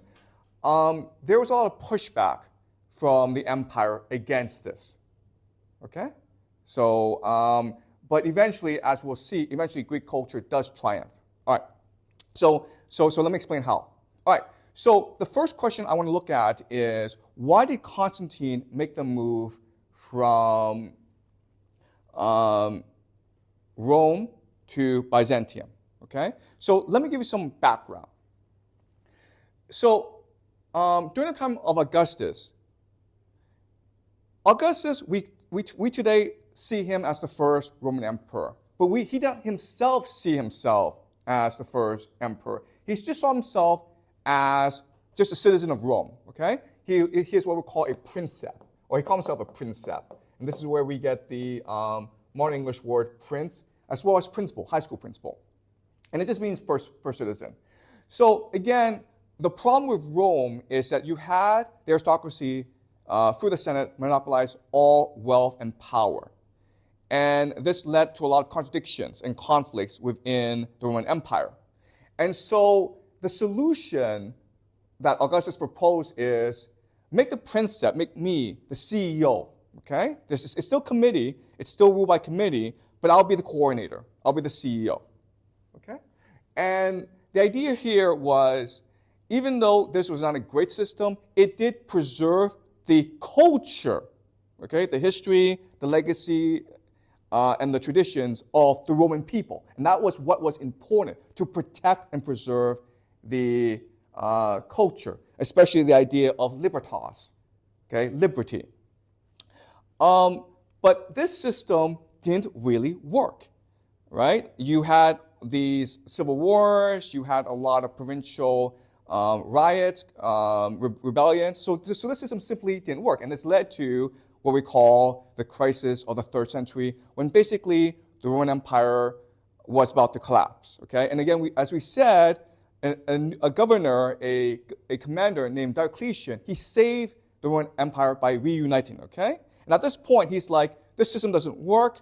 What we need to do is study the Persian Empire. Because even though we don't like the Persians, their empire seems a lot more sustainable and continuous than our empire, okay?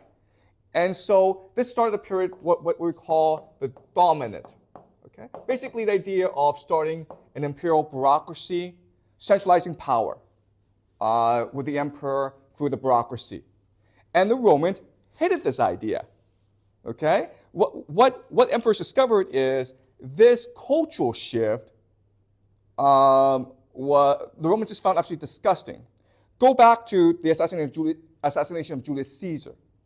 Right? The Romans are extremely culturally arrogant. Why did they assassinate Julius Caesar? And the people who assassinated Julius Caesar were his best friends. In fact, we believe Marcus Brutus, who was one of the lead conspirators, was actually his biological son. Right? Why? Because Julius Caesar was threatening the cultural traditions of Rome. They were afraid that Julius Caesar would become king. So what these emperors, first under Diocletian, but especially under Constantine, discovered is it's really hard to change culture. And there's really one solution to this problem. Okay, to understand this, let's run a thought experiment, okay? Okay, so you understand the persistence of culture. Okay, so we're at school, and this school is known for being innovative. It's known for being student-centered. It focuses a lot on activities and extracurriculars, right? And that's great. I'm very supportive of this. But let's just say that the school brings me in as a consultant and asks me to help improve the school. And I spend months interviewing students and teachers. I feel this school is great in terms of innovation, but it needs to focus more on academics. Kids need to read more. Kids need to focus more on test scores. And then you have a perfect balance, okay? And that's my solution. Well, I'm pretty sure if I tried that, I'd be fired within a week, okay? And the reason why is I am attacking your cultural traditions. I'm attacking your identity, your sense of self. So if I want to implement my vision, I can't force my vision on you. The only thing I can really do is switch schools and build my own school. Okay, does that make sense to you guys? Okay, and this is a pretty persistent thing throughout the world. Okay, so that's why Constantine made the move to Byzantium. He recognized that if I'm going to build an empire, and Rome needs to be an empire if it is to endure, I need to switch cultures. And the best way to switch culture is by moving your capital from Rome to Byzantium. And when he did that, the entire culture shifted. Okay, so let me very quickly explain the cultural shift. In Rome, it was pagan, okay, oh, by the way, pagan is not the word that they use, okay? Pagan is a word that Christians use to insult them, basically, okay? But for the sake of convenience, we'll use the word pagan. That was their religion. They were Roman, meaning that they had a distinct cultural identity. And lastly, they were republic, meaning they were run by the Senate, basically, okay? Not just Senate, but by tradition and by custom, okay? By Constantinople, okay, the Byzantine Empire was completely different. First of all, it was Christian. And the pagan and Christian worldview are in conflict with each other. This is a major shift. Second is they were multicultural. So, as Doug says, in the time of Rome, the time of Augustus, there was a major conflict, major debate between Roman culture and Greek culture. But when they switched over to Constantinople, they completely embraced Greek culture. In fact, the language switched from being Roman to Greek. They spoke Greek. And they embraced Greek culture. Herodotus, Plato were major thinkers that the Byzantine Empire embraced and celebrated. And lastly, it switched from a republic, meaning that it went being run by Senate, to an empire, which basically meant it was being run by a bureaucracy. Okay? So the Byzantine Empire is a very distinct entity from the Roman Empire. Historians today argue the Byzantine Empire is a continuation of the Roman Empire, but that's only a superficial and shallow understanding. Culturally, the Byzantine Empire was a radical departure from the Roman Empire or the Roman Republic. Okay? And so I will explain what these differences are. And it's been important because it's going to inform our understanding of future events in Western civilization, okay? So let me first explain the difference in worldview between the pagan and the Christian. All right? All right, pagan. And again, guys, I will have to make a lot of generalizations, but it's a useful framework for the understanding of ancient cultures, okay? So what's the pagan worldview? Well, in the pagan worldview, there are different layers to your understanding of the world. The forces, the supernatural forces that you interact with intimately are the gods. Okay? And the gods is really a metaphorical way to understand nature. Right? So, in nature, there are all these natural forces that we can't really see. For example, the wind. We can't really see the wind, but also we can't really see creativity or luck. Well, in the pagan worldview, these hidden invisible forces are rendered and expressed as gods. Okay? And the gods are those that we interact with every day on an intimate basis. It was very important for us to maintain good relations with the gods by making ritual tributes to the gods. Okay? So sacrifice and rituals were a very important part of the pagan worldview. Above the gods are actually even higher invisible forces that no one has control of, okay? Which includes fate, which includes luck, okay, fortune, okay? But there are these invisible forces that even the gods must submit to. And then, at the highest level, are what are called unwritten and immutable. Immutable just means unable to change, eternal laws of the universe. And think of this structure as giving the universe some order and structure. Okay, so think of gravity, right? It's an unwritten and immutable law of the universe. And what they really mean by this is the idea really of karma or justice, right? If you do good in the world, good will happen to you. If you do evil in the world, evil will happen to you. It may not happen to you, but it may happen to your children, okay? So there is a cosmic balance to the world. And this is really the pagan worldview, right?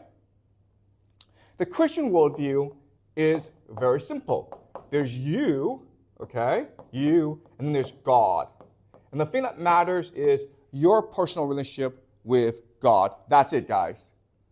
All right? So let's look at the three major differences between the pagan worldview and the Christian worldview. Okay? And again, this is a generalized, simplified version, and we use it in order to be clear about the differences, and that there are, in fact, differences. All right, so the three major differences are this. The Christian worldview introduces into the Roman world three ideas that really didn't exist before. Okay? They are truth, evil, and the individual. Now, these ideas actually existed in other traditions, like the Jewish tradition and the Persian tradition through Zoroastrianism, but they really didn't exist in the Greek and the Roman tradition. So the counterpart to truth in the pagan tradition is the idea of chaos or luck. Okay? So there's no structure to the universe. In the Christian worldview, there's a God who has designed the universe, and that is the truth. Okay? So the intention of God is the truth. The plan is the truth, whereas in the pagan worldview, there's no design, guys. It's just complete random chaos. And you just have to try your best in this world, okay? In the Christian worldview is the idea of evil, which is if you go against the intention of God, if you commit sin, that is evil. Now, what's interesting for us is, in the pagan worldview, the opposite idea is action. Okay? In other words, in a world of chaos, you have to act. You have to do stuff. If you refuse to act, you are a slave. So think back to the Iliad, right? In the Iliad, Achilles says why he is in Troy, why he's fighting in Troy. And he says that before he came to Troy, he was told his fate. He could either die old, back at home, or he could die young in Troy. But by dying young in Troy, he'll become famous. He'll be remembered forever. And for Achilles, that's not really a choice. What he's being told is, you must come to Troy and you must die, and that will win you eternal glory. Okay? It's the idea of action. Also, think of the Romans, okay? In their legends, they have a name named Mucius. Remember, at the beginning of the Roman Republic, the Romans are besieged by the Etruscan king. And Mucius is a young nobleman, only 20 years old. He decides to assassinate the king in order to free the Romans. He swims across the Tiber, and he's about to do his deed, but it's payday. And the king is with his secretary. And they look alike. They dress alike, they look alike. And Mucius is hiding with his dagger, and he knows it's 50-50, okay? Now, for us, we'd be like, you know what? 50-50 is terrible odds. So let me come back another day. Or let me be more patient. But for Mucius, it's fortune favors the bold. So he's like, 50-50 is great. It's great odds. I'm never getting better odds. So he takes his dagger and he kills the secretary, okay? He misses. Then he's captured by the king. And the king wants to torture him and force him to confess. And the king threatens him and says, I will burn you alive. Okay, there's a great fire beside Mucius if you do not tell me the truth. And what Mucius does is he puts his hand into the fire and lets it burn in front of the king. And that scares the king, okay? That's the idea of action. You make your fortune through your action. You cannot sit and wait. You cannot deliberate. You cannot be clever. You just act. You're just brave, okay? That's a pagan worldview. This is important for us because the people who will feature in our course, who's very important and who follows worldview, are also the Vikings, okay? So the Vikings share this similar worldview. It's a pagan worldview.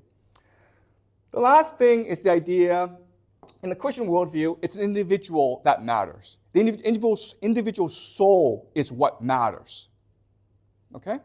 But in the pagan worldview, what matters is the community.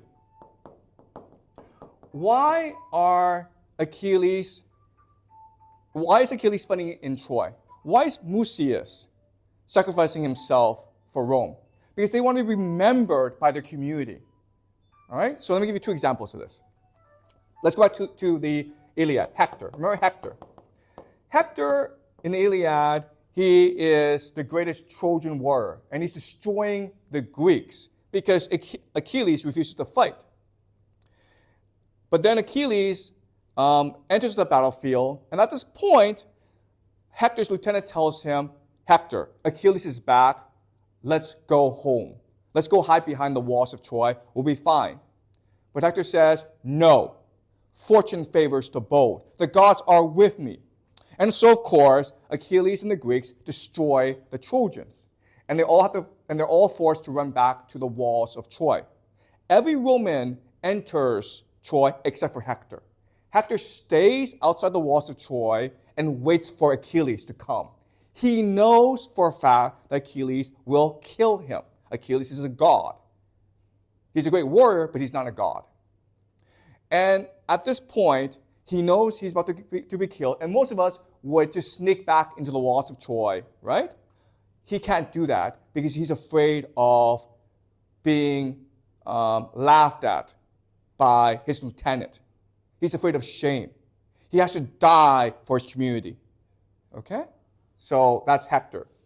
But also, think about Lucretia. Lucretia, remember, is the noblewoman who is raped by the son of Tarquinius Superbus, the last king of Rome. And this is what starts the rebellion that overthrows the Roman monarchy. Lucretia is raped, and then she kills herself because she's dishonored. And Augustine, remember Augustine in the City of God, he writes about this. Okay? And from his perspective, it was a crime for Lucretia to kill herself. Why? Because we are all the creation of God. Therefore, we are the property of God. Therefore, when we kill ourselves, we are committing a sin against God. We are basically stealing from God. And that's why if you commit suicide, you'll be condemned to hell forever. Okay? You'll be condemned to damnation forever. And then Augustine explains Lucretia killed herself because she's afraid of the shame that she would have to endure if she lived. She was afraid that she'd be laughed at by the other women of Rome. Okay?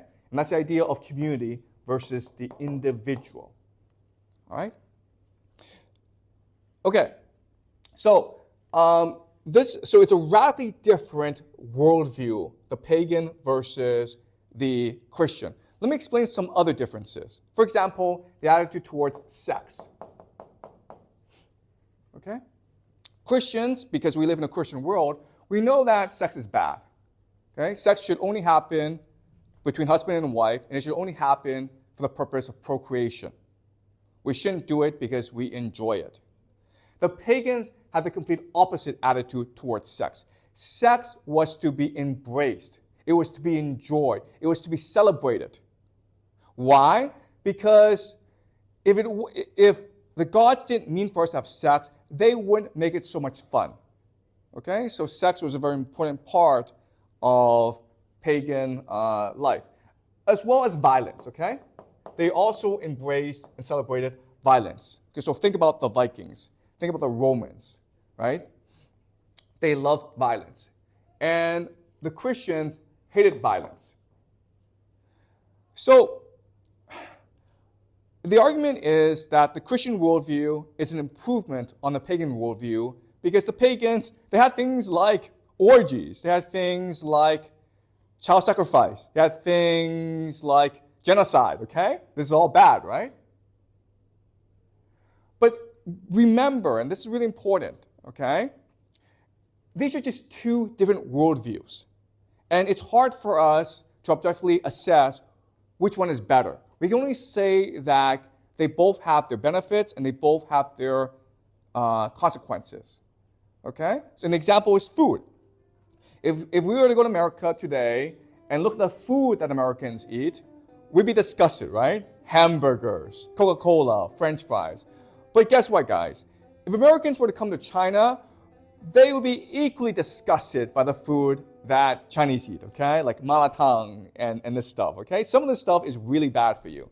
So I would keep that in mind. It's easy for us to be culturally arrogant and say, like, we are so better than these ancients. But it's all a matter of perspective. If we were to go back in time and look at the pagan world, we'd be disgusted by the murders, by the violence, by all the sex going on, okay? But at the same time, and this is really hard for us to understand, but if they were to come here, if they were to time travel and come here and see our world, they'd be disgusted, okay? Because like from their perspective, we behave like slaves. Achilles is out winning glory on the beaches of Troy, while we are in school memorizing useless facts so that we can get useless pieces of paper so that we can make useless pieces of money, right? Money is paper. They would not understand why we're doing this to ourselves, all right? So I would keep that in mind. Like the pagan worldview is very different from the Christian worldview, and that's it, all right? And in fact, we will later in the semester discover that there are some thinkers, such as Friedrich Nietzsche, who believe that the switch from the pagan worldview to the Christian worldview was a major setback in development of civilization, okay? All right, any questions about the difference between the pagans and the Christians before I move on? Any questions? Was this clear? All right, now let's move on to the idea of republic versus empire. Okay, and look, I mean, the differences are pretty stark, right? So in a republic, it's usually, there's like egalitarianism, okay? Everyone's opinion does matter. And in an empire, there's a hierarchy. Okay, so that's the first major difference. Okay? In a republic, people are egalitarian. And in an empire, there's a hierarchy. So think about this. In the Persian Empire, if you were to meet the emperor, what you had to do was prostrate yourself first and then kiss his feet. All right? That's the idea of empire. But in a republic, you didn't do that. In fact, even though Rome was becoming a welfare city, a major tradition in Rome was you didn't lock your doors. You didn't have guards. So a senator who was in charge of Gaul, he could literally put millions of people to death if he wanted to. He didn't lock his door. So you, the lowliest Roman, could just walk into his house and have tea with him or coffee with him and talk about life, okay? That was the tradition in Rome. Also, another thing is when Roman senators walked the streets of Rome, they always carried an umbrella, something called to protect themselves. Okay, and the reason why is this. Roman houses were 2 stories, and they didn't have sewage system. So if you need to go to the bathroom, you did so using a bucket on the 2nd floor, okay? And so what would happen is, if you saw someone you didn't like walk the streets, you would actually take your bucket and throw all this shit at him, okay? That's literally what they did. So if you're a senator, you could be the most powerful man in the world, but you could still literally risk having shit thrown at you, okay? So that's the Roman world.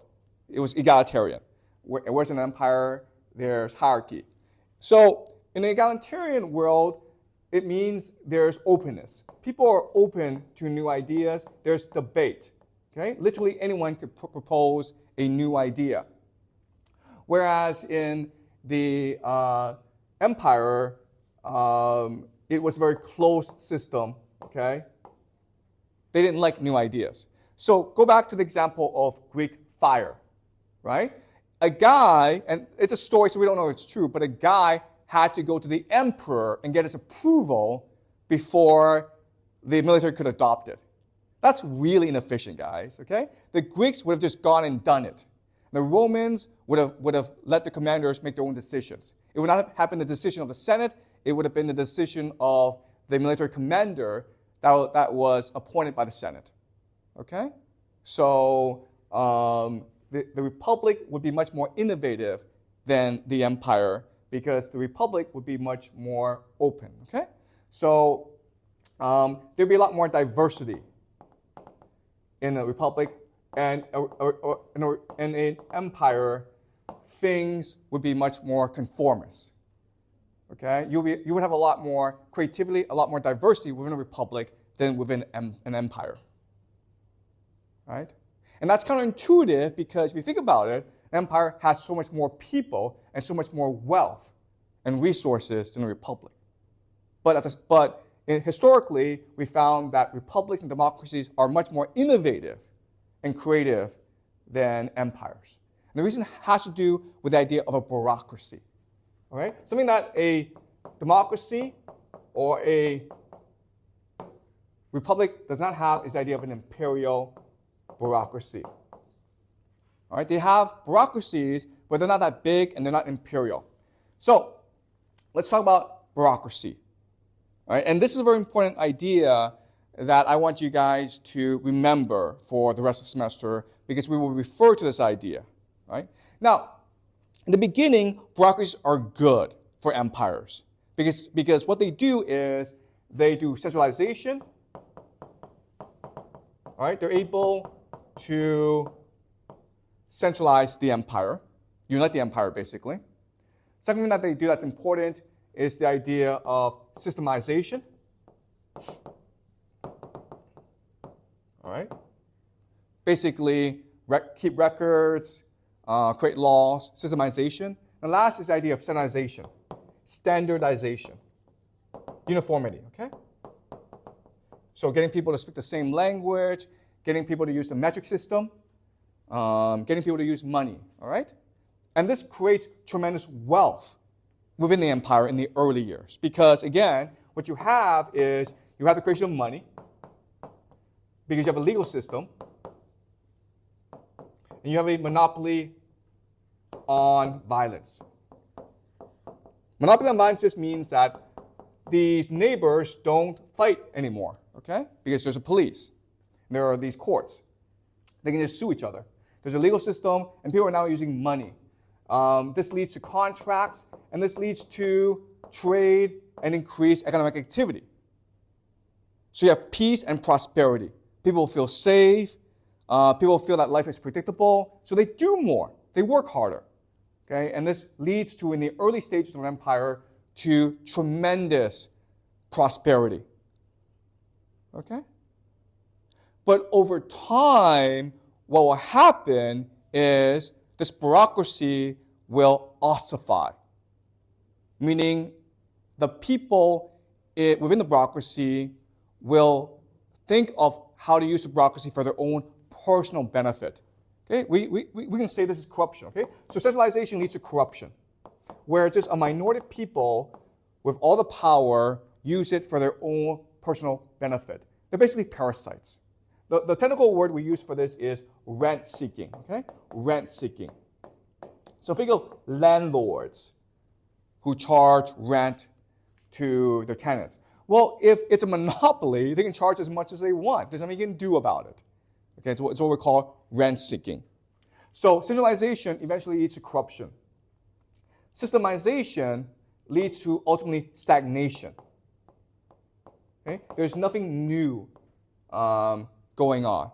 And standardization leads to the idea of conformity or homogenization, okay? Where everything becomes the same, where everything is bland. Right? Okay? Does that make sense? All right. Okay.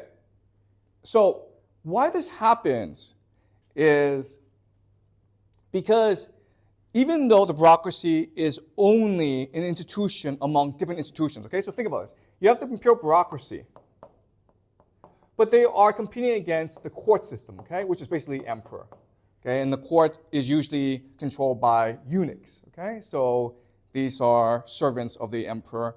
The bureaucracy is up against the court. It's also up against the nobility, right? The traditional power of society. It's also up against the military.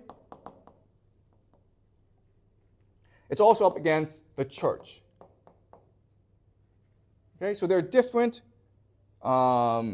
institutions that can counter the bureaucracy. But over time, in terms of peace and prosperity, if things are really stable, eventually the bureaucracy triumphs over all these other institutions. Okay, and the reason why is this. First is the bureaucracy can monopolize status, okay, and mobility. So if you're just an ordinary person, well, the best way to rise from a society is through the bureaucracy. This is certainly true in China, right? Where everyone wants to be a bureaucrat because that's seen as the mechanism of achieving social status as well as social mobility. Also, bureaucracies monopolize information. It controls what information flows into the system. It controls what the emperor sees. Okay, so we can say this is about censorship and secrecy.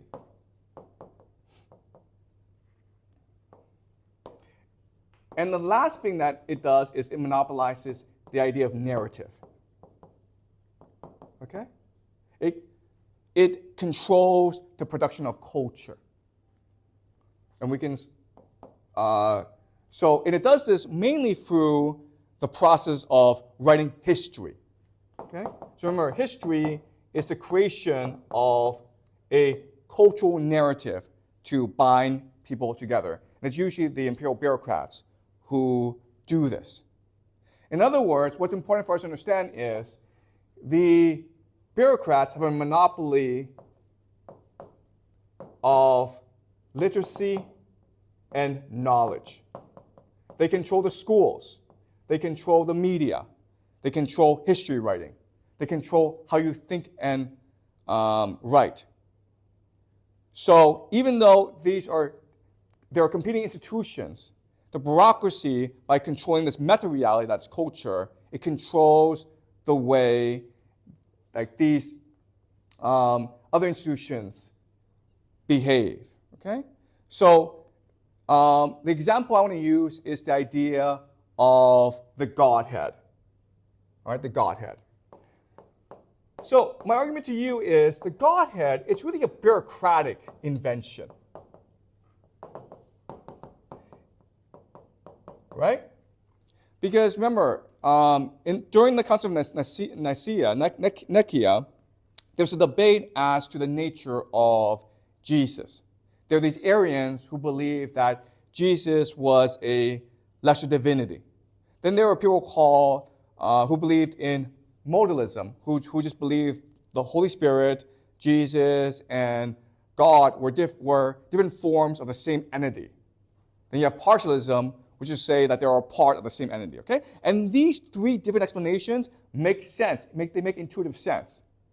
The idea of the Godhead, where God, Jesus, and the Holy Spirit are co-equal, separate, but the same thing, makes no sense.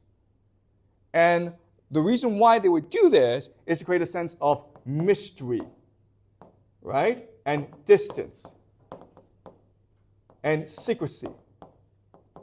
And that, my friends, is the definition of a bureaucracy. Right? I'm not sure if you dealt with bureaucracies. I have. They suck. They dehumanize you. So think of, I'll just use a silly example, right? So in America, there's something called a census. And on the census, you have to write down what racial group you belong to. And the racial group I belong to, if I were American, is Asian American, right?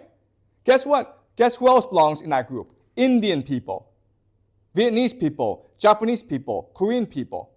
That makes no sense. We know that in Asia, the Indian culture is vastly different from the Japanese culture, which is vastly different from the Korean culture and the Chinese culture and the Vietnamese culture. Okay? These are different people with their own belief systems.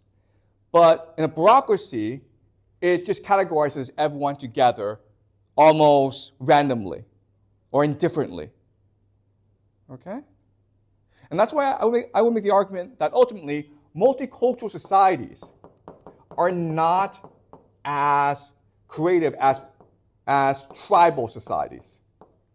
Okay? Tribal versus multicultural.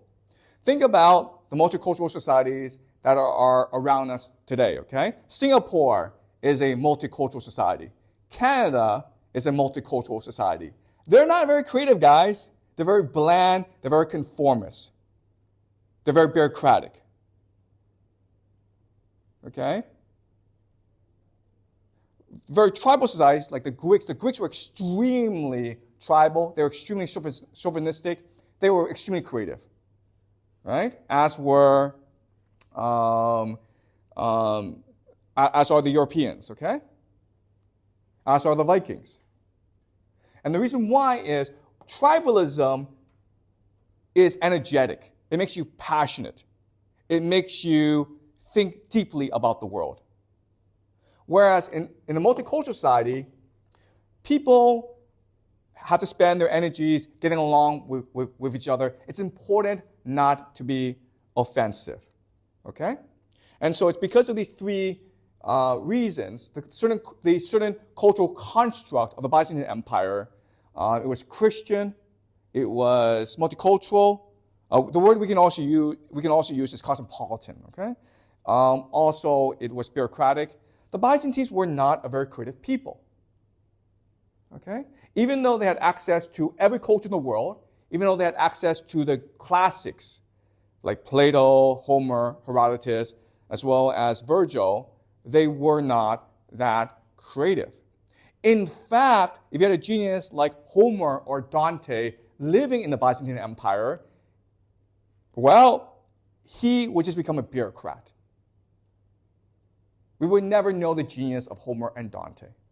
Homer and Dante could only arise in tribal societies. Okay? So, that,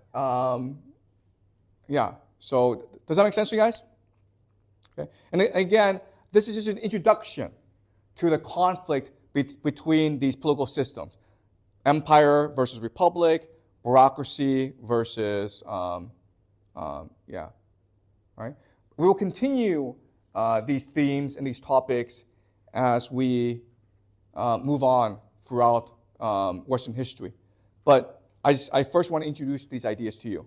It's really important that you understand the difference between paganism and Christianity, because we'll be referring to this conflict, this division later on in the semester as well. Any questions about this? Please feel free to argue, okay?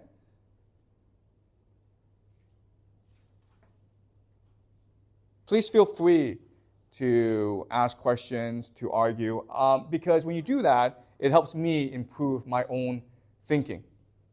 All right? Any comments? Any feedback?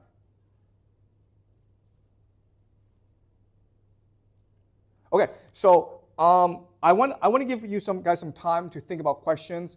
But before I do that, I want to look ahead over the next couple of weeks and tell you what we'll be doing. Okay? So we did the Roman Empire, then we did the Byzantines.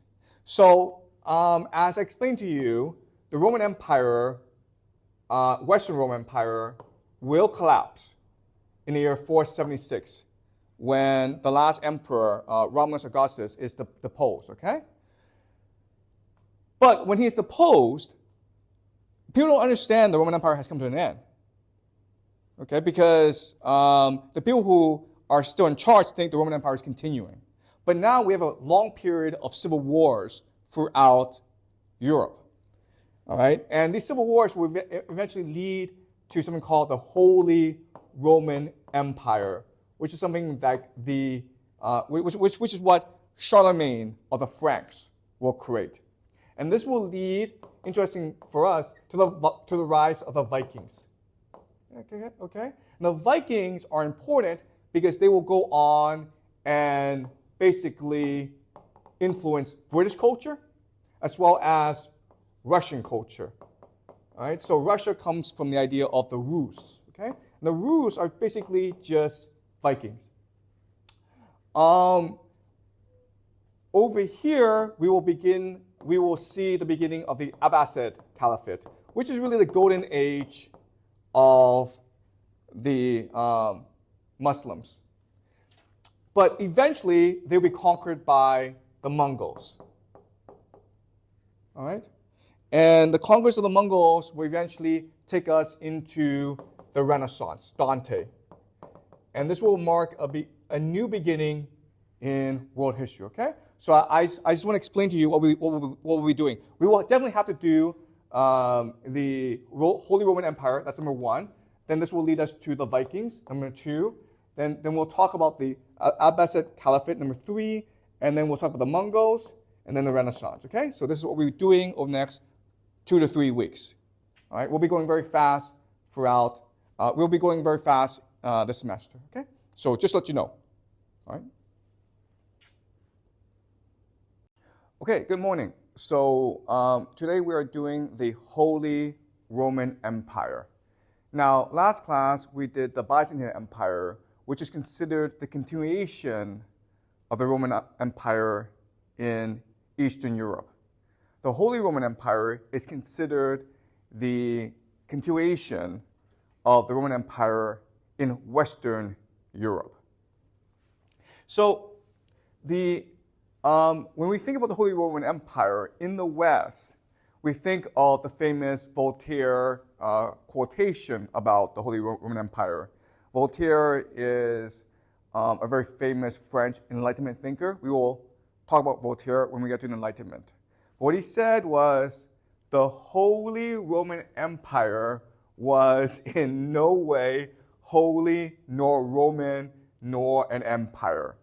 And this sounds funny, and a lot of historians thought it was a joke, but what I will show you this class is actually, this is very true. Okay? So, the Holy Roman Empire was started in the year 800 when the Frankish king, Charlemagne, was crowned Holy Roman Emperor by Pope Leo III in Rome. Okay? And this marked a turning point in Western history because this was really the first time that the Pope could anoint a monarch. Before, it was the emperor who anointed the Pope. Now it's a bit reversed. And this shows the supremacy of the Catholic Church. Historians have debated for a long time why Charlemagne would agree to such an arrangement. And so this is the topic we will examine this class. What motivated Charlemagne to agree to such a deal, and what gave the Catholic Church so much power and prestige that they had the power to anoint emperors. Okay, so that's a topic we are looking at today. All right, so let's first look at Charlemagne's motivations. Charlemagne, his name means Charles the Great, and he is of the Frankish Empire. And he was able to unite most of Europe through major innovations in the military. So he was the first to introduce the idea of armored knights, which became the standard military doctrine and practice in Europe for centuries. And the idea of the knight would also pave the way for feudalism in Europe. And these are topics we'll discuss later on in the class, okay, in the semester. What Charlemagne is most celebrated for is the fact that he started something called the Carolingian Renaissance. Carolingian is the name of his family, and the Renaissance is this period of peace and prosperity in Europe. And he's most famous for the building of cathedrals. He built 14 of them. This is the most famous. It's called the Aachen Cathedral in Aachen, Germany. You can still go visit it, okay? It is beautiful. The cathedrals of medieval Europe are really the pyramids, like the pyramids. They are meant to give people a sense of awe and unity. The cathedral was meant to bring heaven onto earth. One really amazing aspect about the cathedrals are the acoustics, the sounds within the buildings. It is designed in a way that when the priest speaks, his voice is projected all around the cathedral, and the walls bounce the voice back. And so the parishioners, the people who listen to the priest, they feel they're surrounded by the voice of God, okay? The voice literally enters you and makes you feel transcendent. It makes you feel you are moving towards heaven and that you are approaching God, all right? And these buildings are still around. So you can actually go and visit them. This is a picture of modern day Aachen, Germany, where tourists go and visit the cathedral. Okay? So these buildings were designed to be eternal. Okay. So before I talk about Charlemagne and why he chose to be crowned Holy Roman Emperor, I need to give you a little bit of background about the geography of Europe. Now, if we look at the four major civilization empires of early human history, mainly Egypt, Mesopotamia, Indus Valley, and China, we will discover that there are three major similarities among all four. Okay? The first, as you can see from this picture, is latitudinally, okay, they are in the same place. They all benefit from temperate climate, which allows for year-long agriculture. That's the first major similarity. The second major similarity is these are all river civilizations, meaning that at the center is a major river surrounded by flatlands that allows for the production of agriculture. All right, so in Egypt, there's the Nile. In Mesopotamia, there are two rivers, the Tigris and the Euphrates. Indus Valley civilization is obviously the Indus River, and in China, there are two rivers, right? There's the Yellow River, and then there's the Yangtze, okay, the Changjiang. All right? And the third major characteristic that's very important is they're surrounded by natural boundaries, whether it's mountains or deserts or oceans or seas, okay? And from this map, you can see very clearly these three characteristics for Egypt, right? Egypt has the Nile surrounded by natural boundaries. The desert, the Sahara Desert to the west, these mountains then protect Egypt. And that's what allows unity to take hold very quickly in these civilizations, and what allows this civilization to defend against outside invaders. Okay? The same is true in China, obviously, right? Okay? Surrounded by mountains to the south, to the west, and to the north, and then the sea. Okay? So for most of its history, China was protected from outside invaders. This is all especially true in humanity's greatest empire called the United States. All right? So if you look at the United States, it is a fortress, basically. It's protected by two oceans and then mountains. But within the United States, it's serviced by the Mississippi River, which allows for agricultural surplus and which allows for trade and communication within the United States. So very early on, the United States could become very wealthy as well as unified. And it did not have to fear external enemies, and therefore it could prosper without worrying too much about its national defense. Okay, this is very important because none of these three things are true for the European continent, okay, especially Western Europe. It's much too north, and it's surrounded by lots and lots of mountains. It also has no major rivers. Okay, so as you can see from this map, in southern Western Europe, it's mainly mountains, and to the north, there are flatlands, but they're usually covered by forests. Okay, so for most of its history, Europe was divided and poor and isolated from the rest of the world. Okay? The other thing about Europe that made it distinct from the other civilizations is within Europe, there are lots of natural boundaries. And that's why Europe remained divided for such a long time. It was extremely hard to unite Europe. Please remember, the Rome was not a European empire, it was a Mediterranean empire. That's a huge difference. Okay? So, throughout most of its history, Europe was divided into different fiefdoms. And the princes, the kings, had a complete authority over their kingdom. And it was very hard to compel them to listen to your authority. Charlemagne had at that time the greatest army in Europe. But even then, he was still compelled to cooperate with the other kings. Okay? So he achieved a lot of what he did through conquest, but he also achieved a lot of what he did through alliances and treaties and friendships and marriages, okay? So what this means is, if you want a unified Europe, you cannot do so through military conquest. You have to do so through the idea of legitimacy.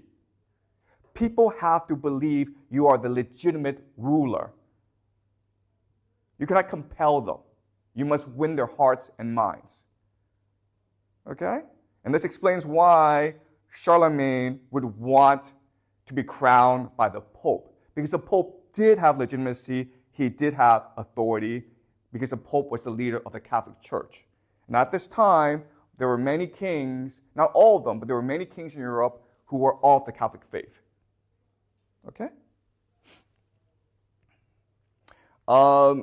So this is a map of the major cities of the world at the time of the fall of the Roman Empire. Okay? As you can see, most of the cities are located at a certain latitude.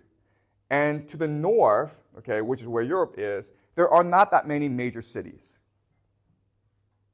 All right? So at the fall of the Roman Empire, Europe was a divided, weak, and poor place.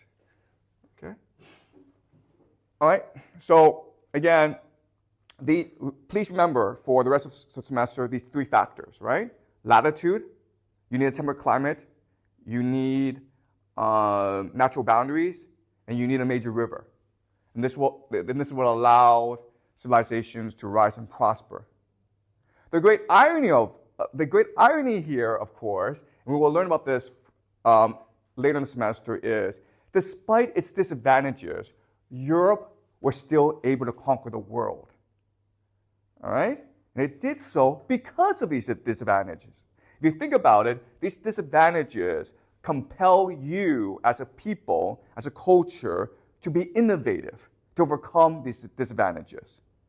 All right? And this is something that we will learn when we get to the Enlightenment, Renaissance, and Scientific Revolution, which we'll do very quickly. All right?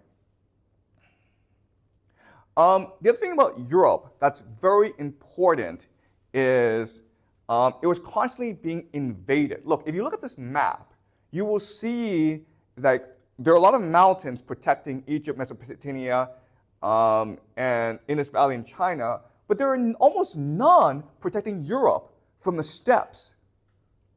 As we discussed last semester, the steppes traditionally has been the most aggressive place in human history.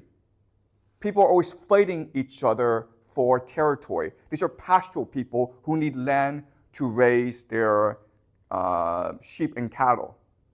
And so they're always fighting each other. And so what happens over time is these people are pushed further out into the borderlands. Okay, they're often pushed into Europe, right? So remember about the Yamnaya people, how they migrated from the steppes to Europe and basically conquered all of Europe. Well, this process never really stops. Okay, so in the time of the Roman Empire, towards the collapse of the Western Roman Empire, there's huge migrations of people from the steppes into Europe. And they're being pushed out by a new, more aggressive people called the Huns. Okay? You may have heard of Attila the Hun. Well, he's of that group. And they are extremely violent, and they have made major military innovations that allow them to outcompete others in the steppes, which force these other tribes and groups into Europe, okay, which is the only place they can go. All right. After the collapse of the Roman Empire, these different groups start to form their own kingdoms. Around Germany are the Franks. And then eventually, over time, as these groups compete against each other, the Franks will ultimately defeat them and expand. Okay? But this is a process that will take centuries through multiple kings and through multiple dynasties. But eventually, the Franks will expand out from Germany and conquer most of Europe. Not all of Europe, but they will conquer most of Europe. And in the process, what's interesting for us is they will make contact with the once isolated Scandinavian countries, the Norsemen, okay, they're called the Norse. We often refer them to as Vikings, and we will study them next class, okay? But now they're brought into the orbit of this new Frankish empire, okay? But again, and this is the Frankish Empire at the time of Charlemagne when he creates the Holy Roman Empire. But again, because this is not really an empire, it's more of a confederation, it doesn't really last much longer after his death. What's really interesting for us is to remember that these emperors, they are not born as emperor. They are elected by other kings. So again, you should see this as an alliance, as confederacy, where each king has voting power. Okay, so this is not a hereditary title. This is something that you are elected to. Okay, so after the death of Charlemagne, a couple decades later after his death, the empire splits into three. Okay, and even though on paper this empire does last until the year 1806, it's a history that is extremely tumultuous, and there are some times when the empire completely disintegrates. Okay, but they keep up the pretense of having an empire because, again, in Egypt, what matters is not territory or military or resources. What matters the most is legitimacy. And the idea of the Holy Roman Empire gives legitimacy, confers legitimacy, mainly through the Catholic Church. Okay? Does that make sense, guys? So we'll be discussing more of this as we go into the history of Europe. But before that, are there any questions? Are there any questions? All right. So now what I want to discuss is why the Catholic Church is able to confer legitimacy. What gives the Catholic Church the power and authority to confer legitimacy to kings and emperors? Okay, but before I do that, are you guys clear about what I just presented? You mentioned that Charlemagne was crowned by Pope Leo III, yes. Oh, well, sorry. Okay, so I'll explain, okay? But the Pope is considered the leader of the church in Rome. So he's a bishop, okay? We call him Pope because historically, Rome was the most powerful of all the churches. Okay? So I'll explain who the Pope is later on, okay? So, but does that make sense? Good. Any more questions? Before I continue. Because right now what I'll do is explain how the Catholic Church became so powerful in Europe. So I think you mentioned that the kings of like within the kingdoms of the Frankish kingdoms, like they were elected by other kings. Mm-hmm. So these kings were not like siblings or related. Okay, that's a good question. Okay, so who are these kings? Well, most of these kings are actually hereditary, okay? Their fathers were kings, their grandfathers were kings, and they're often related to each other, okay? But they were control of a certain fiefdom, right? And you couldn't really conquer them because they had castles, and they were like in mountains, and they were a very aggressive people. So you couldn't really conquer them. So you needed to get them to agree to make you king. And so the way they did that was by having these elections where the kings got together. They're called prince electors, and they pick the king. And this is also true for the Catholic Church, where different bishops would get together and they would elect the Pope, okay? But I'll explain this later on, okay? Does that make sense? All right? Okay. All right. So let's go over the history of the Catholic Church and understand why it became so powerful in Europe after the collapse of the Roman Empire. Okay, first I want to present to you the official history of the Catholic Church as presented by the Catholic Church. So there was a man named Jesus who was actually a god.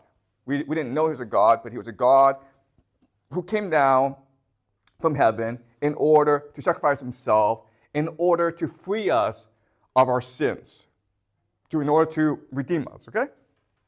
Now, Jesus had disciples. There were 12 major ones, but there were others.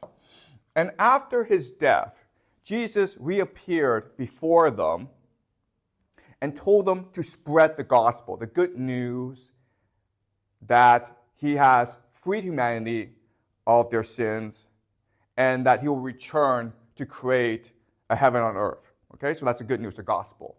So these disciples, they're illiterate peasants. They go all around the world and they set up churches in the honor of Jesus. Okay, these are the first fathers of the church. And these people are called bishops. Okay, so the bishop is the head of the church in a certain area. And the tradition is that the very first bishop of all the major churches, and there were like 5, were disciples of Jesus. That's where their authority and legitimacy comes from Jesus himself. As the movement is spreading, Rome sees them as a threat because Rome are pagans and Christianity is an anti-pagan religion. So there's a lot of persecution going on, but the Christians are armored by their faith and their love of Jesus and the miracle that is God. So they eventually triumph and convert all of Rome into Christianity. Now, Christianity is the official religion of Rome, and now they have the power to spread the message to all people around the world, but especially the barbarians of Europe, and convert them. Okay? So that's the official history of the church. And there are lots and lots of issues with this story. I mean, the first issue, the major issue is, how is it that a peasant religion was able to conquer the Roman Empire? There were certainly other belief systems that were much more compelling than the Christian faith. There's a Greek system, the philosophy of Plato. Paganism itself has many traditions. And as I keep on explaining to you in this class, culture is persistent. People do not want to change their cultures. So it's a complete mystery how Christianity was able to spread and conquer Europe. And the explanation, if you talk to Christians, especially the Catholic Church, is it's a miracle, guys. It's the power of faith, okay? That's the explanation. That's it. Okay? So there are lots of issues with this official story, so I want to give you my understanding of the history. I talked about this last semester, and I want to review it, okay, and apply it to the context of the Roman Empire. All right. What's important for us to understand is during the time of the Roman Empire, the Romans had major conflicts with the provincials, especially the Jews, okay? Romans and Jews did not get along. In fact, they were often in conflict with each other. The Romans were pagan, and the Jews were monotheistic people who only worship Yahweh. And they refused to worship the Roman emperor, which was demanded of them by the Romans. Sometimes the Romans were tolerant and says, well, we'll make a special exception for you Jews. But sometimes they were extremely violent, okay? And this led to a series of wars in Judea between the Jews and the Romans. These were terrible, terrible wars that killed millions of people, okay? 3 major wars were fought. Another problem is that the Jews were spread all around the Roman Empire. So this was not a problem isolated to one poor province called Judea. This was a problem throughout the Roman Empire. Okay? So historians estimate that Jews accounted for about 10% of the population of the Roman Empire. That's a lot of people. In certain cities, like Alexandria, it was a third of the population. And there were a couple of riots in Alexandria by the Jews against Roman rule. Also, the Jews were, as a whole, a pretty cosmopolitan people who were well-educated and who were very well-established, who looked down upon the Romans. The Jews had respect for the Greeks because the Greeks had a very superior culture. Jews and Persians got along really well because Persians are extremely tolerant people. But Jews really didn't like Romans. And the Romans really didn't like the Jews either, okay? There's stories of how after the wars between the Romans and the Jews were enslaved and sent to Rome. And the Romans released the Jews from slavery because they didn't like Jews, okay? And Jews became traders and settled in other parts of the empire. Okay, so the Romans and the Jews didn't get along. And so there's this constant conflict going on. But there are certain Jews, like Paul of Tarsus. He was a Roman citizen. He was very well established within the empire. And he got along very well with the Romans. He really much wanted to be part of the Roman Empire. And these wars were badly affecting him and his family and their friends. Okay, so there were a certain segment of the Jewish diaspora who very much wanted to assimilate into the Roman Empire. But their religion, which believed that eventually a Messiah, who is a prince from the house of David, born of the house of David, he will return and he will lead the Jews to ultimate victory against the Romans. That's what the Jews believed as part of their religion. And so this presented a problem for Paul of Tarsus and other Jews who want to assimilate. Okay? When Jesus died, he became like a rock star within the Jewish community. And the fact that he died, the fact that he was crucified, which is a horrible way to die, it basically captured the imagination of many Jews. And after his death, there were a lot of people who started to flock to, they were very curious about him, so they flocked to his disciples. And so his brother James led his movement called the Poor of Jerusalem. Later on, they'll be called the Ebionites, okay? And these are the people who will influence the Islamic religion. But there were other groups who started around the idea of Jesus as well. Okay, so Jesus was a growing popularity in the Jewish world after his death. And in Jesus, Paul saw an opportunity to resolve this conflict between Romans and Jews. Remember, the problem for Jews is their religion believed that a Messiah would return who would lead them to victory against the Romans. And this is a problem because Paul knew that if the Jews united against the Romans would probably win. Okay? So, Jesus is a solution because Jesus is a prophet of peace. Right? Jesus was a prophet who preached the importance of peace, mercy, and forgiveness. Forgive the Romans for destroying our temple. Forgive the Romans for persecuting us. Show mercy. Because what mattered is not what happens here. What matters is what happens in heaven. All right? So, Paul of Tarsus, backed by the Roman state, started this religion as a way for Jews to practice their faith without incurring the wrath of the Roman Empire, without being a threat to the Roman Empire. Okay? Does that make sense to you guys? Now, over time, as the conflict between the Romans and Jews became worse and worse, the Christian movement spread, okay? And eventually, to gain legitimacy, they won the patronage of Roman patriarchs, okay? So you had a certain segment of elite Jews and a certain segment of elite Romans who came together in the Christian church to build an alliance. Okay? Does that make sense? So in other words, the Catholic Church, the beginning of the Catholic Church, it was basically an elite social club for Jews and Romans to get together and to work together. Okay? Does that make sense?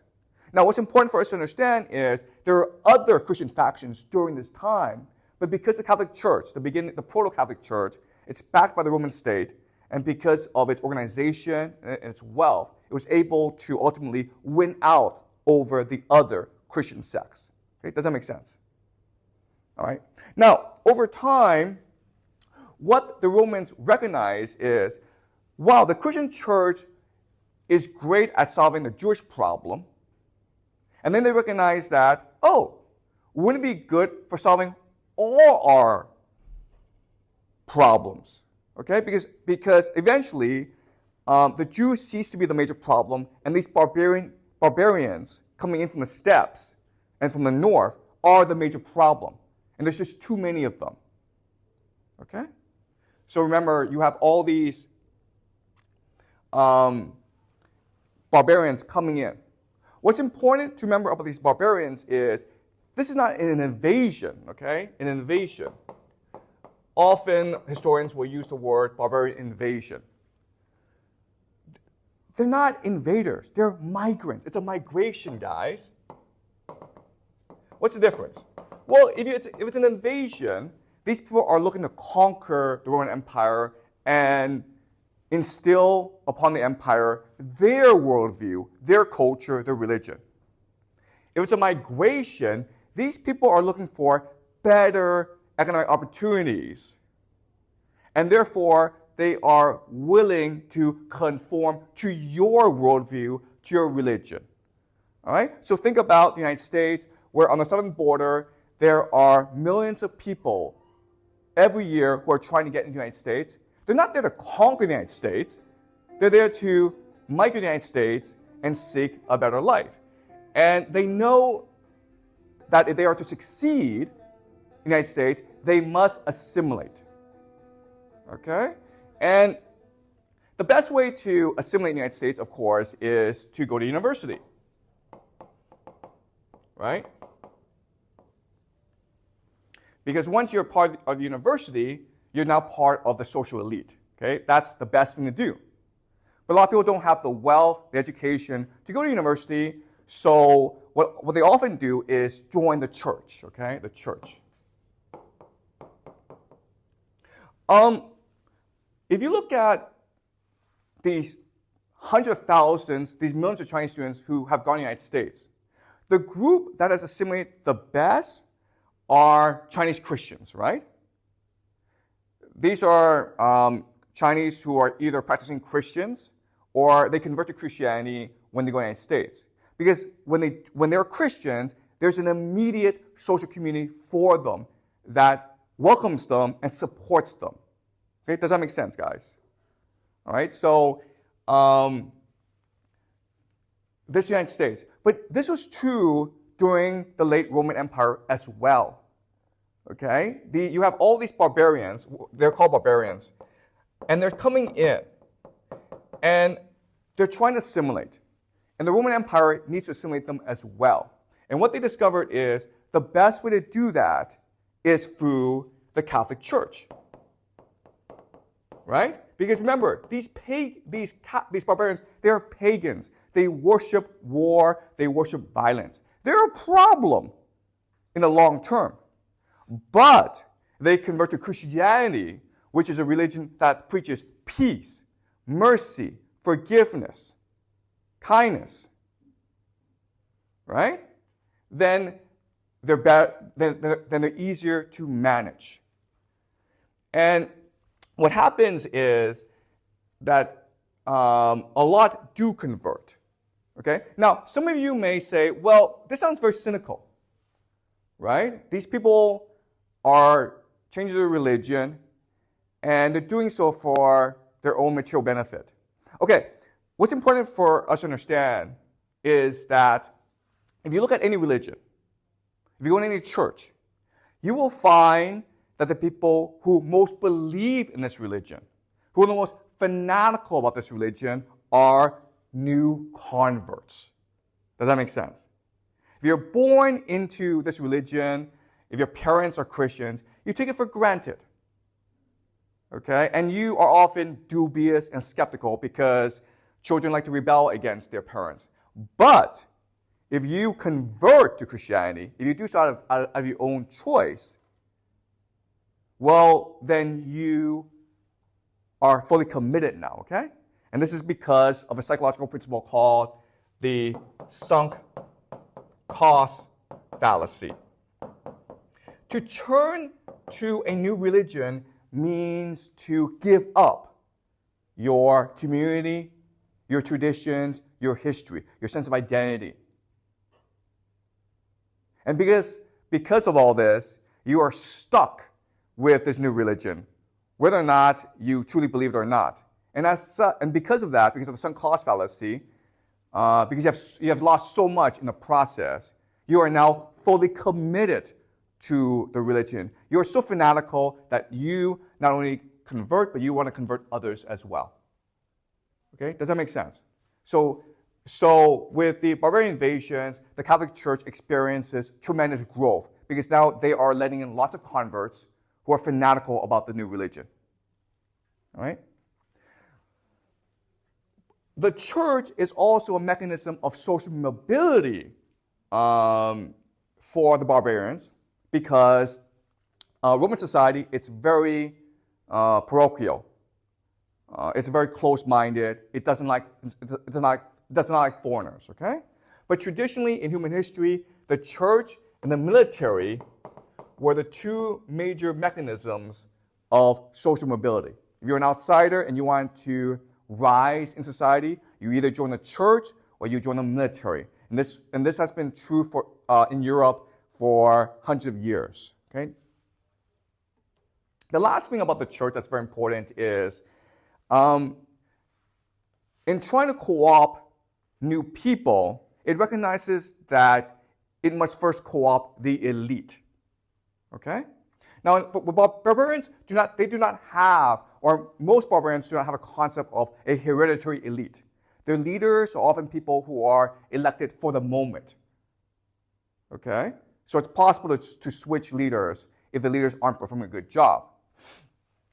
What the church does is, in exchange for joining the church can make these leaders, who again are only temporary, into a hereditary elite, meaning their advantages and social status will pass on to their children, which is an extremely appealing deal for these barbarian leaders, okay?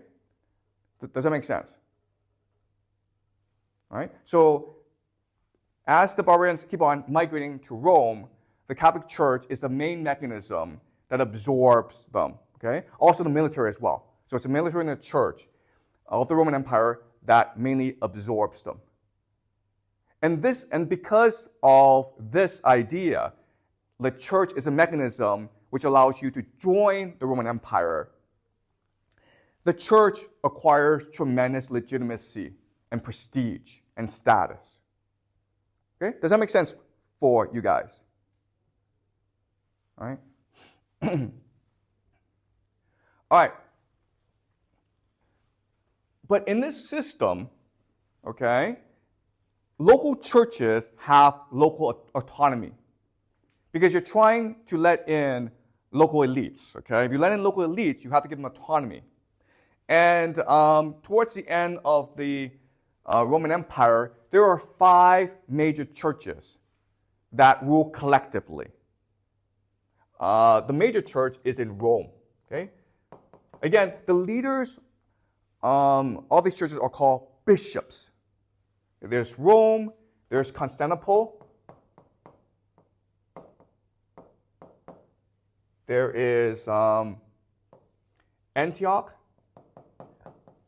there's Alexandria, and these are the 4 major population centers of the Roman Empire. And then, of course, there is Jerusalem. And Jerusalem is part of this 5 because of its prestige, right? This is where Jesus died, and this is where the Jewish and Christian religions were born. Okay, so throughout most of this history, these are the 5 major churches, and for most of this history, they are independent of each other. There are other churches in other places as well that are also extremely independent of each other, meaning they were allowed to, within the Christian framework, develop their own doctrine and practices. Okay? But it was understood the primary church was Rome, because Rome was the center, the capital of the Roman Empire. And because of this, the bishop here is called the Pope, in order to distinguish him from the other bishops. Okay? Does that make sense? All right? The problem with this system is that the capital in 330 switches from Rome over to Constantinople. And over time, the Constantinople church, because it is now the capital, it wants to assert its authority over the other churches, mainly through the idea of orthodoxy, right? Orthodoxy, or doctrine. Remember, for most of this history, each local church is free to create its own ideology within the Christian framework, mainly because no one's in a position to enforce doctrine on others. Now Constantinople because it's the capital of the empire, it wants to impose orthodoxy on others. And this is what leads to the idea of the Nicene Creed. Remember, the Nicene Creed is the idea of the Holy Trinity. And at this time, when the Nicene Creed is first formulated, most people, most churches do not buy into the Nicene Creed. They do not buy into the Holy Trinity. But Constantinople sees the power of the Catholic Church as a source of its legitimacy. Therefore, it will, over the decades, embark on military expeditions to enforce the Nicene Creed on all dissenters. And eventually, the Nicene Creed will triumph over other doctrine.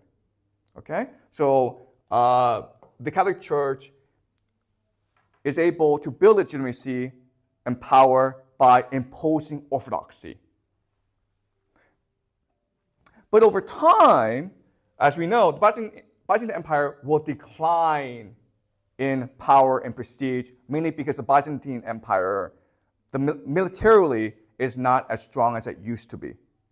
And at this point, the Constantinople Church is declining. Other churches, especially in Rome, they want now to assert their local autonomy. Okay, so this created a major controversy called iconoclasm. Iconoclasm just means that Constantinople believes that God should not be celebrated in images. You cannot paint God. You cannot paint Jesus. Okay? And the church in Rome, the Pope, saw this as an opportunity to push back because this was actually a very unpopular decree. And this created a major conflict between Rome and Constantinople. And what this iconoclasm debate shows us is that Rome wants to maintain its independence. Not only does Rome want to maintain its independence, it wants to regain its lost authority. Okay? And that's why when Charlemagne comes along, the church sees Charlemagne as the perfect opportunity to reassert its dominance, its dominance over the idea of legitimacy, okay?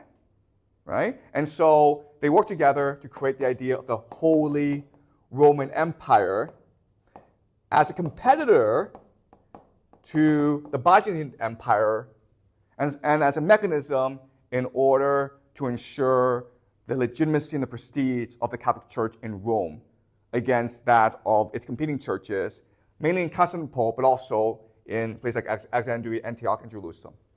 All right? And this will eventually climax in something called the Great Schism.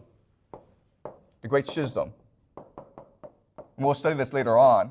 The idea of the Great Schism, which happens around 1000, all right, is that these two churches, Rome and Constantinople, permanently break off. They refuse to acknowledge each other. Before, they would have meetings and they would share doctrine, but now they absolutely refuse to talk to each other, okay? And Rome will become the basis of the Catholic Church. Catholic means universal, which is still around today, and which is believed by about 1 billion people, okay? Constantinople becomes the basis of the Eastern Orthodox Church, which is believed by about 230 million people, mainly in Eastern Europe, okay? So if you're Western Europe, you're Catholic. If you're Eastern Europe, you're Orthodox. If you're Western Europe, you're Catholic. Okay, does that make sense, guys? And at first, look, there's only one major doctrinal difference between Rome and Constantinople. Rome asserts that the Pope is the first among equals. Okay? So the Pope has the ultimate authority. The Pope is a true representative of God on earth. Everyone else is lesser than the Pope. Whereas the Orthodox Church asserts that all the churches are equal to each other. There is no higher authority. Okay? But later on, because the church in Rome will experience the Protestant Reformation, then their doctrine will radically diverge over time. Okay? Does it make sense? All right. Any questions about this?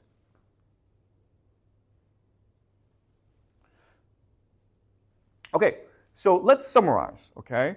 Let's go back to the year 800 when Charlemagne, he's in St. Peter's Basilica, and he's being crowned Holy Roman Empire by Leo III. Why does this happen, okay? And let's look at it from the perspective of Charlemagne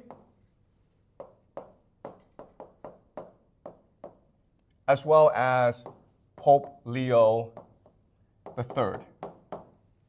All right? So for Charlemagne, the three major reasons are legitimacy, unity, and differentiation. And this has been true for kings throughout human history, okay? Why did King David sponsor the writing of the Bible? For these three reasons. Why did Augustus Caesar sponsor the writing of the Iliad? For these three reasons. Okay? Legitimacy. I'm the rightful king because God said so. Unity. We're all part of the community of God. Okay? And that's what differentiates. We're Christians. And everyone else is pagan or infidel or heretic. Differentiation. We are not the Byzantine Empire. Okay? So Charlemagne is trying to create legitimacy, unity, and differentiation with the Holy Roman Empire. Okay? So Pope Leo, why does he sponsor Charlemagne? Why is he crowning Charlemagne the Holy Roman Empire? Well, he's trying to assert his authority, right? He's trying to establish the fact that the Pope is a true representative of God on earth. Okay?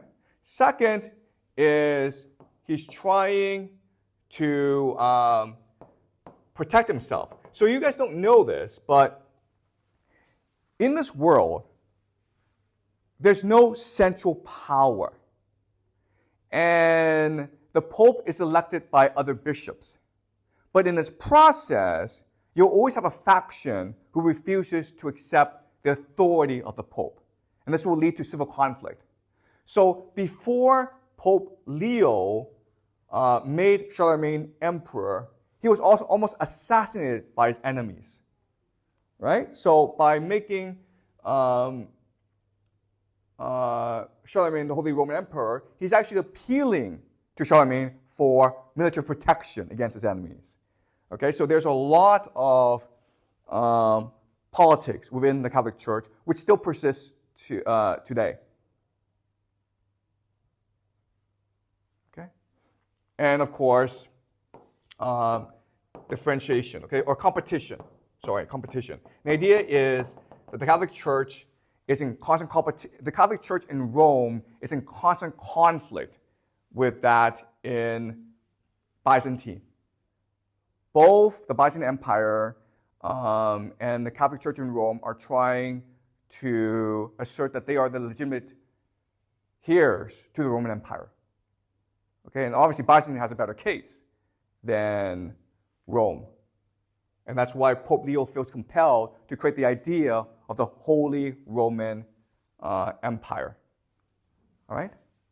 What I want to show you also, that the idea of the Holy Roman Empire comes from Augustine.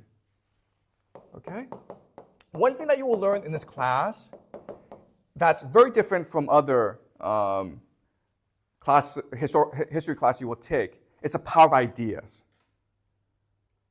You're taught usually that it's economics or power or kings that move history. You're taught in this class, and this is very important, it's ideas that move history. Okay, and let me show you how. Okay, Augustine wrote a book called City of God, which is what we read last semester, or parts of it last semester. We discussed it. Okay, what is City of God? Well, Augustine, he's basically a high leader of the church. He's Bishop of Hippo, okay, which is in northern Africa.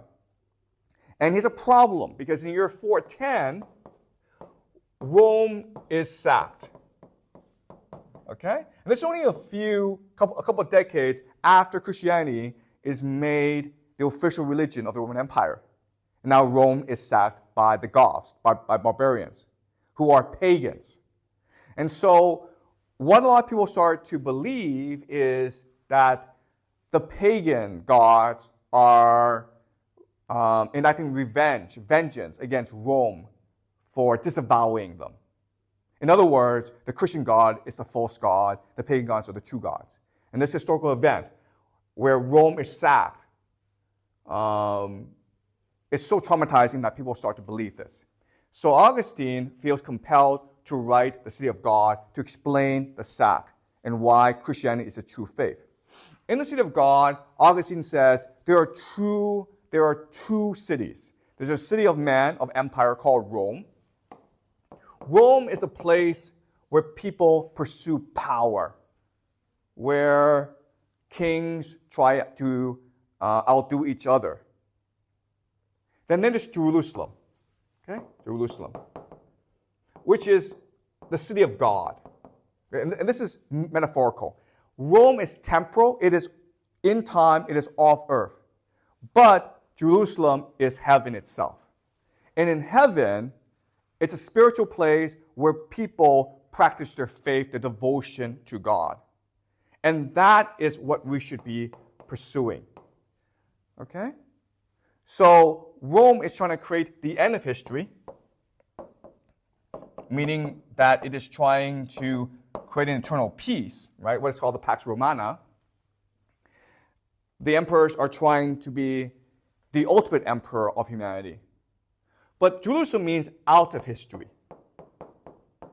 You're taking yourself out of human affairs because the human affairs don't really matter. What matters is spiritual faith. Because only spiritual faith will give you salvation and redemption. And that's what matters. Okay? So our mission is to create Jerusalem. And that's what the Catholic Church does. The Catholic Church is the city of God. It's the New Jerusalem. It's what allows humanity to step out of history and to celebrate God on earth. Okay? And the city of God, in other words, becomes the basis of the Holy Roman Empire. In other words, Charlemagne and Leo worked together to create the Holy Roman Empire in order to achieve Augustine's vision of heaven on earth. The city of God it's the intellectual blueprint for the Holy Roman Empire. Okay? Does that make sense, guys? In fact, what's really interesting is Charlemagne, who apparently was illiterate, I'm not completely sure, but apparently he was illiterate, every day he had the city of God read to him. That's how much he loved City of God. And he basically made City of God the official text of the Holy Roman Empire. Okay? Does that make sense? And that's the power of ideas. Charlemagne in the City of God had already created the intellectual framework for the Holy Roman Empire that 400 years later, Leo and Charlemagne could take in order to build the Holy Roman Empire. Without the city of God, they could not have imagined the Holy Roman Empire. Okay? Does that make sense, guys? That's the power of ideas. You need someone to imagine the idea before you can actually implement it on earth.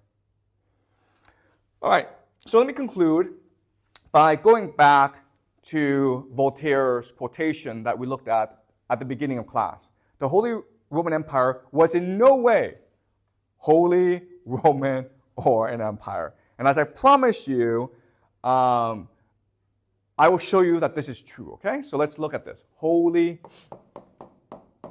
Roman Empire.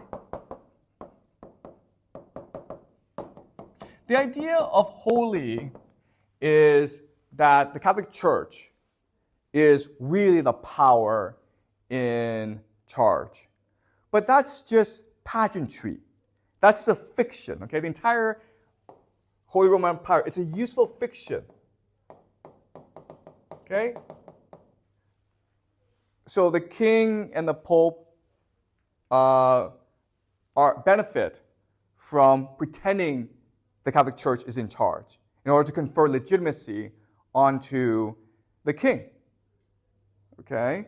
And the king and the pope benefit from displaying an alliance to the people of Europe, okay, to create a sense of unity. But this fiction depends on the Pope and the Emperor getting along. And after Charlemagne, what we'll see is they don't get along. Because the Pope insists on having power over the Emperor insists on having power over the Pope. But not only that, remember, the Pope and the Emperor are all elected by local lords, okay? So the Pope is elected by the bishops of Western Europe. The Emperor is elected by the prince-electors.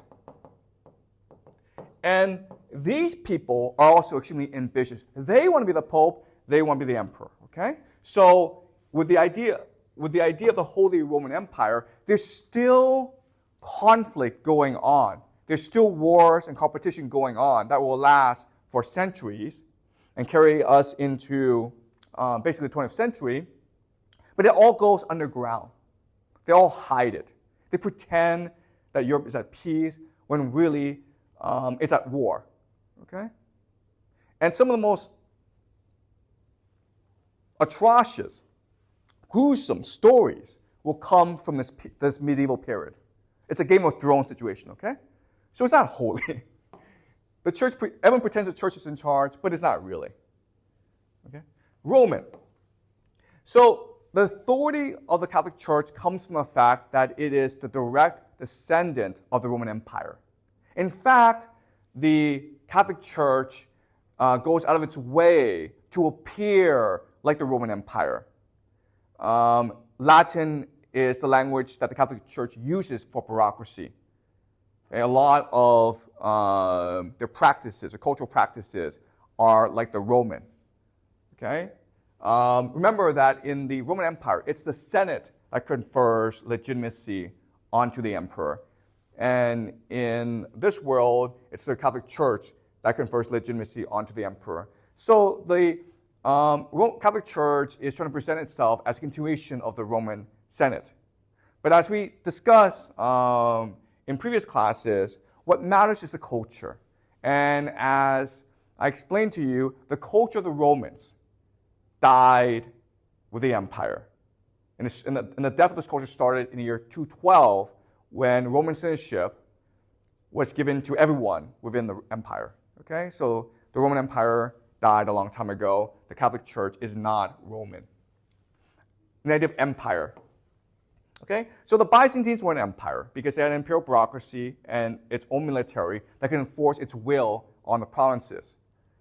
The Holy Roman Empire was never truly an empire in the sense that the emperor's will was absolute. He needed the support of his allies. And there were many times throughout this history when the emperor tried to enforce his will on the prince-electors of Germany, and so they rebelled against him because they need to protect his autonomy. And this idea that what matters, the real powers is in these princes in the local areas, this is what will give rise to the idea of feudalism in Europe. Okay? Before the kings decide to assert their authority over everyone. Okay? All right. So the Holy Roman Empire was a useful fiction for its time in order to present the idea of legitimacy and unity across a divided Europe at war with each other. Right? Okay, so next class we'll do the Vikings. All right, but before we end, any questions? You mentioned that the emperor's will is not absolute. Yes. But instead, the power is in the local princes. Yes. So did the princes, like, because they have power, rebel against the empire, separate make the emperor collapse or something? Okay. That's a really good question. Okay, what was the relationship of the prince-electors to the emperor? Okay. So this is a really interesting question. Okay. So let's think about this. If you are a prince-elector, you are a local prince in Europe. Okay, how do you benefit from the Holy Roman Empire? Well, you benefit because the Holy Roman Empire confers legitimacy to you as well. Does that make sense? Right? Because if you're a local prince, you also have people who want your throne. You also need to keep your people united. And the Catholic Church, the religion of Catholicism, was an important mechanism for you to assert authority over your people and to keep you safe from your enemies. In many ways, the Catholic Church, it's trying to be the freelance imperial bureaucracy of Europe, right? There's no emperor. The emperor has no power.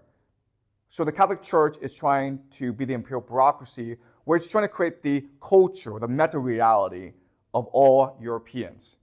Okay? And it does that through its local churches, right? The priests. Because if you think about it, the people are interacting with the local priests, not with bureaucrats, right? So through the priests, you can collect information on the people, like how much money they're making, so you can tax them better, and you can better control their thoughts, okay?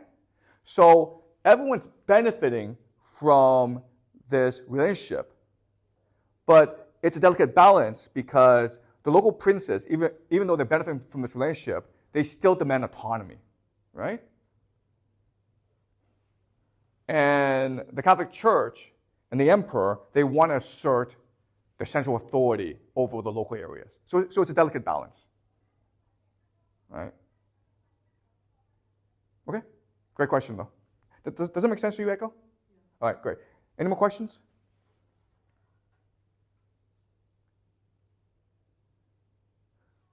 Okay, great. So next class, we will do the Vikings, which will be a lot of fun. Okay, so good morning. Today, we start the Vikings. We will do it over 2 classes. And the Vikings are extremely interesting.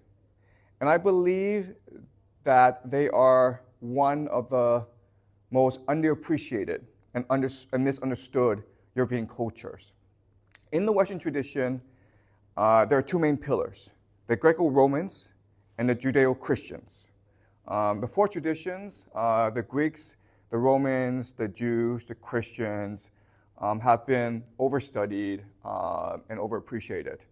I would argue that the Vikings are very important and should be part of these 4 pillars. I think there should be 5 pillars. And I think that over the next few decades,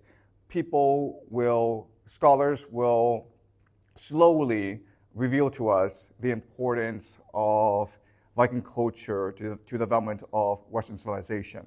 So that's my argument to you over the next 2 classes, that the Vikings are extremely influential. And so today, I'll do an overview of Viking history and influence. And in the next class, I'll focus more on the cultural system of the Vikings, what they believed, and how they understood the world. Okay, so let's do a brief historical overview. So the Viking Age is what scholars term the period from the year 793 to 1066. 793 is when there was the first recorded, written down incident of a Viking raid on a monastery in Europe. And this is really the first, one of the first written records of the Vikings. The Vikings were always there, actually, and there was some interaction between the Vikings and the rest of Europe. For example, Vikings did serve as mercenaries in the Roman Empire. Okay, so there was always a bit of interaction, but for the most part, the Vikings were an isolated culture. 1066, the year that the Viking Age is supposedly to have ended, is the year of the Battle of Hastings. That is when Normandy, the Normans who lived in France, they crossed the English Channel and conquered England. And this is the last time that England would be conquered. And this would mark the end of the Viking Age because it really marked the assimilation or integration of Viking culture into the broader European framework. Okay? So that's what scholars mean by the Viking Age. All right, so the Vikings are from the 3 countries today we call Denmark, Norway, and Sweden. Okay? Collectively, they are known as the Scandinavian countries. What's interesting about this area is the geography. This is a topography, okay? Red means high altitude. Blue means low altitude, so by the sea. And as you can see from the topography, the Scandinavian area is extremely diverse. And as a result, the region historically has been very poor, isolated, and diverse. Okay, so this area for the longest time had tremendous diversity in terms of culture and politics. You had kings, you had tribal chieftains, and then you had different systems as well. Okay. During the Viking Age, what we need to keep in mind is this was a period in history when Europe was being invaded or attacked or pillaged from everyone, basically, okay? So the three main invaders are the Vikings, who come in from the north, but then you have people called the Magyars, who are the modern-day Hungarians, coming in from the east. From the south comes the Arabs. Okay, next week we will do the Arabs. The Magyars, just that you know who the Magyars are, they are just the most recent iteration of the Proto-Indo-Europeans, the Yamnaya. Remember last semester we discussed that 3,000 to 4,000 years ago, Old Europe, which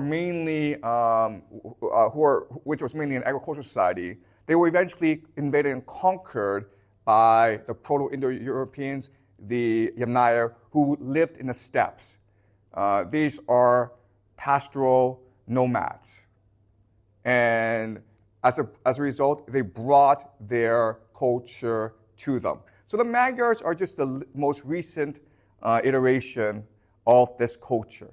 Okay? Same as the Huns, same as the Goths, same as the Germanic people. What's interesting about the Magyars is that they are mainly a land people, meaning they ride horses into battle. And during the Viking Age, they were extremely successful, penetrating into many parts of Europe before they are eventually defeated and they're integrated into the main European culture, mainly by, you guys remember? Making into Christians, right? That's how you assimilate people in Europe, by turning them into Christians.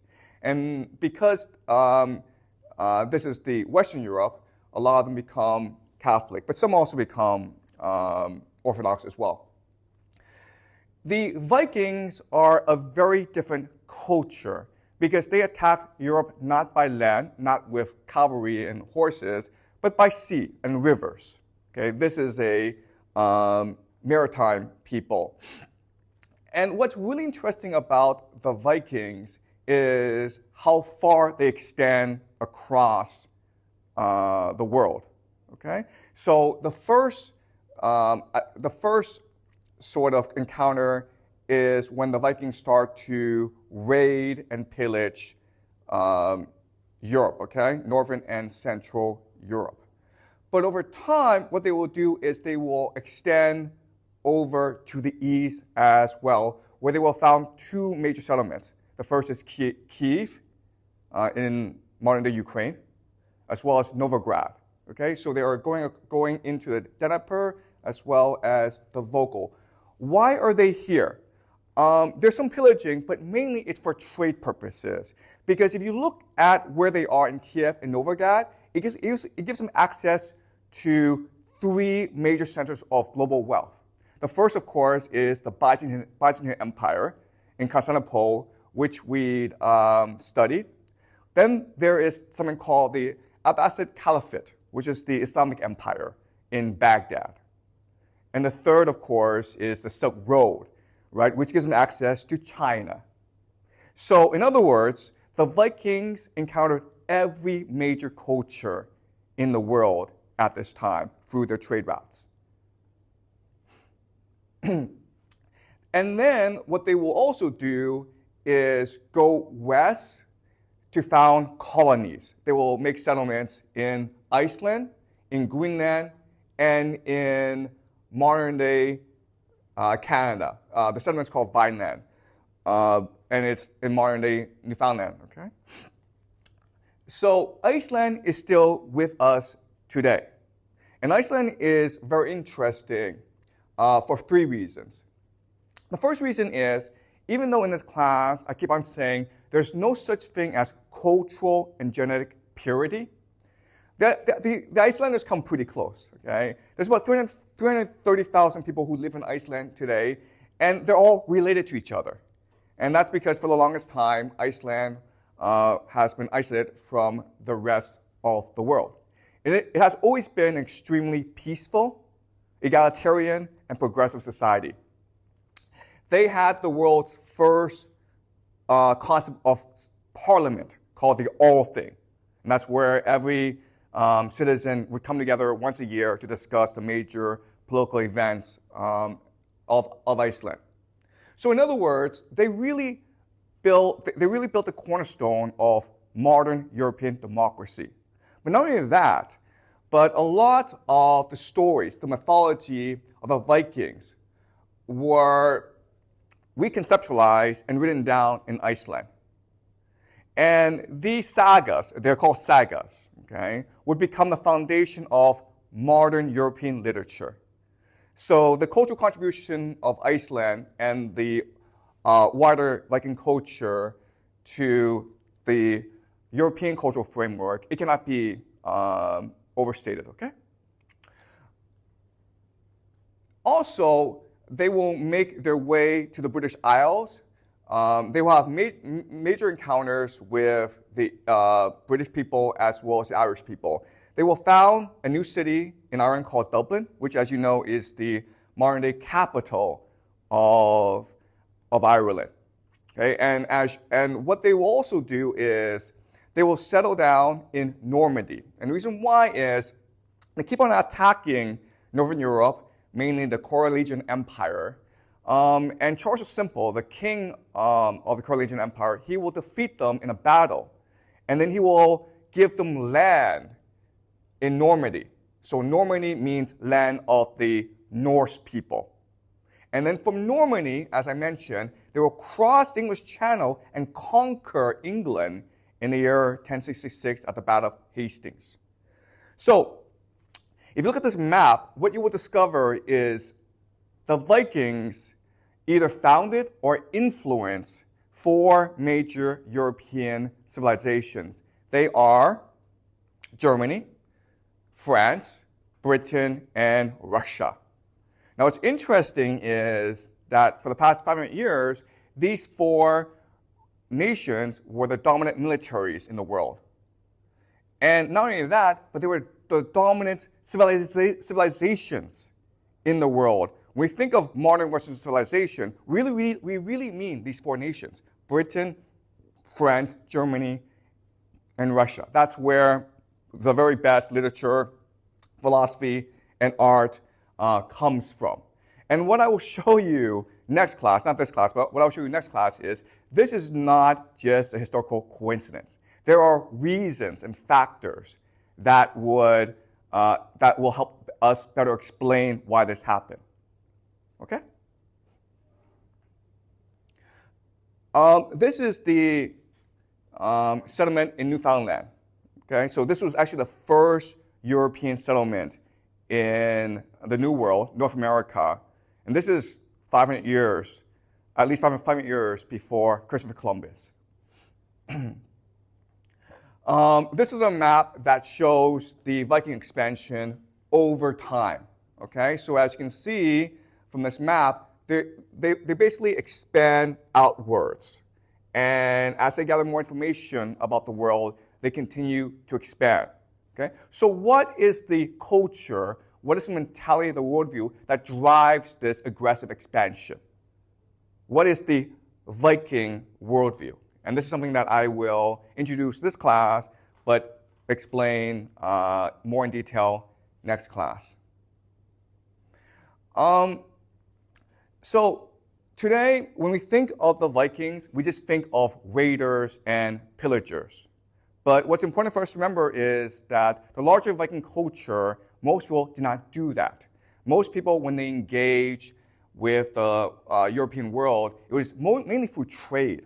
Okay, the vast majority was through trade, and then you have people, Vikings, who joined the European world as mercenaries because they were very good fighters. And then you had a small minority who were raiders and pillagers. But because they were so violent, they captured the imagination of the Europeans, and they inform how we today see the Vikings. This is a map of the Viking expansion, and the yellow are written records, documented Viking raids in Europe. And as you can see, there's a lot of them, okay? They're mainly by the coast. They're mainly by rivers because, again, the Vikings raided mainly by using their long ships, their ships. They mainly raided monasteries.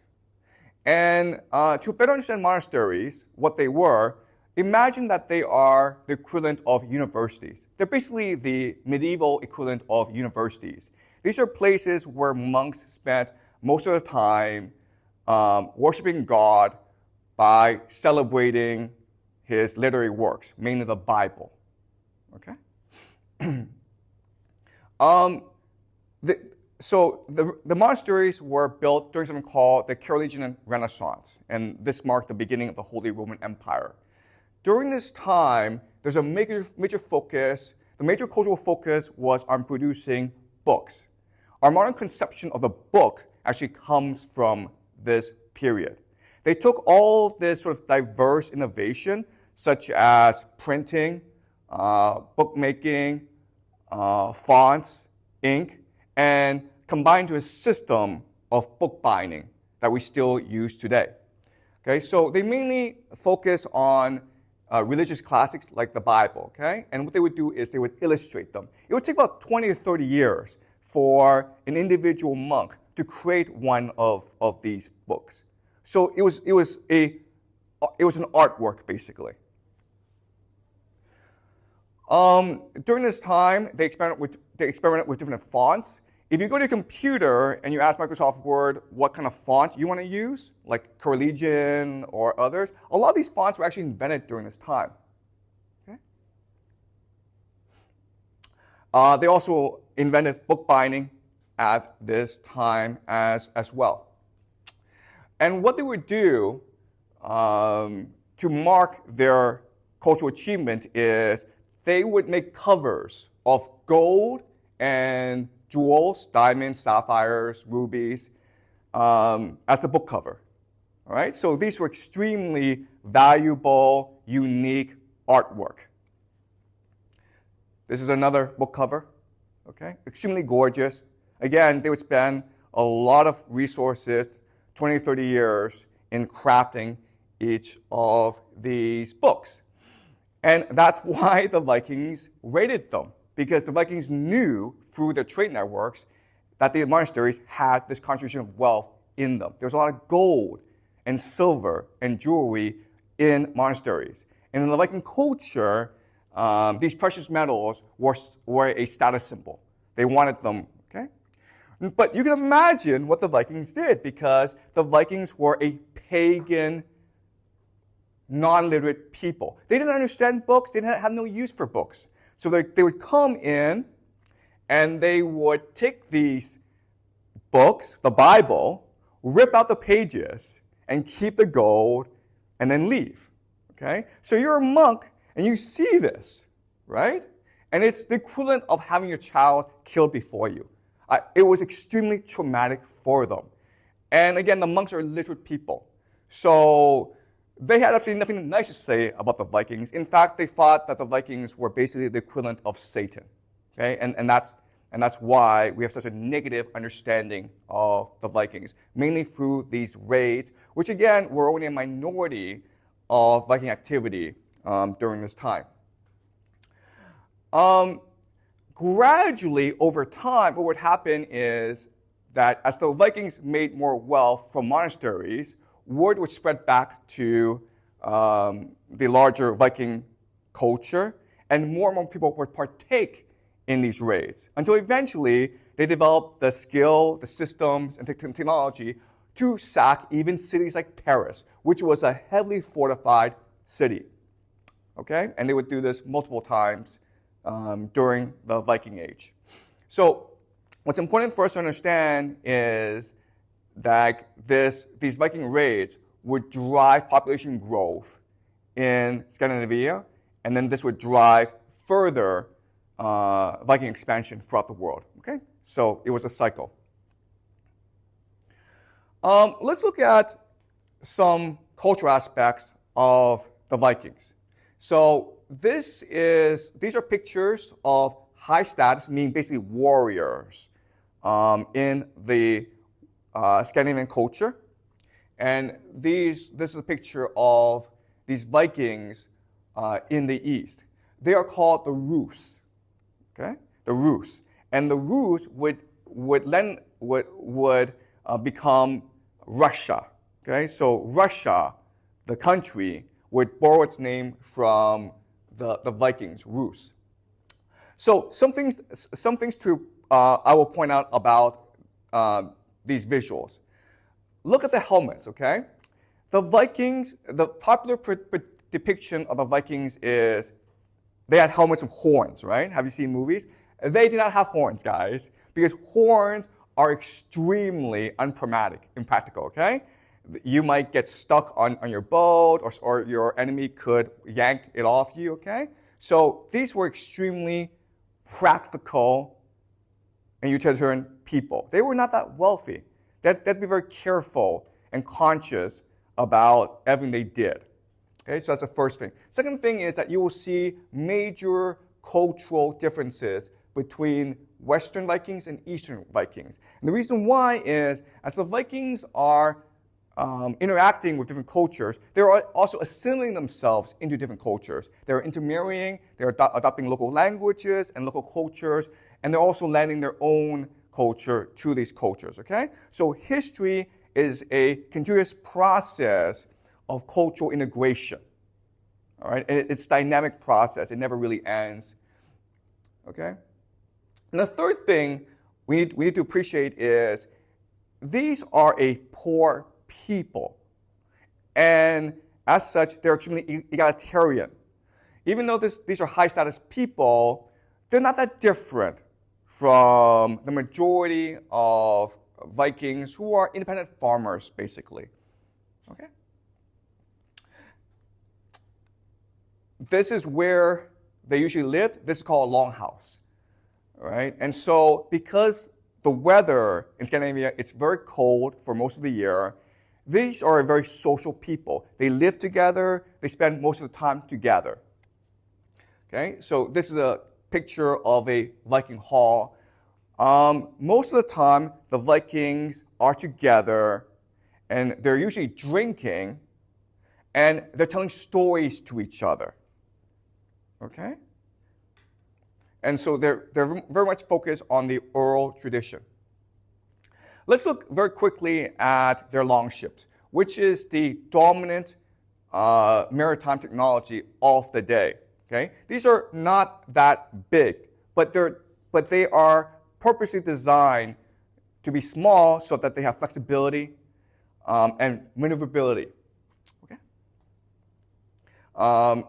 So this is what we think the ships look like, and this is what they really look like.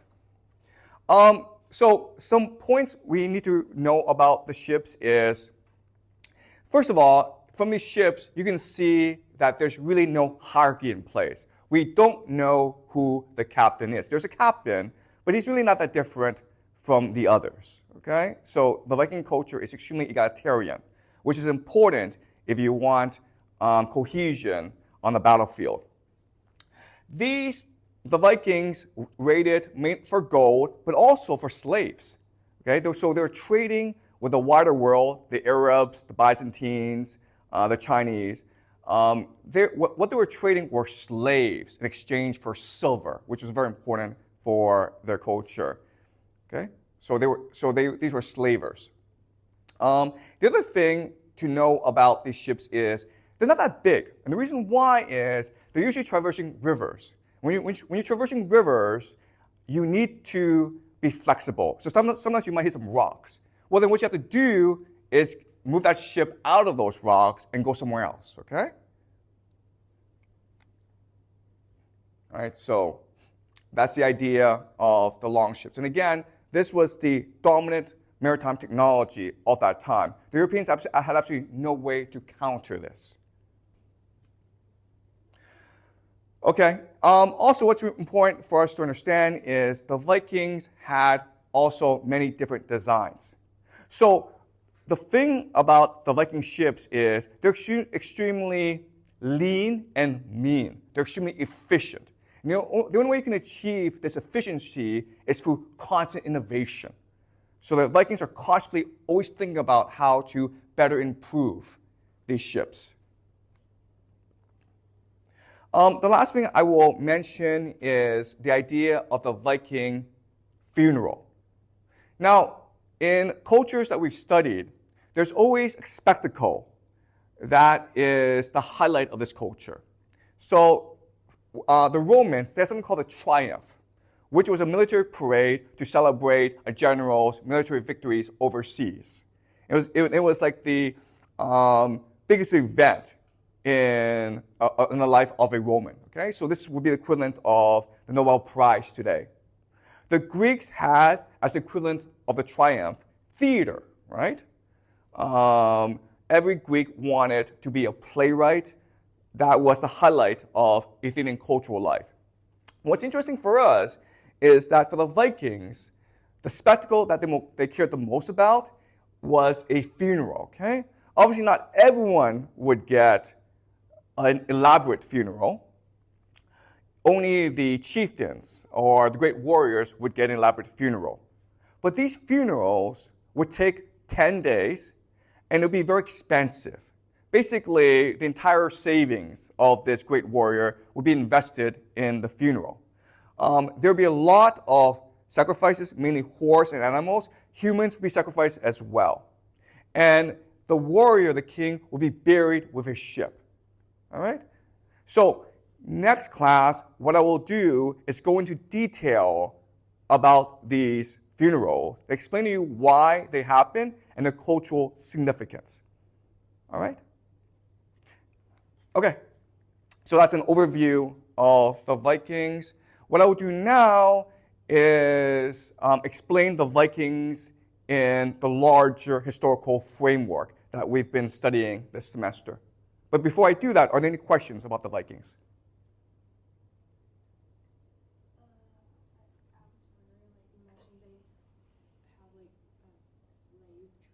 Yes.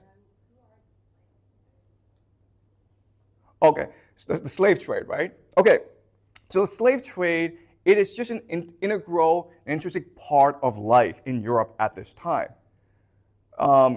The population was very limited because Europe was a poor place and there was very few agricultural surplus. Plus, there was always these wars to be fought, okay? So slavery was just very important.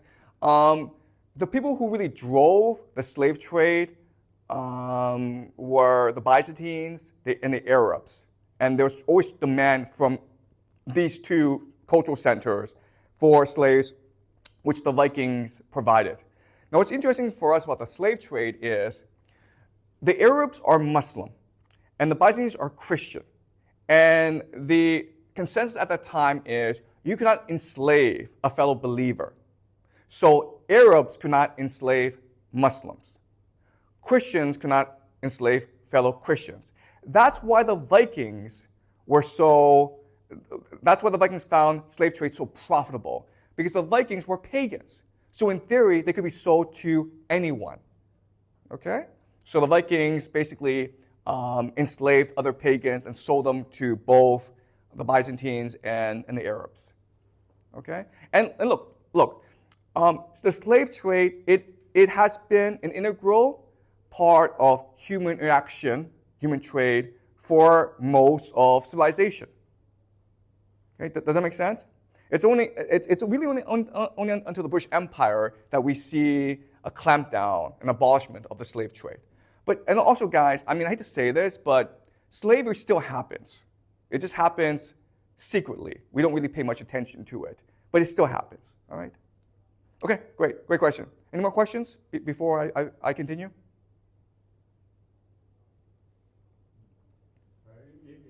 It's just a small question, but I remember a long time ago, this is probably like 20 years ago, in Sweden they discovered a few of the Viking graves from the funerals, like where the ships were buried and all that. Yep. And at that time, the Swedish government decided like this was too sacred. We're not going to open That's right. up. We're going to keep it kind of basically a mystery. That's right. Since then, do you know if anything has changed? Has anyone opened up these, or Yeah. remained a mystery? So question then is, we found in the, like, archaeologists have found a lot of these ship burials, a lot of graves. And there's just a lot of them. And we've had a chance to study a lot of these graves. And here's some interesting characteristics about these graves, okay? The first thing is these graves are unique unto themselves. There doesn't seem to be a system of burying someone, okay? So you have these graves where maybe a woman is buried with a horse. Then you have another grave where a woman is buried with a ship. That's the first really interesting thing about these graves. Second thing is these graves seem to have a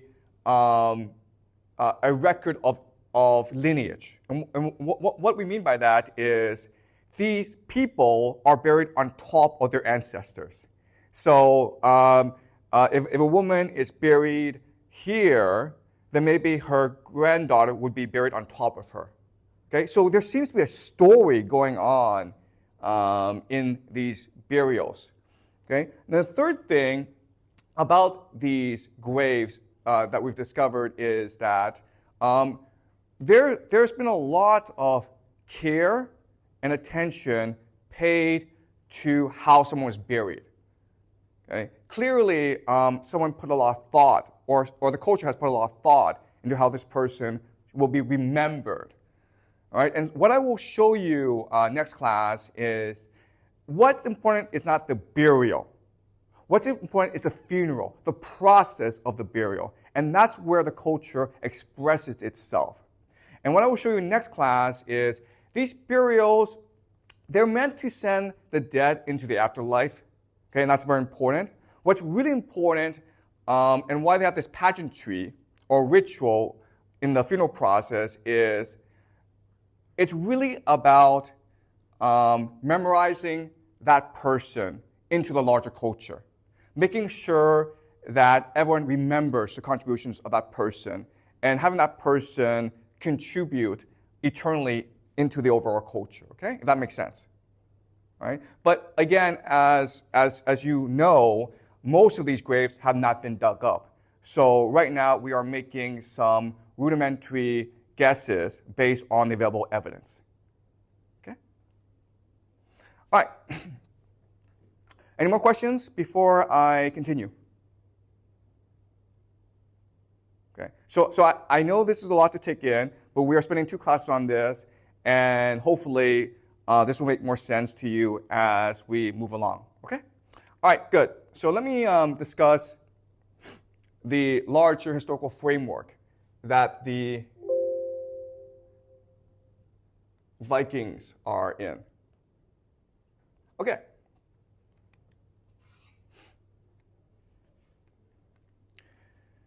So the major thesis of the semester is the idea of the oceanic currents of history. And so one pattern that we see in history is a culture, we'll call the borderlands. They're isolated from most of history, okay? They're not completely isolated, but they're mainly isolated. And then what happens is that an empire, a major civilization, expands so that it starts to interact with this borderline culture. And what will happen for this inaction is the energy of the empire will start to transfer to the borderlands. And the borderlands itself will expand, okay? And until it comes into conflict with the empire. And when this conflict happens, the borderlands might be assimilated into the empire, it might be destroyed by the empire, or it might become the empire itself. All right, so that's the major idea of this class. And we see this throughout history. Okay, so think of the Greeks and the Persians.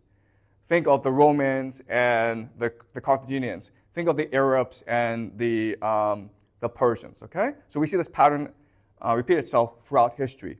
What I want to do now is apply this idea to the Vikings and explain how this process works. Why does this work? Well, if you think about it, an empire, and when I mean empire, I just mean large civilization. An empire and a borderland culture, they are almost complete opposites of each other. Their advantages they compensate for each other's advantages and disadvantages. So for an empire usually has three major advantages. They are mass, organization,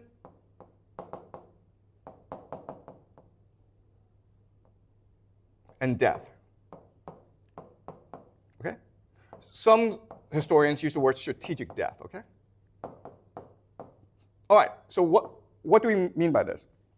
Mass is a very simple idea. It just means a lot of people, okay? Very simple idea. Second idea, organization, means that there's a hierarchy in place that allows the empire to organize its people in a way that most benefits the empire. So for example, the empire can field large armies. And the idea of strategic depth is that the empire can actually afford to lose a lot of battles and still continue to fight. So think about when Alexander invaded Persia. He had already defeated the Persians at the Battle of Issus, but Darius was able to go deeper into his empire and assemble another large army for the Battle of Gaugamela. Okay? And Darius could have, when he lost that battle, he could have also built a third army, but ultimately he was assassinated by his generals. On the other hand, Alexander, the Macedonian, he could not have afforded to lose one battle. All right? If you think about the World War II, Japan had already conquered China's entire eastern seaboard, but the Kuomintang under Chiang Kai-shek refused to surrender. And he didn't have to surrender because he could continue to go inland, right? He first went into Chongqing and then Chengdu. And if he had to, he would have gone to Kunming as well. Okay, so that's the idea of strategic depth. Also, remember, in the history of Rome, Hannibal had won every single battle on the Italian peninsula. He had destroyed all Roman armies. But because of the idea of death, Rome did not have to surrender. And Rome only won one battle against Hannibal in its history, but that battle was the only battle that really mattered. It was the Battle of Zama between Scipio Africanus, the Roman general, and Hannibal. And Hannibal lost that battle, and so therefore Carthage lost the Second Punic War. Okay? That's the idea of death. That's the three major advantages of empire. If you are a borderland, you have none of these advantages, okay? But you have three other advantages that compensate for your weakness, okay? The first is the idea of energy. So you have fewer people, but they're more energetic. They're more ambitious. They're stronger. They're more aggressive overall. Second, you don't have organization, okay? But you have openness. And the idea here is you are open to new ideas. And you can change a society at will. And the reason why is, we studied this when we talked about Yamai, okay? There's a very important principle that drives innovation. It's called open, cooperative competition. That's why the Yamnaya were able to innovate. That's why the Greeks were able to innovate. Open means there's no central authority. There's no government. Cooperative means that you're separate, but you're still learning from each other. Competition means you want to be better than your neighbor. Okay? And that's true for the Vikings as well. And that's how they were able to develop the ship technology that enabled them to pillage across Europe. Okay? So that's the main advantage of the borderlands, okay? Does that make sense? Okay. Okay, so again, the borderlands have no depth. They can be wiped out by an empire very quickly. That's why the borderlands are opportunistic. It's a very important idea. It basically means the borderlands have to be strategic in picking their fights. If you are bigger than me and stronger than me, I'll be your friend, right? But if you're weaker than me, then I will steal from you. The idea here is opportunistic. You're shameless in taking advantage of those who you can. Okay? Does it make sense? So these are the three major advantages of the borderlands. And I want you to remember this idea because it will repeat itself over and over. All right.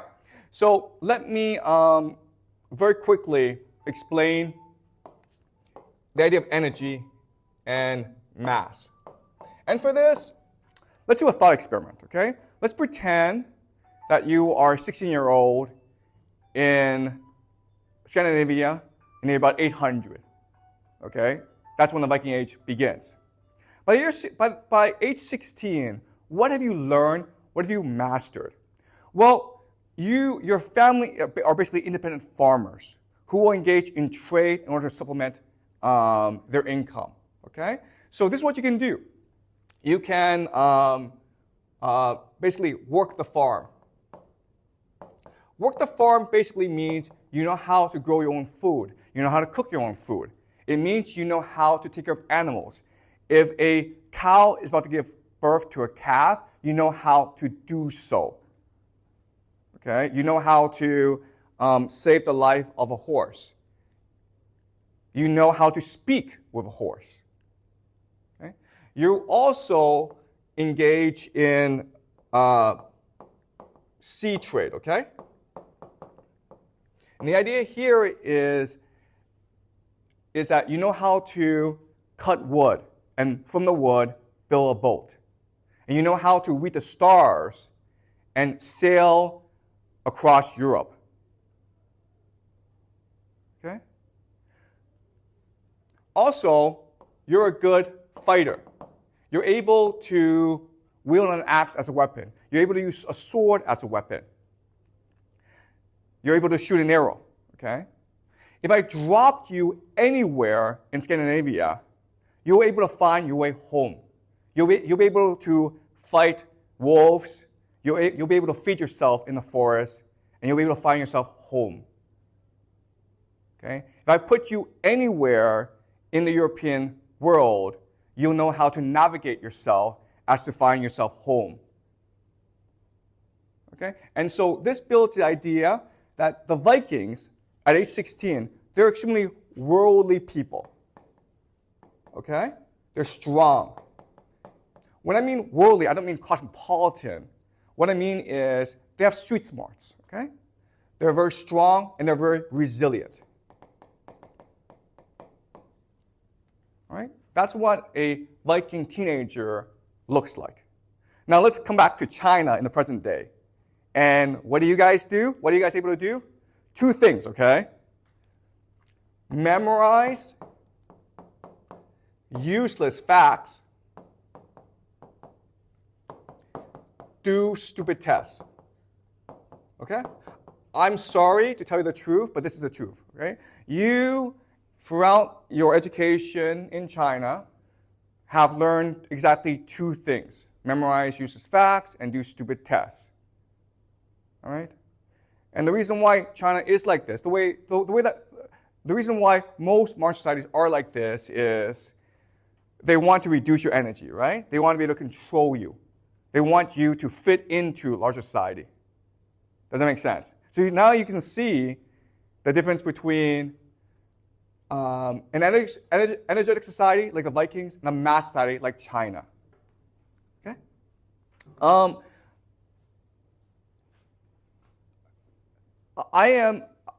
be very serious with you. I have 3 young kids. My eldest is 7. My second one is almost 4. My youngest is only 1.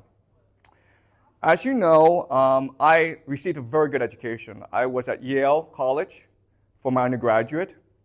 And I've spent the past 20 or 30 years thinking deeply about education.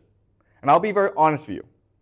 If I had a choice whether to send my child to Yale or to Viking school, I would send my kid to Viking school. Because I want my child to be worldly, strong, and resilient. Okay? All right? And I'm not joking, guys. If there was such a thing as a Viking school where you learn to be a Viking, I would send my kids to that school. Unfortunately, there isn't. Okay, let's talk about the idea of opportunistic. So the question that scholars have debated for a long time is, why did the Viking Age start? What prompted the beginning of the Viking Age? Why did the Vikings go attack these monasteries? And there are different theories. Okay, the most popular theory is that as Charlemagne and his Holy Roman Empire expanded, it threatened Scandinavia, and so the Vikings had to come out and challenge him. Okay, that's the most popular historical understanding. And then there's some other theories. For example, population growth, climate change, internal conflict within Scandinavia. Today, I want to explain a different theory to you, which is just that the Vikings were opportunistic. An opportunity arose that didn't exist before, and they took advantage of it.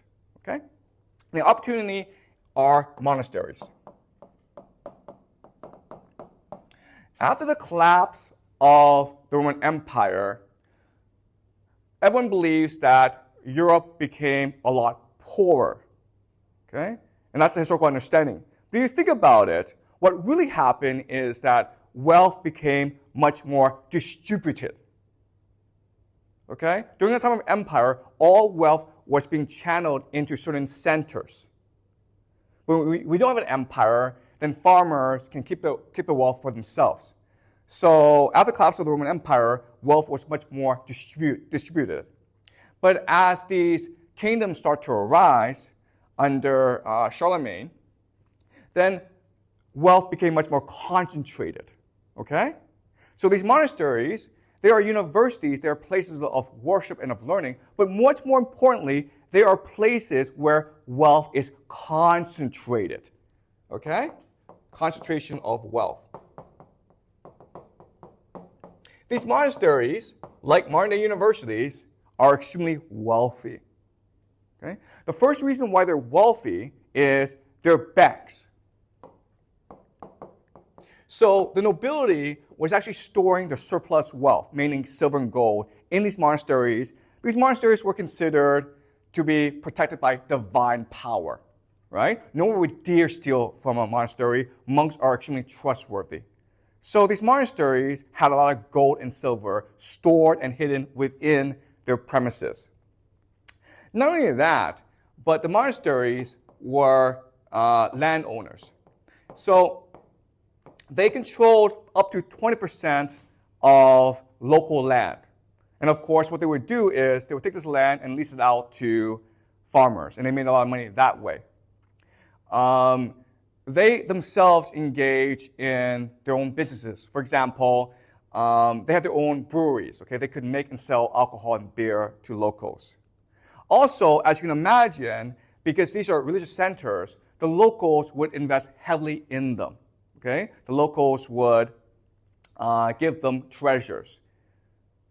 And as you can imagine, because there was this concentration of wealth, and because monasteries were not protected, because they were considered protected by God, they made perfect places to pillage, right? The Vikings knew about these places, and so these places were perfect to pillage. And that's what really started the Viking Age, the fact that wealth was now being concentrated, whereas before it wasn't.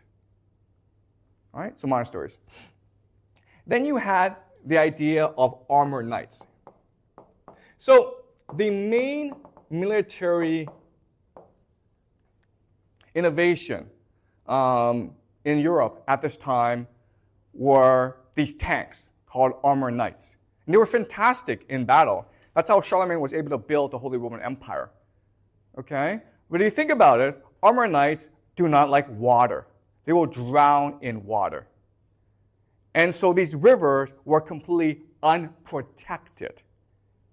And the Vikings had these long ships that were perfect for river navigation. Okay? So that was another opportunity that presented itself. The armored knights would give rise to the idea of feudalism. Feudalism just basically means that these armor knights became land-owning nobles that took advantage of farmers. So in order to get these knights to fight for them, kings would give them land grants. These knights would take this land and rent it to farmers. Over time, as we know, farmers will incur a lot of debt, which means that they will now become slaves to these nobles. And this is the idea of feudalism. Okay? And what this means is that by the time the Vikings attacked, Europe was becoming a very hierarchical society. The thing about hierarchies is they don't like to change. So one question historians had is, well, why didn't the Europeans adapt themselves to these Viking raids? Some did, okay, but most didn't. And the reason why is, if you change your military tactic in order to respond to the Viking threat, you have to change your hierarchy. You have to change your cultural hierarchy. Remember when we did the Greeks, we learned that depending on your society, the structure of your society, you had a different military, okay? So if you were a navy, like Athens, you were a democracy. If you had a cavalry, like the Macedonians, you were a monarchy. And if you had hoplites, like the Spartans, you were an oligarchy, okay? So the structure of your military determined the structure of your political system. So the Europeans purposely did not respond to the Viking threat because they wanted to maintain their feudal system. Okay? And of course, this is a very general statement. A lot did respond to the Viking threat, but overall, they did not respond to the Viking threat with the same emergency or sense of anxiety that they should have. The Viking Age came to an end when the Vikings amassed enough wealth to align themselves with the European nobility. Okay? So the idea here is, if you're a bandit and you steal a lot of money, what do you want to do? You want to become an aristocrat, because that's the best way to protect your wealth, right? Once you're an aristocrat, your wealth becomes legitimate. So the Vikings, once they amass enough wealth, the Europeans start to intermarry with them. And the Vikings, in turn, became Christians, because that was the best way to assimilate. And as Christians, they would convert their own followers and their own people as well. Remember, the spread of religion is usually a top-down process, where you first convert the elite, who then convert the people. It is not a bottom-up process, okay? And also, the Vikings provided military protection and support to the European powers. Okay? And that's what ended the Viking Age. The Vikings were so successful that they were eventually co-opted into the European nobility. Okay? So, as I mentioned, the Vikings, their culture would heavily influence four new civilizations that we'll discuss later on in the semester. And they are the British, the English, the French, the Germans, and the Russians. Okay? And so what I will do next class is show you why Viking culture is so influential. Okay? And to prepare for next class, what I want to do is give you a preview of how the Viking worldview is very different from other worldviews, okay? So, there's a pre-modern understanding of the world, and there's a modern understanding of the world. Okay, so in the modern understanding of the world, in the world we live in today, the community is distinct from the individual. Okay? The individual can be outside the community. Okay? That's why, even though you are Chinese, you're still able to go to America. Because you as an individual can be separated from your community. And often, in the modern world, we believe that the community and individual are in conflict with each other. So, for example, if you are a woman, historically you have been oppressed by your community. If you're a homosexual, the same is true. If you're a minority, you're often oppressed. Okay? And that's what justifies the idea of the nation state. The nation state is an entity that protects the rights of all individuals against the community. Okay, so that's a modern conception of the individual. And we'll go into this later on in the semester towards the end, because it's a very important concept. But first, I want to introduce it to you, okay? Now, historically, most cultures have not believed this, okay? Most cultures have believed that the individual can only exist within the community, okay? The community is that which gives you history, tradition, and a worldview, a religion, a mythology. And it's your interpretation of these things that allow for your individuality. But you cannot exist outside this tradition. Okay? That's why most cultures, the worst punishment they inflicted on the individual was not execution, it was actually banishment. If you killed someone, we didn't kill you, we banished you from the community. Because that was considered the worst possible punishment to a person. You cease to be an individual, you cease to be alive if you're removed from the community that gives you nourishment. Okay? Now, but within this tradition, within this understanding, there are different ways you can conceptualize the idea of the community and the individual, okay? So, for example, let's look at the Greeks. The Greeks, let me do this. The Greeks believed that the community was the polis, okay? The polis. And that's where we get the word politics from. The polis is a place where people gather in order to discuss the political affairs of the community. Okay? That's what community was. It was where people came together to discuss politics. And as a result, the individual is someone who stands out. Okay? That's why we have the concepts arete and eudaimonia. In this community, you are an individual. You are the best individual if you can speak the best, if you can argue the best, if you can stand out. Okay?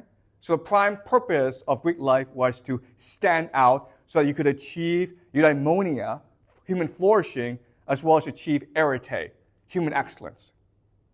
That is the Greek understanding. Then you have the Romans. The Romans define community as tradition and history and place. As long as you are in Rome and you believe in Roman history and practice Roman tradition, then you are a Roman citizen. Okay? Doesn't matter where you come from, as long as you're in Rome and you practice Roman traditions, then you are a Roman.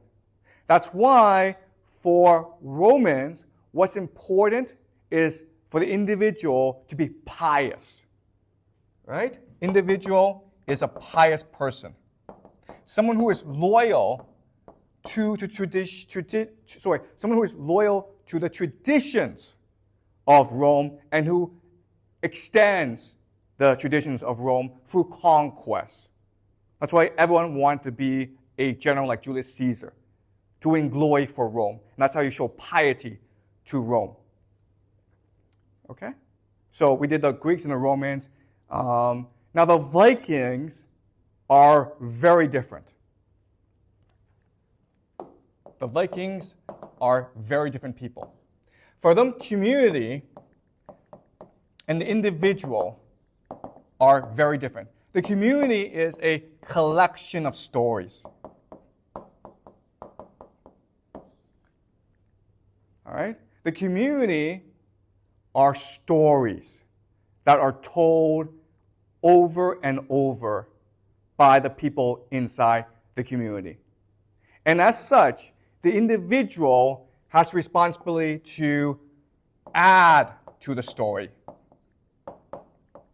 How do you add to the story? Through exploration, through adventure, through personal courage.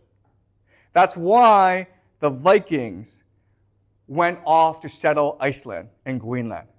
That's why they pillaged these monasteries in the south. That's why they went to the east and found settlements like Kiev and Novograd and traded with the wider world. Because they were trying to add to the larger stories of the Viking community.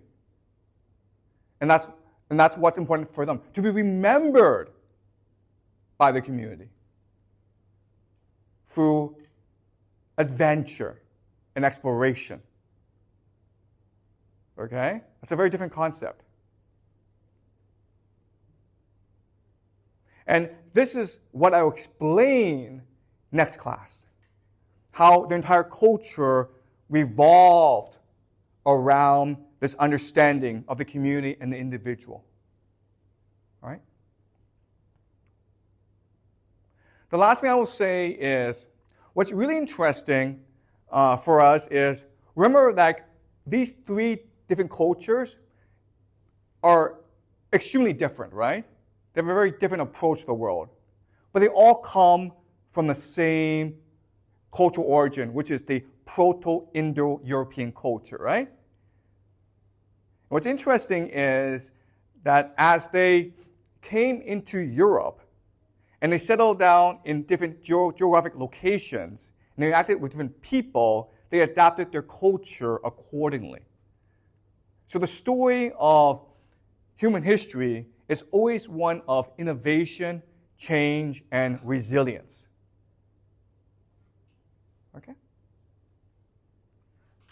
All right, great. Any questions before I conclude the class? Was there anything you're not clear about? Can you clarify a bit on the intermarriage between the Vikings and the Humans? Why that happened? Okay. So, the idea of intermarriage, okay? What's the idea of intermarriage?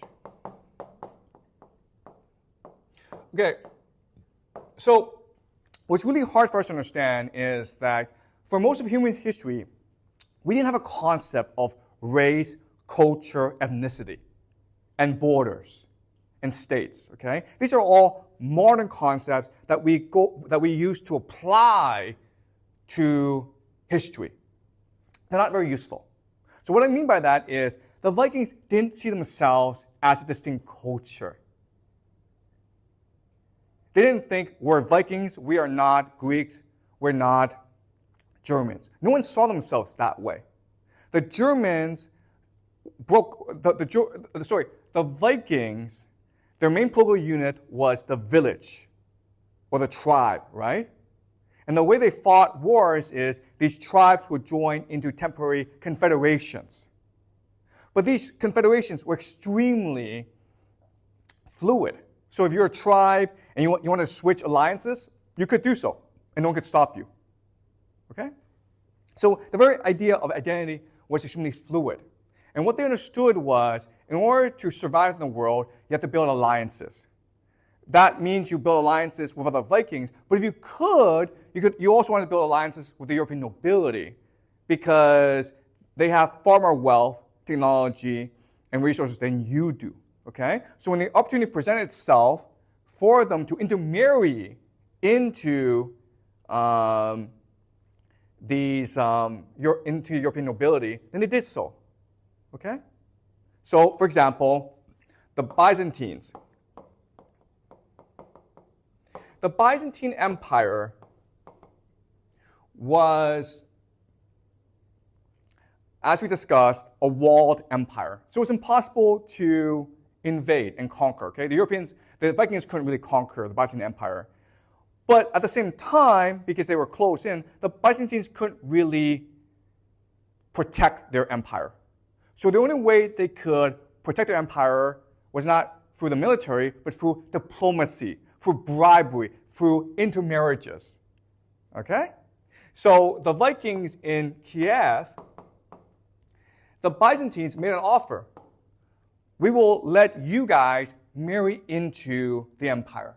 Okay? Basically by having their ruler marry a princess. But on the condition, of course, that you now serve the empire and that you convert to Christianity, Orthodox Christianity. Right? And as you can see, this makes sense for everyone. The Byzantines now have more soldiers who are proven and who have their own territory, and the nobility in Kiev, like basically the prince, he now has legitimacy, right? Because he's also fighting against the other Vikings in the area. Okay? Does that make sense? And that's the idea of intermarriage, to form a political alliance that benefits you. Okay? And ultimately, if you are a ruler prince, you're always looking to intermarry as much as possible. Right? That's why these kings had so many wives. These wives represented different political alliances. It wasn't because he was really horny and he loved sex. It was because as a prince, as a king, you have to have different alliances. And the best way to form an alliance was through intermarriage. But if you marry someone, you must also marry into her faith. Okay? That was a precondition. And that's why the Vikings in Kiev would convert to Christianity. The king converted, and then the king would make his followers convert. But it's a process that would take generations, okay? These things are very slow because, as I keep on saying in this class, culture is persistent. Right? Do you understand? Great question, okay? Any more questions? I remember, you mentioned about how individuals in community have conflicts. Yep. Like that, and you mentioned an individual being minority or maybe homosexual or being a woman, they're oppressed. But what if an individual is none of those above, and it's just maybe straight male and not minority?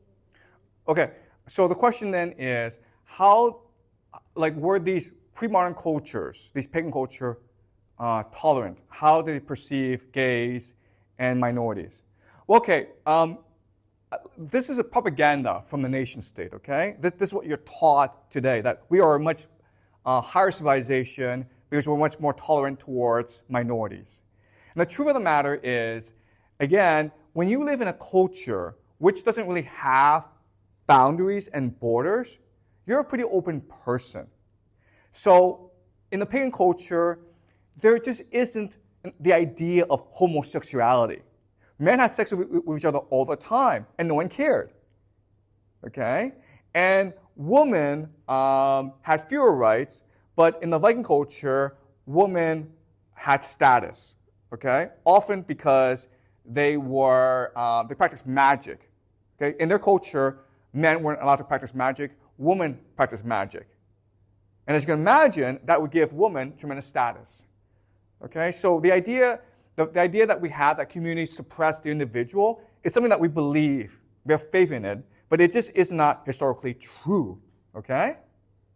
Also, remember, there's a fluidity within these communities. So it's perfectly possible for you to get up with your family and move somewhere else. No one could stop you. Okay? Does that make sense? So the pre-modern world was much more tolerant than the world we live in today, mainly because we did not categorize people back then. Okay? So one thing that we will learn later on in the semester is that the very idea of race and racism, it's a new modern concept that didn't exist before. We only have this because of the idea of imperialism. Right? When you go and conquer other people, you need to justify it somehow. And the best way to do it is through racism, because they are an inferior race, and therefore we have come to civilize them. Okay? But this is only in the past 20 years. And before, we didn't have a concept of race. All right, great question. Any more questions? So like you mentioned, within society was like low identity, like Fluid. Yep. And like the worst punishment is like banishing people from society. So how about like within society, like Vikings, where like identity like not seen with that? What is their worst punishment? Okay, the Vikings? Okay, the Vikings, their worst punishment is banishment as well. So, for example, if you killed someone, you'd be banished, okay? The actual punishment would be determined by a community discussion, but it was usually banishment or exile for a number of years. So in Athens, you would be banished for at most 10 years. That was considered like the most grievous. If you commit the most grievous crime, then the worst punishment would be banishment for like 10 years. Okay? Because the understanding was that the worst thing that could happen to you is banishment. Because again, the individual is part of the community. You were nourished by the community. Without the community, you were a nobody. You were basically a ghost or a zombie. Okay? So will those people being banished still come back after 10 years? Yes. Yes, they always come back, yes. So the Athenians banished a lot of people, okay? And they always came back. And if they're banished, they're always thinking about coming back. Because again, there was no idea of the individual existing outside the community. You were the community. And if you came into a new community, then people just assume that you were a bad person. And you were ostracized because, where's your community, man? Right? Because so in the ancient world, the first question they would always ask you is not what is your name, but where are you from? Right? What is your community? Because that's what mattered. Not what is your name, like what do you like, who are you? It's always like, where are you from? From what family, from what community, from what clan, what tribe are you from? Then we know how to interact with you. Okay? Great. Any more questions?